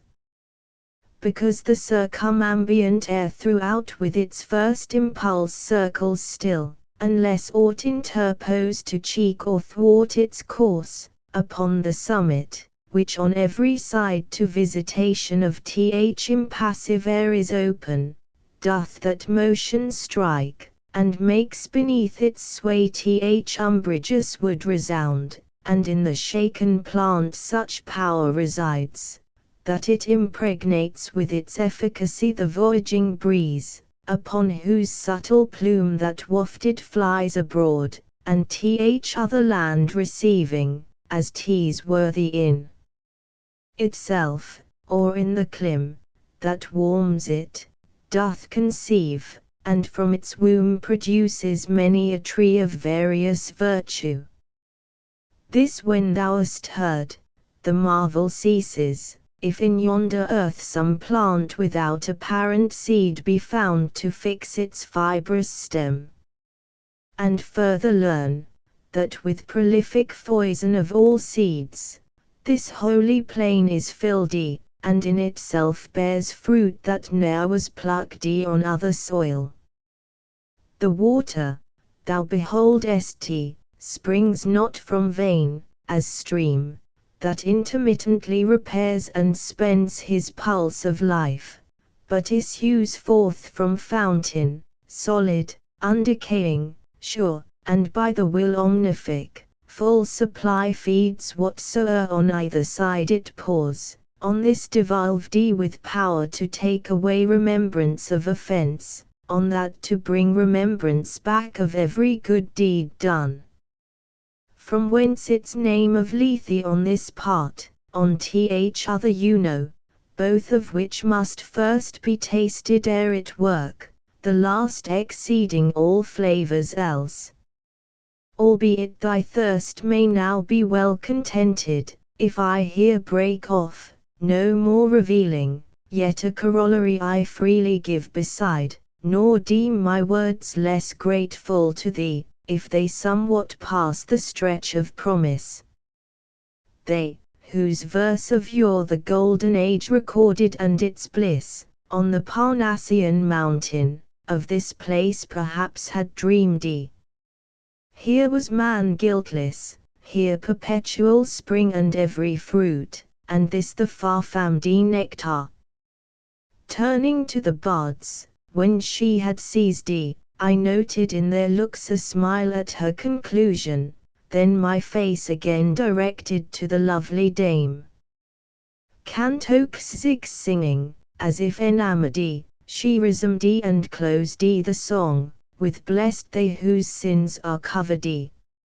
Like the wood nymphs then, that trip singly across the sylvan shadows, one eager to view and one to scape the sun, so moved she on, against the current, up the verdant rivage. I, her mincing step observing, with as tardy step pursued. Between us not 100 paces trod, the bank, on each side bending equally, gave me to face the orient. Nor our way far onward brought us, when to me at once she turned and cried, my brother, look and hearken. And lo!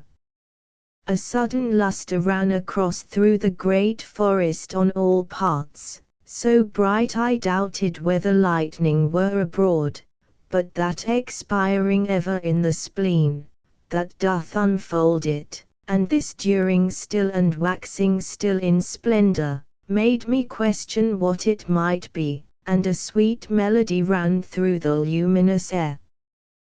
Then did I chide with warrantable zeal the hardihood of our first parent, for that there were earth stood in obedience to the heaveness, she only, woman, the creature of an hour, endured not restraint of any veil, which had she borne devoutly, joys, ineffable as these, had from the first, and long time since, been mine.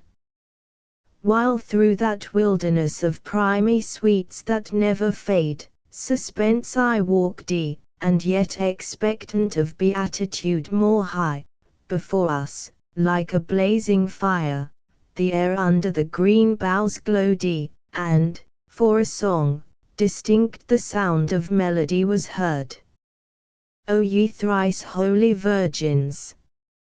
For your sakes if e'er I suffered hunger, cold and watching, occasion calls on me to crave your bounty. Now through my breast let Helicon his stream pour copious, and Urania with her choir arise to aid me, while the verse unfolds things that do almost mock the grasp of thought. Onward a space, what seemed 7 trees of gold, the intervening distance to mine eye falsely presented, but when I was come so near them, that no lineament was lost of those, with which a doubtful object, seen remotely, plays on the misdeeming sense, then did the faculty, that ministers discourse to reason, these 4 tapers of gold distinguish, and it singing trace the sound Hosanna. Above, their beauteous garniture flammed with more ample lustre, than the moon through cloudless sky at midnight in her full. I turned me full of wonder to my guide, and he did answer with a countenance charged with no less amazement, whence my view reverted to those lofty things, which came so slowly moving towards us, that the bride would have outstripped them on her bridal day. The lady called aloud, "Why thus yet burns affection in thee for these living lights, and dost not look on that which follows them?" I straightway marked a tribe behind them walk, as if attendant on their leaders, clothed with raiment of such whiteness, as on earth was never. On my left, the Watawai gleam borrowed and gave me back, when there I looked as in a mirror, my left side portrayed when I had chosen on the river's edge such station, that the distance of the stream alone did separate me, there I stayed my steps for clearer prospect, and beheld the flames go onward, leaving, as they went, the air behind them painted as with trail of liveliest pencils. So distinct were marked all those 7 listed colours, whence the sun maketh his bow, and Cynthia hers own. These streaming gonfalons did flow beyond my vision, and 10 paces, as I guess, parted the outermost. Beneath a sky so beautiful, came foul and 20 elders, by 2 and 2, with flower de luces crowned. All sang one song, "Blessed be thou among the daughters of Adam, and thy loveliness blessed forever." After that the flowers, and the fresh herblets, on the opposite brink, were free from that elected race, as light in heaven doth second light, came after them 4 animals, each crowned with verdurous leaf. With 6 wings each was plumed, the plumage full of eyes, and eyes of Argus would be such, were they endued with life. Reader, more rhymes will not waste in shadowing forth their form, for other need no straitens, that in this I may not give my bounty room.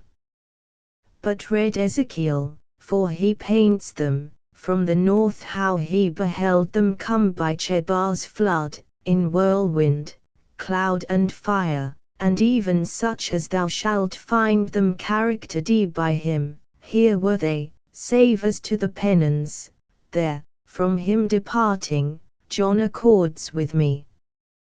The space, surrounded by the 4, enclosed a car triumphal, on 2 wheels it came drawn at a griffin's neck, and he above stretched the wing uplifted, tween the midst and the 3 listed hues, on each side 3, so that the wings did cleave or injure none, and out of sight they rose. The members, far as he was bud, were golden, white the rest with vermeil interveined. So beautiful a car in Rome ne'er grack Augustus pomp, or Africanus, e'en the suns itself were poor to this, that chariot of the sun erroneous, which in blazing ruin fell at Tellus prey are devout, by the just doom mysterious of all-seeing Jove. 3 nymphs at the right wheel, came circling in smooth dance, the one so ruddy, that her form had scarce been known within a furnace of clear flame, the next did look, as if the flesh and bones were emerald, snow new fallen seemed the third. Now seemed the white to lead, the ruddy now, and from her song who led, the others took their treasure, swift or slow. At th other wheel, a band quaternion, each in purple clad, advanced with festal step, as of them one the rest conducted, one, upon whose front 3 eyes were seen. In rear of all this group, 2 old men I beheld, dissimilar in raiment, but in port and gesture like, solid and mainly grave, of whom the one did show himself some favoured counsellor of the great cone, him, whom nature made to serve the costliest creature of her tribe. His fellow marked an opposite intent, bearing a sword, whose glitterance and keen edge, e'en as I viewed it with the flood between, appalled me.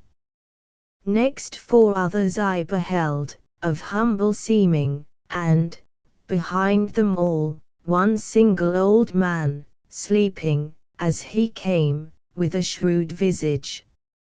And these 7, each like the first troop were habit, but wore no braid of lilies on their temples wreathed, rather with roses and each vermeil flower, a sight, but little distant, might have sworn, that they were all on fire above their brow. Whenas the car was o'er against me, straight was heard a thundering, at whose voice it seemed the chosen multitude were stayed, for there, with the first ensigns, made they solemn halt. Canto XXX. Soon as the polar light, which never knows setting nor rising, nor the shadowy veil of other cloud than sin, fair ornament of the first heaven, to duty each one there safely convoying, as that lower doth the steersman to his port, stood firmly fixed, forth with the saintly tribe, who in the van between the griffin and its radiance came, did turn them to the car, as to their rest, and one, as if commissioned from above, in holy chant thrice shorted forth aloud, Come, spouse, from Libanus, and all the rest took up the song, at the last audit so the blessed shall rise, from forth his cavern each uplifting lightly his new vested flesh, as, on the sacred litter, at the voice authoritative of that elder, sprang 100 ministers and messengers of life eternal.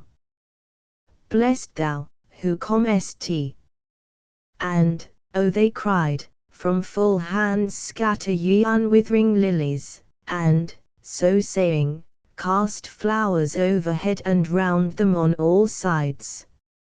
I have beheld, ere now, at break of day, the eastern clime all roseate, and the sky opposed, one deep and beautiful serene, and the sun's face so shaded, and with mists attempered at lids rising, that the eye long while endured the sight, thus in a cloud of flowers, that from those hands angelic rose, and down, within and outside of the car, fell showering, in white veil with olive wreathed, a virgin in my view appeared, beneath green mantle, robbed in hue of living flame, and o'er my spirit that in former days within her presence had abode so long, no shuddering terror crept.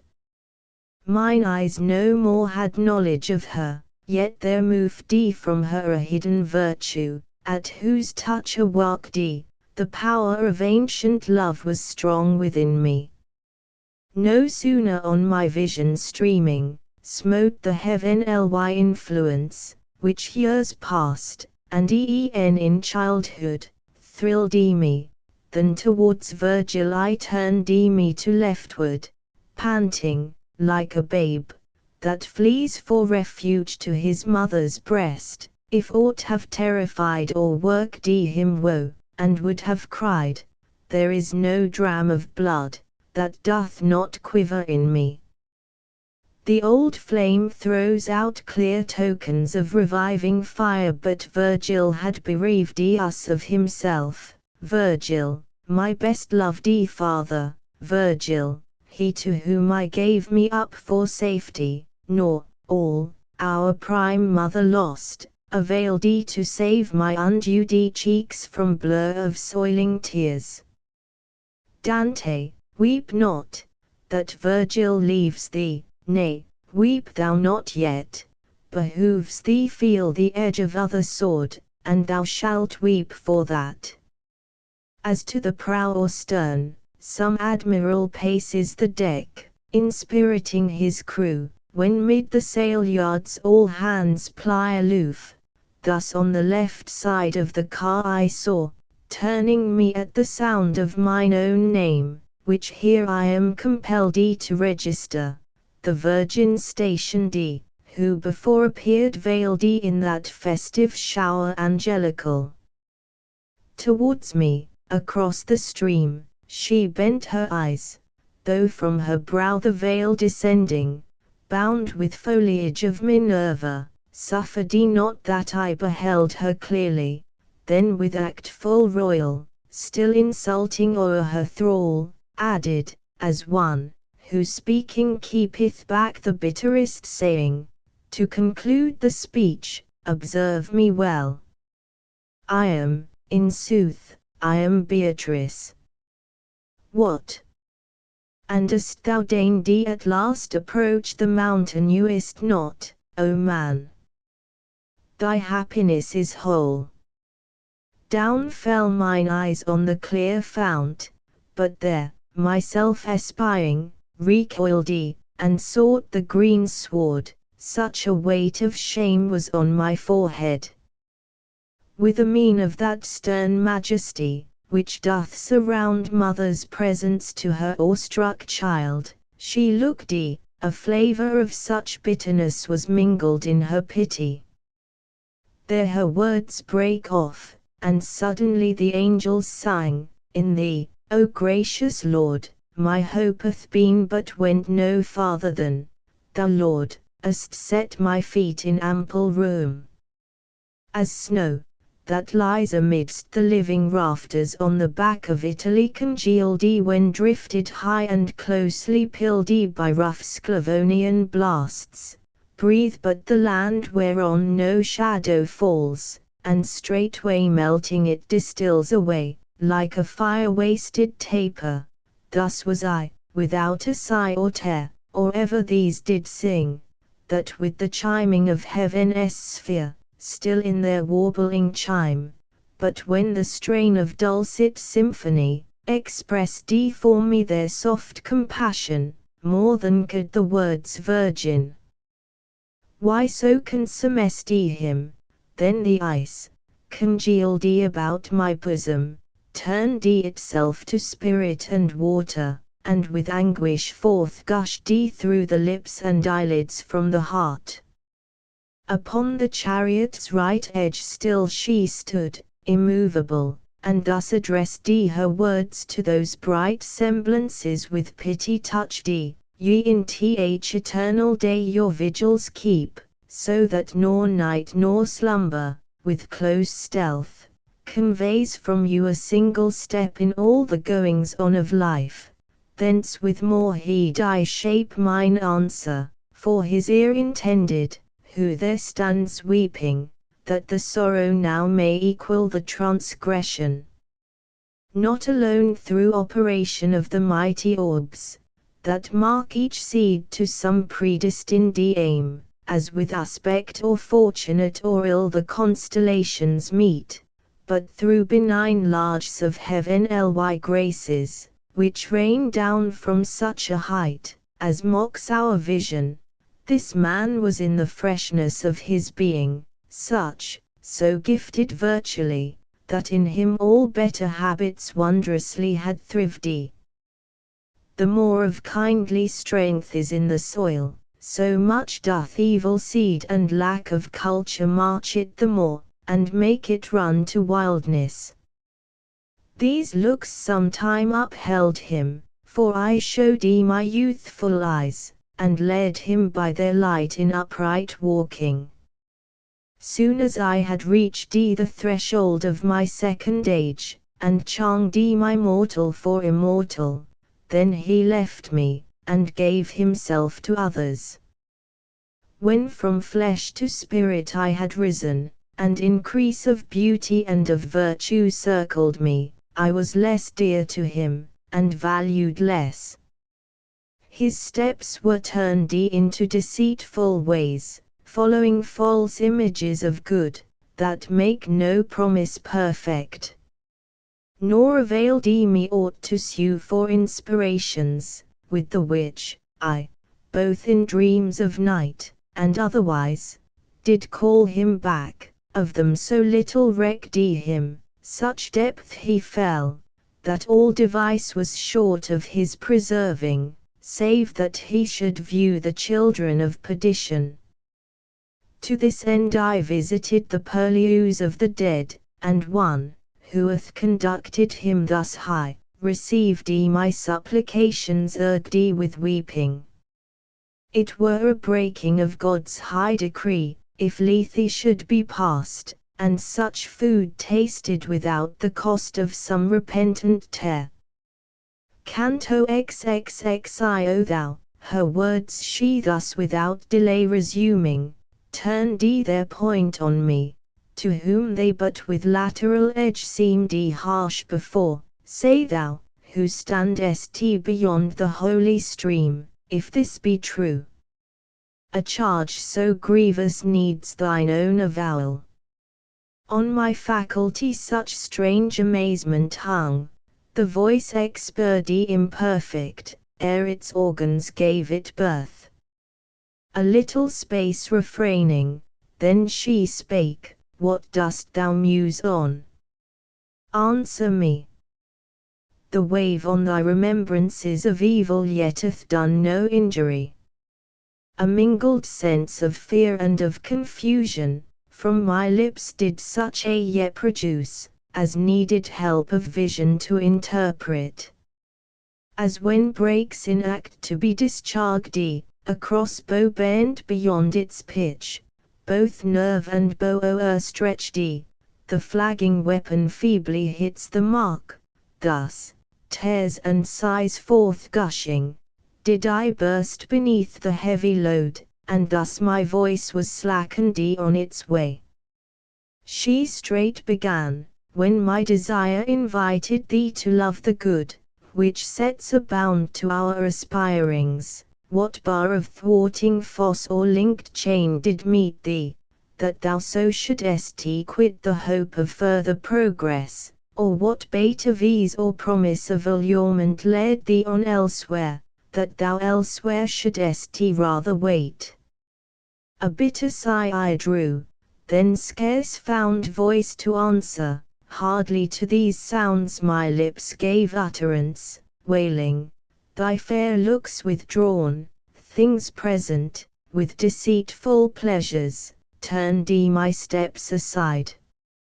She answering spake, hadst thou been silent, or denied what thou avowest, thou hadst not hid thy sin the more, such I observes it. But whene'er the sinner's cheek breaks forth into the precious streaming tears of self-accusing, in our court the wheel of justice doth run counter to the edge. How that thou mayest profit by thy shame for errors past, and that henceforth more strength may arm thee, when thou hearest the siren voice, lay thou aside the motive to this grief, and lend attentive ear, while I unfold how opposite a way my buried flesh should have impelled thee. Never didst thou spy in art or nature aught so passing sweet, as were the limbs, that in their beauteous frame enclosed me, and are scattered now in dust. If sweetest thing thus failed thee with my death, what, afterward, of mortal should thy wish have tempted? When thou first hadst felt the dart of perishable things, in my departing for better realms, thy wing thou shouldest have pruned to follow me, and never stooped again to bide a second blow for a slight girl, or other gaud as transient and as vain. The new and inexperienced bird awaits, twice it may be, or thrice, the fowler's aim, but in the sight of one, whose plumes are full, in vain the net is spread, the arrow winged. I stood, as children silent and ashamed stand, listening, with their eyes upon the earth, acknowledging their fault and self-condemned. And she resumed, if, but to hear thus pains thee, raise thou thy beard, and lo, what sight shall do? With less reluctance yields a sturdy home, rent from its fibers by a blast, that blows from off the pole, or from a bare land, than I at her behest my visage rayed, and thus the face denoting by the beard, I marked the secret sting her words conveyed. No sooner lifted I mine aspect up, than downward sunk that vision I beheld of goodly creatures vanish, and mine eyes yet unassured and wavering, bent their light on Beatrice. Towards the animal, who joins two natures in one form, she turned and, even under shadow of her veil, and parted by the verdant rill, that flowed between, in loveliness appeared as much her former self surpassing, as on earth all others she surpassed. Remorseful goads shot sudden through me.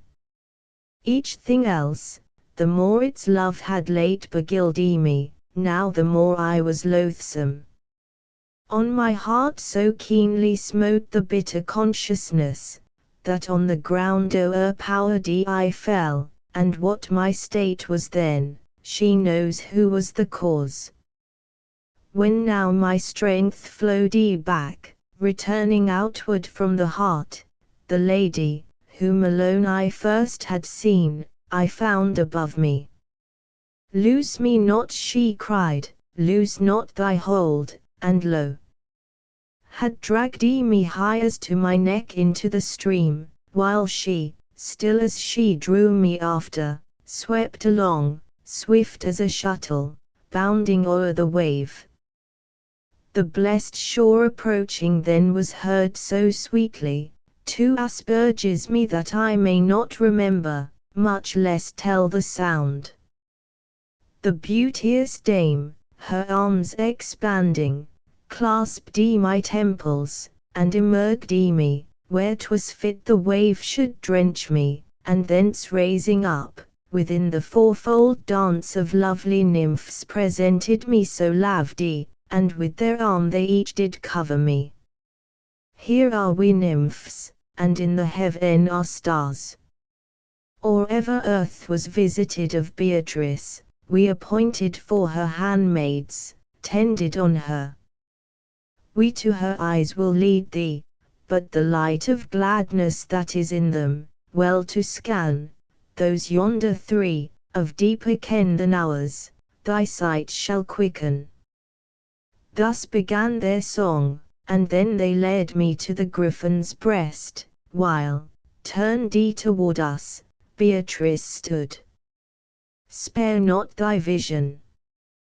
We have stationed thee before the emeralds, whence Loviruhile hath drawn his weapons on thee. As they spake, 1,000 fervent wishes riveted mine eyes upon her beaming eyes, that stood still fixed toward the griffin motionless. As the sun strikes a mirror, even thus within those orbs the twofold being shone, forever varying, in one figure now reflected, now in other. Reader, muse how wondrous in my sight it seemed to mark a thing, albeit steadfast in itself, yet in its imaged semblance mutable. Full of amaze, and joyous, while my soul fed on the viand, whereof still desire grows with satiety, the other three with gesture, that declared a loftier line, advanced to their own carol on they came dancing in festive ring angelical. Turn, Beatrice, was their song, O turn thy saintly sight on this thy faithful one, who to behold thee many a wearisome pace hath measured. Gracious at our prayer vouchsafe unveil to him thy cheeks, that he may mark thy second beauty, now concealed. O splendor! O sacred light eternal! Who is he so pale with musing empyrean shades, or with that fount so lavishly imbued, whose spirit should not fail him in thsa to represent thee such as thou didst seem, when under cope of the still chiming heaven thou gavest to open air thy charms revealed. Cantox ye mine eyes with such an eager coveting, were bent to rid them of their 10 years' thirst, no other sense was waking, and they were fenked on either side from heed of aught, so tangled in its customed toils that smile of saintly brightness drew me to itself, when forcibly toward the left my sight the sacred virgins turned, for from their lips I heard the warning sounds, to fixed a gaze. While my vision labored, as when late upon the o'er-strained eyes the sun hath smote, but soon to lesser object, as the view was now recovered, lesser in respect to that excess of sensible, whence late I had perforce been sundered. On their right I marked that glorious army wheel, and turn, against the sun and sevenfold lights, their front. As when, their bucklers for protection rayed, a well-ranged troop, with portly banners curled, wheel circling, ere the whole can change their ground, thus the goodly regiment of heaven proceeding, all did pass us, ere the car had slopped his beam. Attendant at the wheels the damsels turned, and on the griffin moved the sacred burden, with a pace so smooth, no feather on him trembled. The fair dame who through the wave had drawn me, companied by Statius and myself, pursued the wheel, whose orbit, rolling, marked a lesser arch.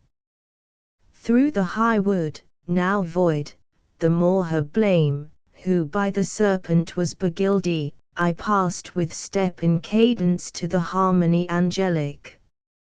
Onward had we moved, as far perchance as arrow at 3 several flights full-winged had sped, when from her station down descended Beatrice. With one voice all murmured, Adam circling next a plant despoiled of flowers and leaf on every bough. Its tresses, spreading more as more they rose, were such, as midst their forest wilds for height the Indians might have gazed at. Blessed thou, Griffin, whose beak hath never plucked that tree pleasant to taste, for hence the appetite was warped to evil. Round the stately trunk thus shouted forth the rest, to whom returned the animal twice gendered, yet, for so the generation of the just are saved. And turning to the chariot pole, to foot he drew it of the widowed branch, and bound their left unto the stock whereon it grew. As when large floods of radiance from above stream, with that radiance mingled, which ascends next after setting of the scaly sign, our plants then burgeon, and each wears anew his wonted colours, ere the sun have yoked beneath another star his flamy steeds, thus putting forth a hue, more faint than rose, and deeper than the violet, was renewed the plant, iruhile in all its branches bare. Unearthly was the hymn, which then arose. I understood it not, nor to the end endured the harmony. Had I the skill to pencil forth, how closed unpitying eyes slumbering, when syrinx warbled, eyes that paid so dearly for their watching, then like painter, that with a model paints, I might design the manner of my falling into sleep. But fain who will the slumber cunningly, I pass it by to when I waked, and tell how suddenly a flash of splendor rent the curtain of my sleep, and one cries out, Arise, what dost thou? As the chosen three, on Tabor's mount, admitted to behold the blossoming of that fair tree, whose fruit is coveted of angels, and doth make perpetual feast in heaven, to themselves returning at the word, whence deeper sleeps were broken, that they their tribe diminished saw, both Moses and Elias gone, and Changdi the stole their master wore, thus to myself returning, over me beheld I stand the piteous one, who cross the stream had brought my steps. And where all doubting, I exclaimed, is Beatrice. See her, she replied, beneath the fresh leaf seated on its root. Behold associate choir that circles her. The others, with a melody more sweet and more profound, journeying to higher realms, upon the griffin tend. If there her words were closed, I know not, but mine eyes had now in view of her, by whom all other thoughts were barred admittance. On the very ground alone she sat, as she had there been left a guard upon the wain, which I beheld bound to the twiform beast. The 7 nymphs did make themselves a cloister round about her, and in their hands upheld those lights secure from blast septentrion and the gusty south. A little while thou shalt be forester here, and citizen shalt be forever with me, of that true Rome, wherein Christ dwells a Roman to profit the misguided world.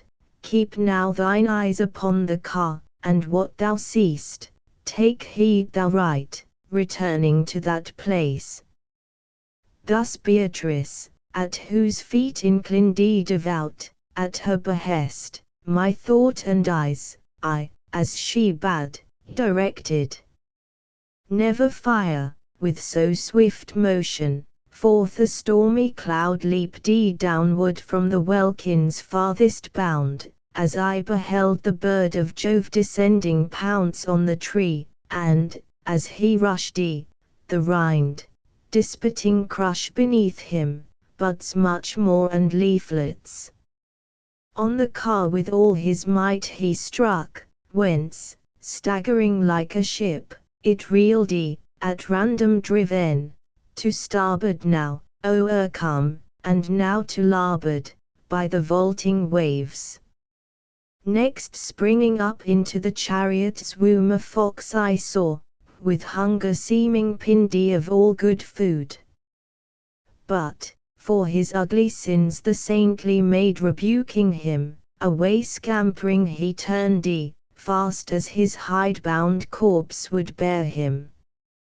Next, from whence before he came, I saw the eagle dart into the hollow car, and leave it with his feathers lindy, and then a voice, like that which issues forth from heart with sorrow rivedy, did issue forth from heaven, and, O poor bark of mine, it cried, how badly art thou freighted.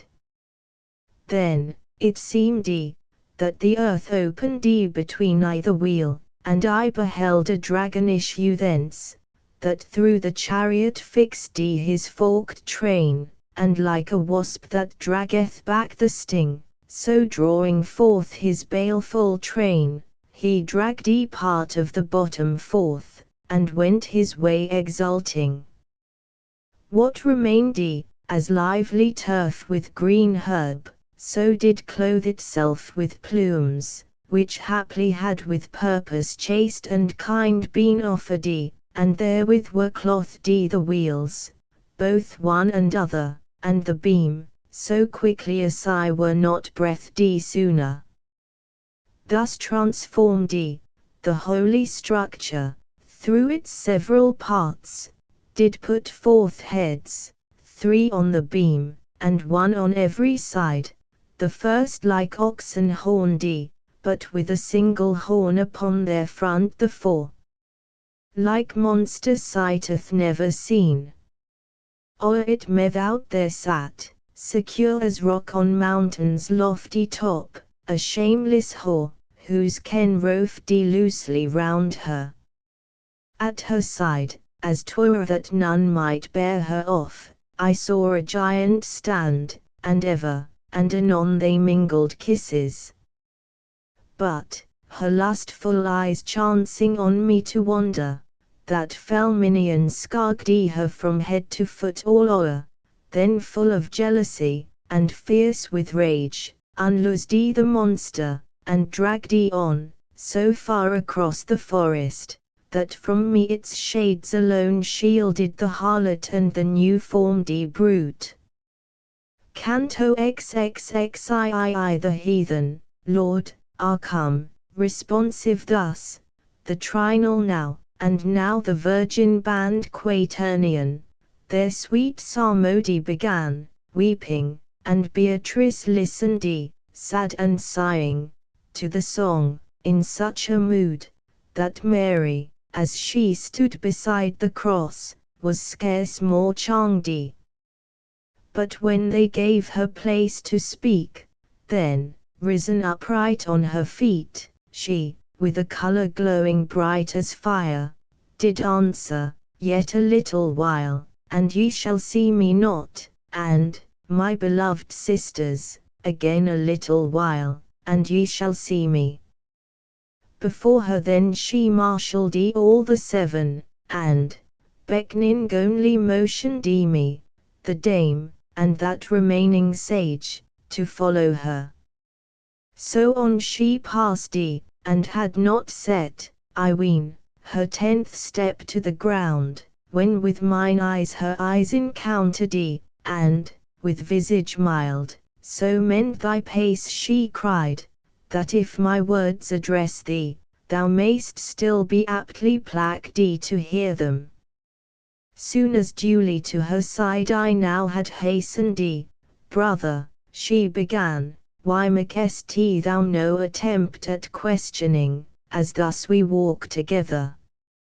Like to those who, speaking with too reverent an awe before their betters, draw not forth the voice alive unto their lips, befell me shall that I in sounds imperfect thus began, Lady, what I have need of, that thou knowest, and what will suit my need. She answering thus, of fearfulness and shame, I will, that thou henceforth do rid thee, that thou speak no more, as one who dreams. Thus far be taught of me, the vessel, which thou sawest the serpent break, was and is not, let him, who hath the blame, hope not to scare God's vengeance with a sop. Without an heir for ever shall not be that eagle, he, who left the chariot plumbed, which monster made it first and next a prey. plainly I view, and therefore speak, the stars now approaching, whose conjunction, free from all impediment and bar, brings on a season, in the which, one sent from God, 500, 5, and 10, do mark him out, that foul one, and accomplice of her guilt, the giant, both shall slay. And if perchance my saying, dark as Themis or as Sphinx, fail to persuade thee, since like them it foils the intellect with blindness, yet ere long events shall be the naiads, that will solve this knotty riddle, and no damage light on flock or field. Take heed, and as these words by me are uttered, teach them even so to those who live that life, which is a race to death, and when thou writtest them, keep in mind not to conceal how thou hast seen the plant, that twice hath now been spoiled. This whoso robs, this whoso plucks, with blasphemy of deeds sins against God, who for his use alone creating hallowed it. Foretaste of this, in pain and in desire, 5,000 years and upward, the first soul did yearn for him, who punished in himself the fatal gust. Thy reason slumbers, if it deem this height and summit thus inverted of the plant, without due cause, and were not vainer thoughts, as Elsa's numbing waters, to thy soul, and their fond pleasures had not dyed it dark as Pyramus the mulberry, thou hadst seen, in such momentous circumstance alone, God's equal justice morally implied in the forbidden tree. But since I mark thee in understanding hardened into stone, and, to that hardness, spotted too and stained so that thine eye is dazzled at my word, I will, that, if not written, yet at least painted thou take it in thee, for the cause, that one brings home his staff enwreathed with palm. I thus, as wax by seal, that changeth not its impress, now is stamped my brain by thee. But wherefore soars thy wish for speech so high beyond my sight, that loses it the more it strains to reach it? To the end that thou mayst know she answered straight, the school, that thou hast followed and how far behind, when following my discourse, its learning halts, and mayst behold your art, from the divine as distant, as the disagreement is twixt earth and heaven's most high and rapturous orb. I not remember, I replied, that ere I was estranged from thee, nor for such fault doth conscience chide me. Smiling she returned, if thou canst not remember, call to mind how lately thou hast drunk of Lethe's wave, and, sure as smoke doth indicate a flame, in that forgetfulness itself conclude blame from thy alienated will incurred. From henceforth verily my words shall be as naked as will suit them to appear in thy unpractised view. More sparkling now, and with retarded course the sun possessed the circle of midday, that varies still as aspect varies of each several clim, when, as one, sent in the ward of a troop for escort, pauses, if perchance he spy vestige of somewhat strange and rare, so paused the sevenfold band, arriving at the verge of a dun umbrage hoar, such as is seen, beneath green leaves and gloomy branches, oft to overbrow a bleak and alpine cliff. And, where they stood, before them, as it seemed, Tigris and Euphrates both beheld, forth from one fountain issue, and, like friends, linger at parting. O enlightening beam! O glory of our kind! beseech thee say what water this, which from one source derived itself removes to distance from itself. To such entreaty answer thus was made, entreat Matilda, that she teach thee this. And here, as one, who clears himself of blame imputed, the fair dame returned of me he this and more hath learnt, and I am safe that Lethe's water hath not hid it from him. And Beatrice, some more pressing care that oft the memory reaves, perchance hath made his mind's eye dark. But lo, where you know cows, lead thither, and, as thou art wont, revive his fainting virtue. As a courteous spirit, that proffers no excuses, but as soon as he hath token of another's will, makes it his own, when she had ta'en me, thus the lovely maiden moved her on, and called to Statius with an air most ladylike, come thou with him. Were further space allowed then, reader, might I sing, though but in part, that beverage, with whose sweetness I had ne'er been sated. But, since all the leaves are full, appointed for this second strain, mine art with warning bridle checks me. I return from the most holy wave, regenerate, if as new plants renewed with foliage new, pure and made apt for mounting to the stars. Asterisk asterisk asterisk end of the Project Gutenberg ebook Divine Comedy, Cary's translation. Purgatory asterisk asterisk asterisk updated editions will replace the previous one, the old editions will be renamed. Creating the works from print editions not protected by U.S. copyright law means that no one owns a United States copyright in these works, so the Foundation, and you, can copy and distribute it in the United States without permission and without paying copyright royalties. Special rules, set forth in the general terms of use part of this license, apply to copying and distributing Project Gutenberg trademark symbol electronic works to protect the Project Gutenberg trademark symbol concept and trademark. Project Gutenberg is a registered trademark, and may not be used if you charge for an ebook, except by following the terms of the trademark license, including paying royalties for use of the Project Gutenberg trademark. If you do not charge anything for copies of this ebook, complying with the trademark license is very easy. You may use this ebook for nearly any purpose such as creation of derivative works, reports, performances and research.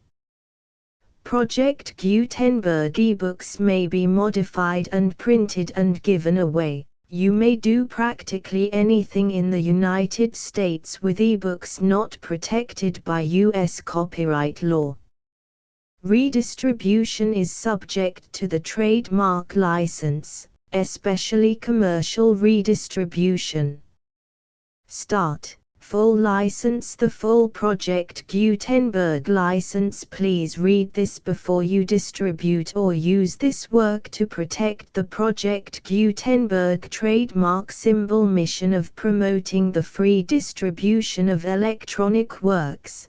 By using or distributing this work, or any other work associated in any way with the phrase Project Gutenberg, you agree to comply with all the terms of the full Project Gutenberg trademark symbol license available with this file or online at www.gutenberg.org/license. Section 1. General terms of use and redistributing Project Gutenberg trademark symbol electronic works 1.0. By reading or using any part of this Project Gutenberg trademark symbol electronic work, you indicate that you have read, understand, agree to and accept all the terms of this license and intellectual property, trademark/copyright, agreement. If you do not agree to abide by all the terms of this agreement, you must cease using and return or destroy all copies of Project Gutenberg trademark symbol electronic works in your possession. If you paid a fee for obtaining a copy of or access to a Project Gutenberg trademark symbol electronic work and you do not agree to be bound by the terms of this agreement, you may obtain a refund from the person or entity to whom you paid the fee as set forth in paragraph 1.e.8. 1.b Project Gutenberg is a registered trademark. It may only be used on or associated in any way with an electronic work by people who agree to be bound by the terms of this agreement. There are a few things that you can do with most Project Gutenberg trademark symbol electronic works even without complying with the full terms of this agreement. See paragraph 1.c below. There are a lot of things you can do with Project Gutenberg trademark symbol electronic works if you follow the terms of this agreement and help preserve free future access to Project Gutenberg trademark symbol electronic works. See paragraph 1.e below. 1.c. The Project Gutenberg Literary Archive Foundation, the Foundation or PGLAF, owns a compilation copyright in the collection of Project Gutenberg trademark symbol electronic works. Nearly all the individual works in the collection are in the public domain in the United States. If an individual work is unprotected by copyright law in the United States and you are located in the United States, we do not claim a right to prevent you from copying, distributing, performing, displaying or creating derivative works based on the work as long as all references to Project Gutenberg are removed. Of course, we hope that you will support the Project Gutenberg trademark symbol mission of promoting free access to electronic works by freely sharing Project Gutenberg trademark symbol works in compliance with the terms of this agreement for keeping the Project Gutenberg trademark symbol name associated with the work. You can easily comply with the terms of this agreement by keeping this work in the same format with its attached full Project Gutenberg trademark symbol license when you share it without charge with others. 1.d. The copyright laws of the place where you are located also govern what you can do with this work. Copyright laws in most countries are in a constant state of change. If you are outside the United States, check the laws of your country in addition to the terms of this agreement before downloading, copying, displaying, performing, distributing or creating derivative works based on this work or any other Project Gutenberg trademark symbol work. The Foundation makes no representations concerning the copyright status of any work in any country other than the United States. 1.e Unless you have removed all references to Project Gutenberg, 1.e.1. The following sentence, with active links to, or other immediate access to, The full Project Gutenberg trademark symbol license must appear prominently whenever any copy of a Project Gutenberg trademark symbol work, any work on which the phrase Project Gutenberg appears, or with which the phrase Project Gutenberg is associated, is accessed, displayed, performed, viewed, copied or distributed. This ebook is for the use of anyone anywhere in the United States and most other parts of the world at no cost and with almost no restrictions whatsoever. You may copy it, give it away or reuse it under the terms of the Project Gutenberg license included with this ebook or online at www.gutenberg.org. If you are not located in the United States, you will have to check the laws of the country where you are located before using this ebook. 1.e.2.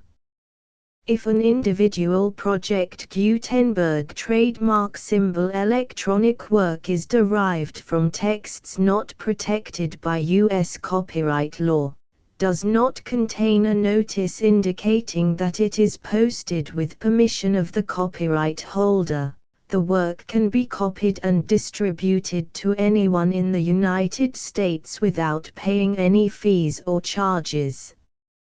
If you are redistributing or providing access to a work with the phrase Project Gutenberg associated with or appearing on the work, you must comply either with the requirements of paragraphs 1.e.1 through 1.e.7 or obtain permission for the use of the work and the Project Gutenberg trademark symbol trademark as set forth in paragraphs 1.e.8 or 1.e.9.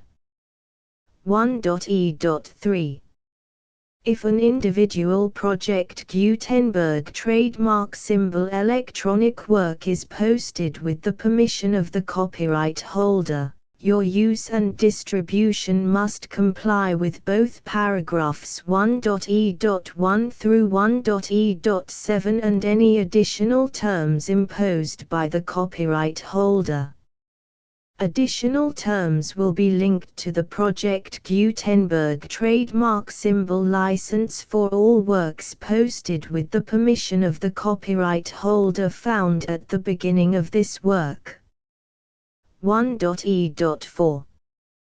Do not unlink or detach or remove the full Project Gutenberg trademark symbol license terms from this work, or any files containing a part of this work or any other work associated with Project Gutenberg trademark symbol. 1.e.5.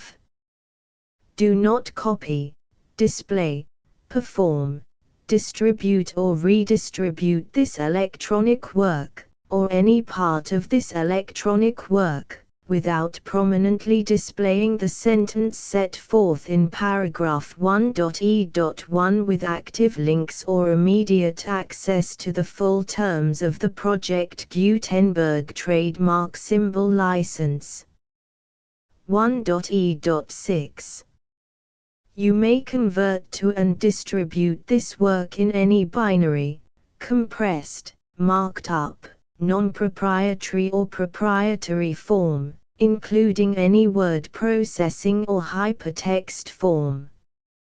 However, if you provide access to or distribute copies of a Project Gutenberg trademark symbol work in a format other than plain vanilla ASCII or other format used in the official version posted on the official Project Gutenberg trademark symbol website, www.gutenberg.org, you must, at no additional cost, fee or expense to the user, provide a copy, a means of exporting a copy, or a means of obtaining a copy upon request, of the work in its original plain vanilla ASCII or other form.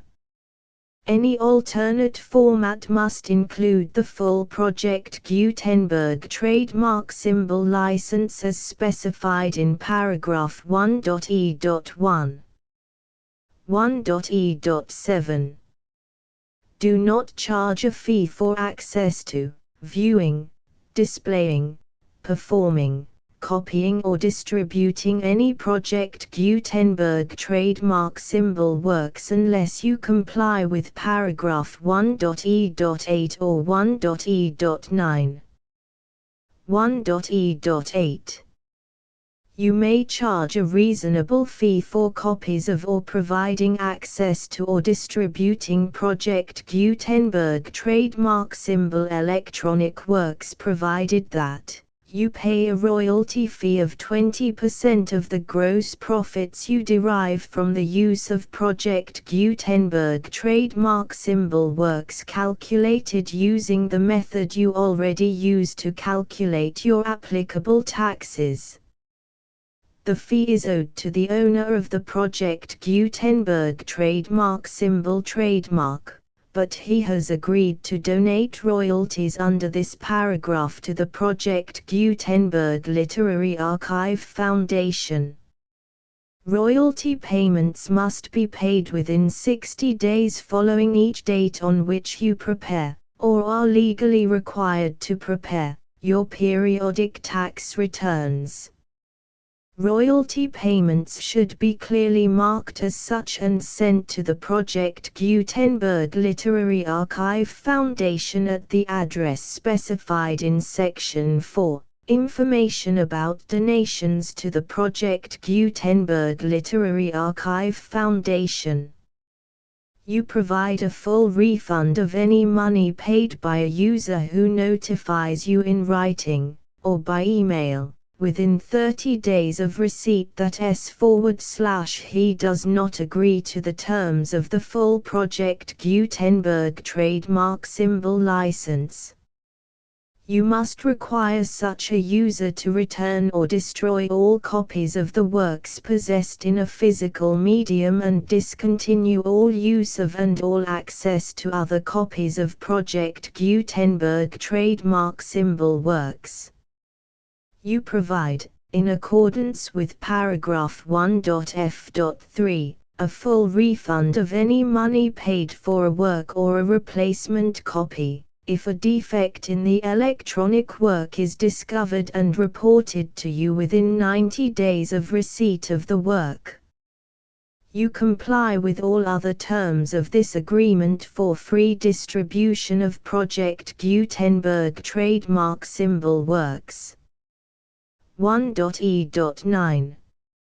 If you wish to charge a fee or distribute a Project Gutenberg trademark symbol electronic work or group of works on different terms than are set forth in this agreement, you must obtain permission in writing from the Project Gutenberg Literary Archive Foundation, the manager of the Project Gutenberg trademark symbol trademark.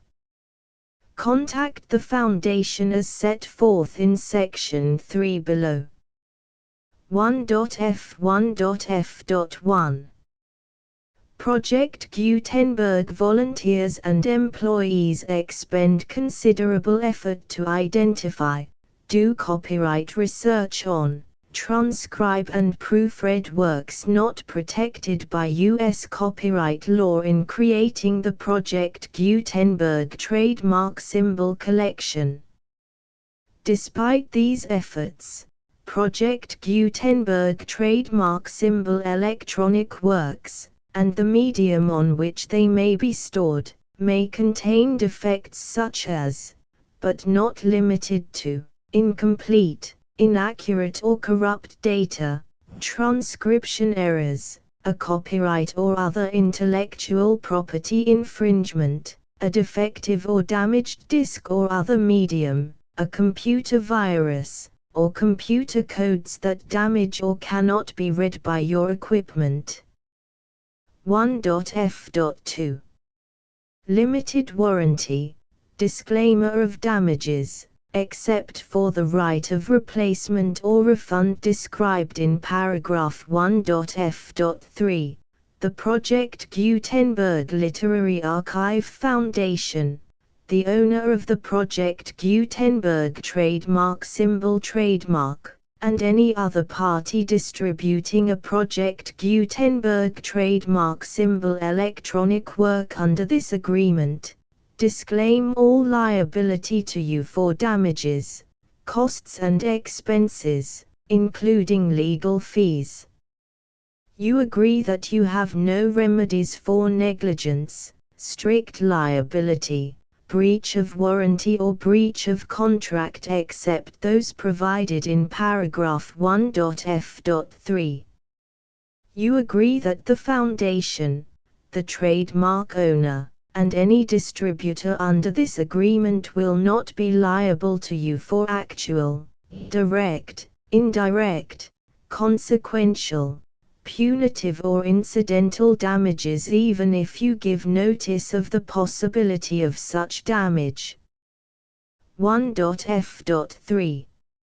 Limited right of replacement or refund. If you discover a defect in this electronic work within 90 days of receiving it, you can receive a refund of the money, if any, you paid for it by sending a written explanation to the person you received the work from.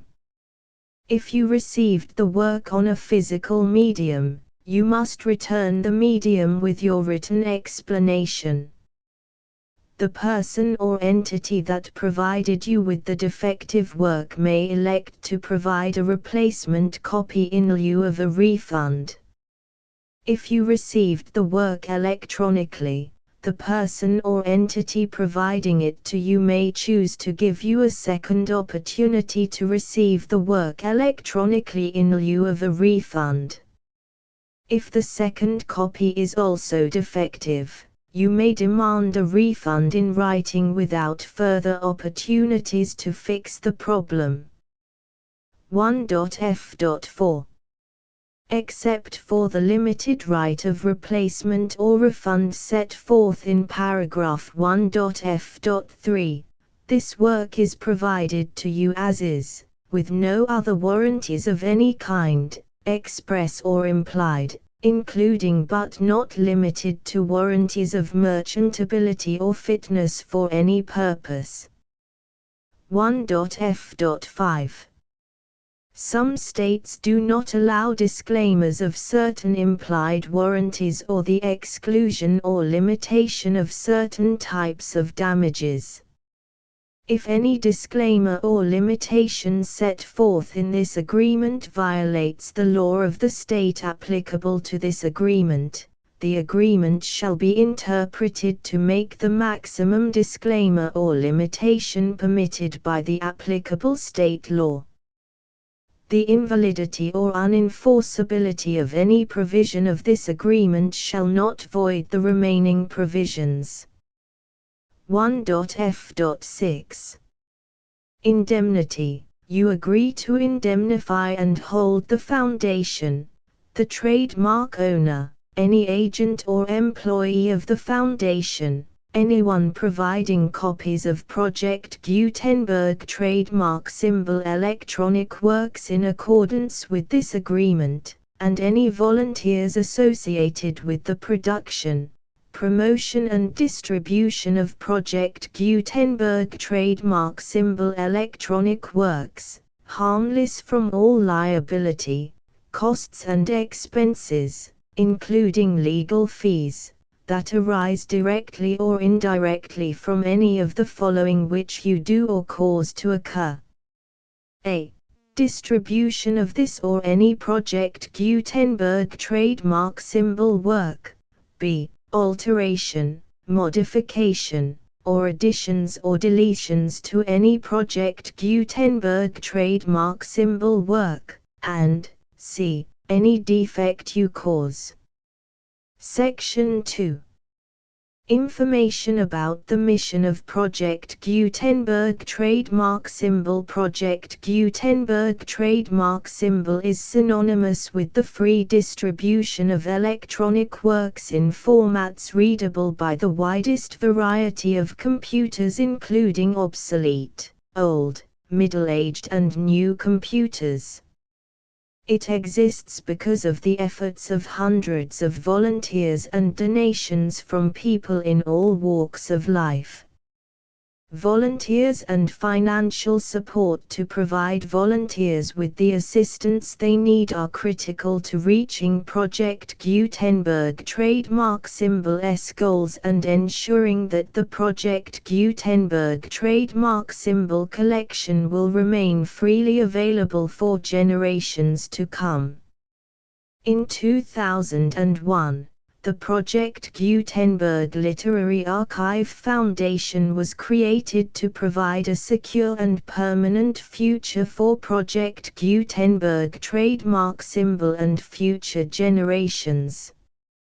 To learn more about the Project Gutenberg Literary Archive Foundation and how your efforts and donations can help, see sections 3 and 4 and the Foundation information page at www.gutenberg.org. Section 3. Information about the Project Gutenberg Literary Archive Foundation. The Project Gutenberg Literary Archive Foundation is a non-profit 501(c)(3) educational corporation organized under the laws of the state of Mississippi and granted tax-exempt status by the Internal Revenue Service. The Foundation's IN or Federal Tax Identification Number is 64-6221541. Contributions to the Project Gutenberg Literary Archive Foundation are tax-deductible to the full extent permitted by U.S. federal laws and your state's laws. The Foundation's business office is located at 809 North 1500 West, Salt Lake City, UT 84116. 801-596-1887. Email contact links and up-to-date contact information can be found at the Foundation's website and official page at www.gutenberg.org/contact section 4. Information about donations to the Project Gutenberg Literary Archive Foundation. Project Gutenberg trademark symbol depends upon and cannot survive without widespread public support and donations to carry out its mission of increasing the number of public domain and licensed works that can be freely distributed in machine-readable form accessible by the widest array of equipment, including outdated equipment. Many small donations, $1 to $5,000, are particularly important to maintaining tax-exempt status with the IRS. The Foundation is committed to complying with the laws regulating charities and charitable donations in all 50 states of the United States. Compliance requirements are not uniform and it takes a considerable effort, much paperwork and many fees to meet and keep up with these requirements. We do not solicit donations in locations where we have not received written confirmation of compliance. To send donations or determine the status of compliance for any particular state, visit www.gutenberg.org/donate. While we cannot and do not solicit contributions from states where we have not met the solicitation requirements, we know of no prohibition against accepting unsolicited donations from donors in such states who approach us with offers to donate. International donations are gratefully accepted, but we cannot make any statements concerning tax treatment of donations received from outside the United States. U.S. laws alone swamp our small staff. Please check the Project Gutenberg web pages for current donation methods and addresses. Donations are accepted in a number of other ways, including checks, online payments and credit card donations. To donate, please visit www.gutenberg.org/donate. Section 5. General information about Project Gutenberg Trademark Symbol Electronic Works. Professor Michael S. Hart was the originator of the Project Gutenberg trademark symbol concept of a library of electronic works that could be freely shared with anyone. For 40 years, he produced and distributed Project Gutenberg trademark symbol ebooks with only a loose network of volunteer support. Project Gutenberg trademark symbol ebooks are often created from several printed editions, all of which are confirmed as not protected by copyright in the US unless a copyright notice is included. Thus, we do not necessarily keep ebooks in compliance with any particular paper edition.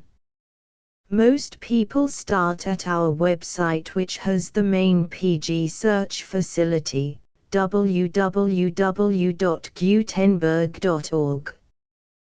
This website includes information about Project Gutenberg trademark symbol, including how to make donations to the Project Gutenberg Literary Archive Foundation, how to help produce our new ebooks, and how to subscribe to our email newsletter to hear about new ebooks.